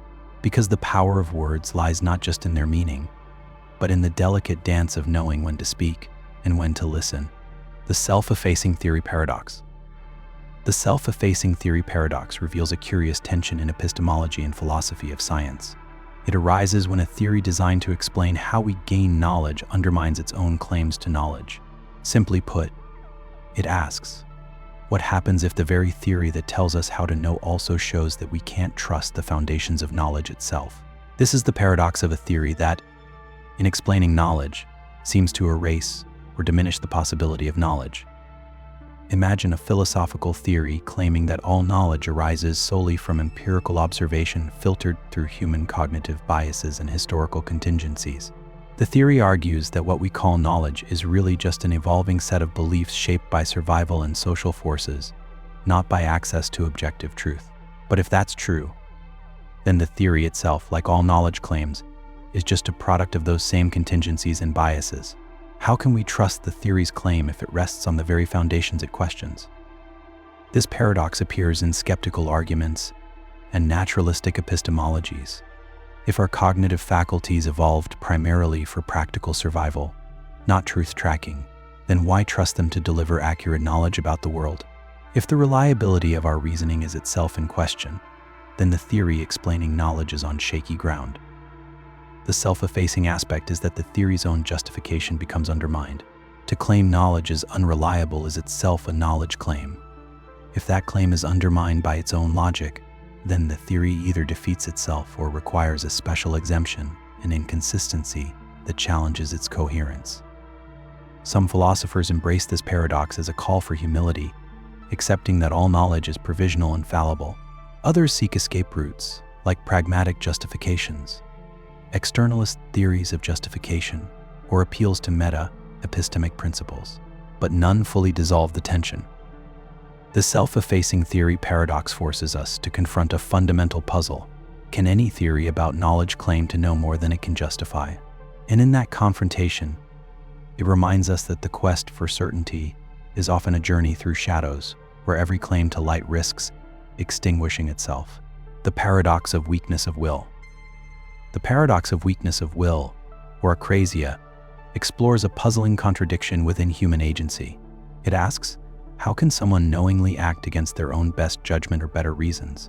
You decide that exercising regularly is good for your health. You genuinely believe it. Yet, when the moment comes, you skip the workout and choose comfort instead. The paradox lies in the clash between knowledge and action. If you truly know what's best, why don't you do it? Philosophers since Plato have wrestled with this paradox. Traditional views hold that knowledge is power, that knowing the right thing should lead to doing the right thing. But weakness of will suggests a separation between knowing and willing, between belief and behavior. It's not just a failure of willpower. It's a puzzle of how rational agents can intentionally go against their own reason. One response is to argue that the agent doesn't really know what's best. Maybe the desire to avoid discomfort clouds judgment. Or perhaps the agent holds conflicting desires, and the weaker knowledge loses out in the battle for control. But this seems to reduce the paradox rather than solve it, because the agent does have the relevant knowledge, at least in part. Another approach distinguishes between knowing in an abstract sense and knowing in a motivational sense. You may intellectually accept that exercise is good, but fail to be motivated by that knowledge when it counts. The paradox then becomes about how motivation interacts with reason, rather than knowledge alone. The paradox deepens when we consider moral weakness. People knowingly do wrong even when they understand it's wrong. How can conscience be overridden by impulse? How can the rational mind be betrayed by desire? The paradox of weakness of will reveals that human agency is complex and layered. We are not simply rational calculators, but creatures torn between reason, emotion, habit, and impulse. It reminds us that knowledge alone isn't enough to guarantee action, and that understanding our own failures may be the first step toward true self-mastery. In this tension, the paradox quietly invites humility. The gap between knowing and doing is wide, and crossing it requires more than intellect. It demands courage, discipline, and often, forgiveness. The re-identification paradox. The re-identification paradox probes the fragile nature of identity over time and change. It asks, when does an object or person cease to be the same and become someone or something else? Imagine you meet an old friend after many years. They look different, have changed habits, maybe even beliefs. Are they still the same person you knew? Or has the passage of time and change transformed them into someone new?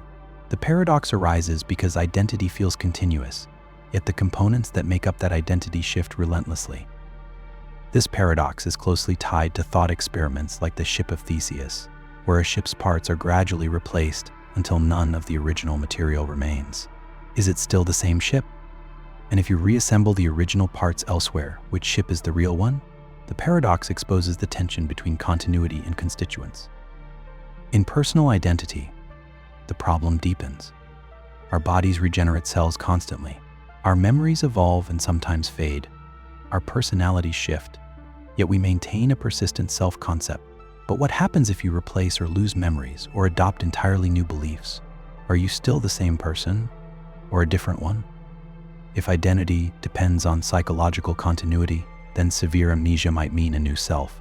If it depends on physical continuity, then organ transplants and cellular renewal complicate matters. The paradox becomes more perplexing when considering re-identification after radical change. If a person's body and mind change gradually, at what point do they become a new individual?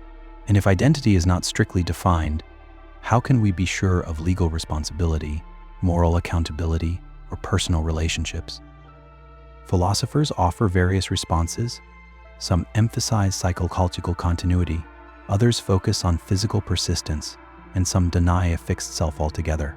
But the paradox persists, revealing that identity is less a fixed property and more a construct, a narrative we tell ourselves to make sense of change. The re-identification paradox invites us to embrace fluidity rather than rigidity. It reminds us that sameness over time is a balance of memory, matter, and meaning, woven together but never fully pinned down. And in that space between change and continuity, we find the paradoxical heart of what it means to be ourselves at all.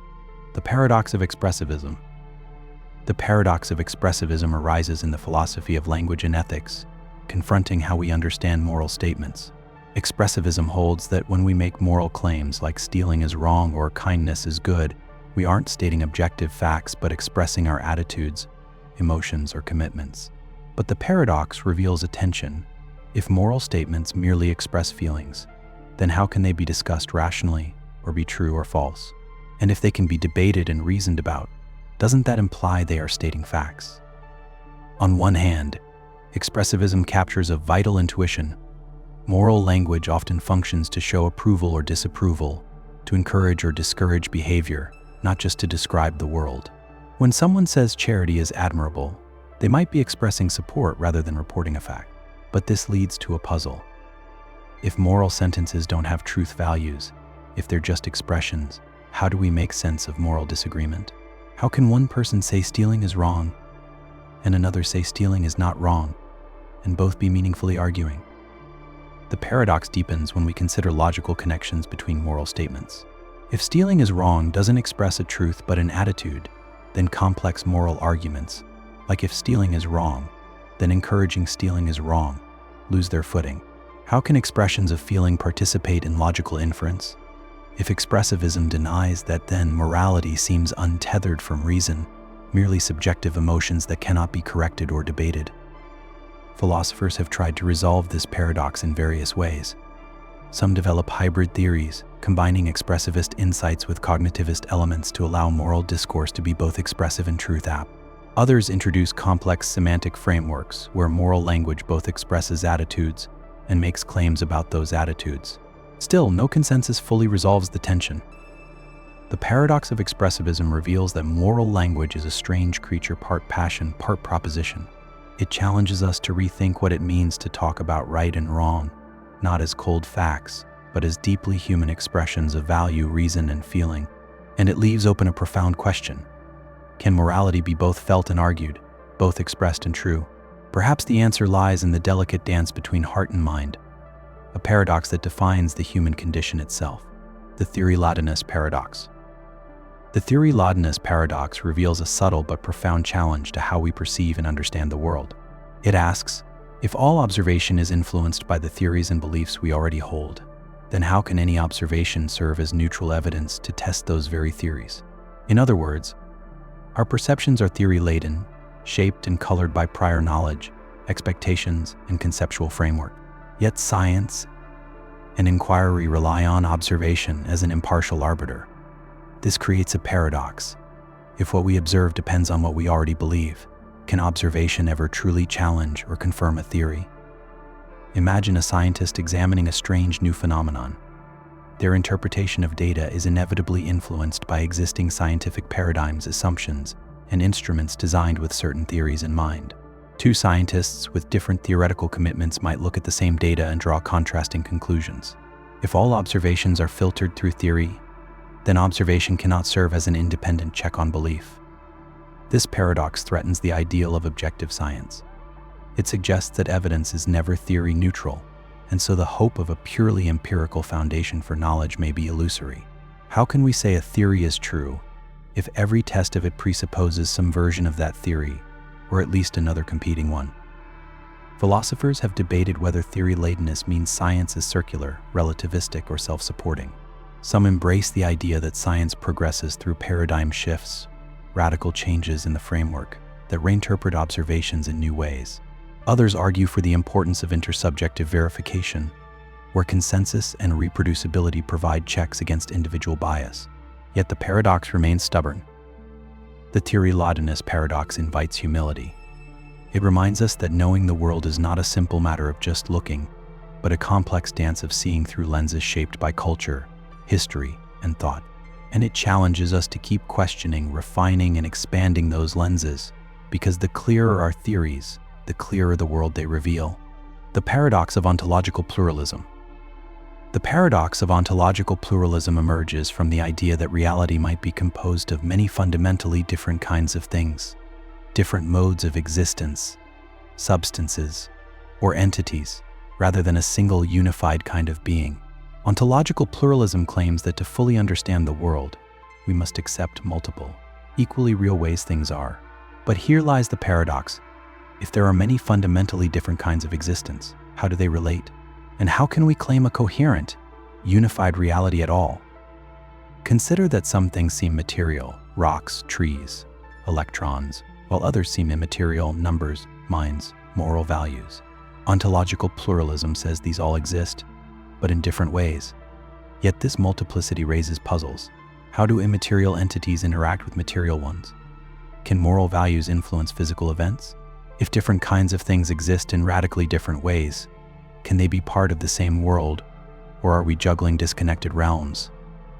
The paradox intensifies when we ask, which ontology is fundamental?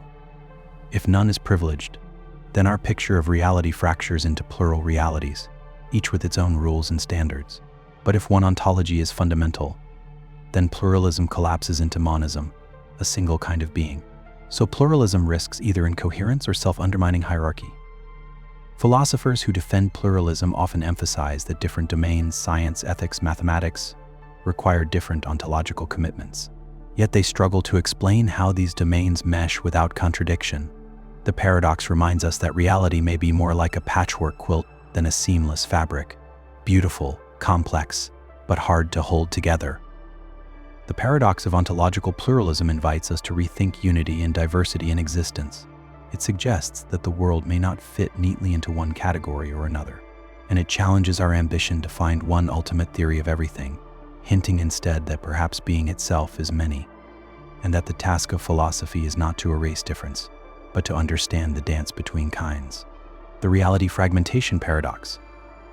The reality fragmentation paradox exposes a puzzling tension in how we understand the fabric of existence.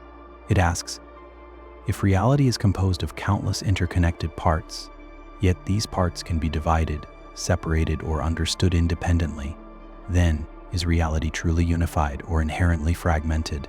On one hand, the world feels like a single, coherent whole. On the other, our scientific theories, experiences, and perspectives reveal that reality breaks down into many pieces, particles, fields, minds, cultures that don't always neatly fit together. The paradox lies in reconciling unity with division. Consider the physical world. Atoms combine to form molecules, molecules build cells, cells make organisms, organisms form societies. Each level has its own laws and properties, but sometimes laws at one level seem incompatible with those at another. Quantum mechanics behaves differently than classical physics. Consciousness emerges from neural activity but can't be fully explained by it. Culture shapes individual identity, yet individual choices reshape culture. Is reality one continuous tapestry or a patchwork of fragmented layers? This fragmentation also appears in human knowledge. Different disciplines study reality from unique angles: physics, psychology, sociology, philosophy. They offer partial truths, sometimes conflicting, yet none claims totality. If our understanding is fragmented, how can we claim to grasp a unified reality? The paradox deepens philosophically. If reality is fragmented, then the idea of an all-encompassing world becomes unstable. Each fragment might have its own reality, its own truth. Yet, to function and make sense, we assume an underlying unity that ties fragments together, but that unity remains elusive. Some philosophers argue for holism, emphasizing interdependence and integration. Others accept pluralism, embracing multiple coexisting realities or truths. Both face challenges in explaining how unity arises from fragmentation without dissolving into contradiction. The reality fragmentation paradox invites us to live with complexity and partiality. It reminds us that reality might not be a simple whole, but a dynamic interplay of parts, sometimes harmonious, sometimes discordant. And it calls us to humility. The world we seek to know is not just one thing, but many woven together, yet never fully sewn shut. The Paradox of Unconceived Alternatives. The Paradox of Unconceived Alternatives highlights a humbling truth about human knowledge, especially in science and philosophy. It asks, if, throughout history, scientists have consistently failed to conceive of theories that later turned out to be true, how can we be confident that our current best theories aren't also missing crucial possibilities? This paradox shakes the very foundation of our claims to knowledge by revealing the persistent presence of ideas and explanations we simply haven't imagined yet. History offers countless examples. Centuries ago, people had no inkling of atoms, germs, or relativity. These revolutionary concepts were once unconceived alternatives, ideas so foreign that they never entered the scientific imagination. Yet eventually they supplanted established theories, revealing earlier knowledge as incomplete or mistaken. If this pattern repeats, then no matter how confident we are in today's scientific frameworks, it's likely we're still blind to alternatives that will transform our understanding. The paradox thus challenges scientific realism, the belief that our current scientific theories accurately describe the world. It forces a choice: either accept that our best theories are likely incomplete, or cling to the hope that we are finally close to truth. Both options bring unease. If we accept incompleteness, then knowledge feels provisional, tentative. But if we deny it, we risk hubris. Philosophers and historians of science debate how deeply this paradox cuts. Some argue it supports anti-realism or instrumentalism, treating theories as useful tools rather than literal truths. Others hold that, despite unconceived alternatives, science progressively approximates truth, learning from past mistakes. The paradox of unconceived alternatives invites humility about our intellectual limits. It reminds us that knowledge is a horizon, always expanding, always revealing new mysteries. And it encourages openness, an awareness that the greatest discoveries may still lie beyond the edges of our current imagination, waiting patiently to be unconceived, and then, one day, conceived. The paradox of unfinished inquiry. The paradox of unfinished inquiry lies at the heart of the human pursuit of knowledge. It asks a seemingly simple yet deeply unsettling question. If inquiry is an endless process, always revealing new questions as it solves old ones, then can we ever truly reach final, complete understanding? This paradox emerges from the recognition that every answer we find often opens the door to many more questions, leaving the quest for knowledge perpetually unfinished. Science, philosophy, and even everyday learning exemplify this pattern. Each discovery, from the laws of physics to the nature of consciousness, unveils layers of complexity and new mysteries. The more we know, the more we realize how much remains unknown. It's as if understanding is not a destination, but a horizon that continually recedes as we approach. This perpetual incompletion challenges the idea that knowledge is a finite, attainable goal. If inquiry is never finished, then claims of certainty or final truth become suspect. The paradox also questions the value of knowledge. Is it meaningful to seek answers that will always be provisional and incomplete? Yet this ongoing nature of inquiry is also its strength. It fuels curiosity, innovation, and growth. The recognition of our limits inspires humility and openness to new ideas. It keeps the intellectual spirit alive, preventing stagnation. Philosophers have grappled with this tension. Some emphasize the importance of fallibilism, accepting that all knowledge is tentative and subject to revision. Others explore the idea that inquiry is a process without end, and that wisdom lies in embracing the journey rather than fixating on an endpoint. The paradox of unfinished inquiry reminds us that the quest for understanding is both infinite and invaluable. It is a dance between certainty and doubt, clarity and mystery. And in this dance, we find the true heart of human knowledge, not in having all the answers, but in the courage to keep asking.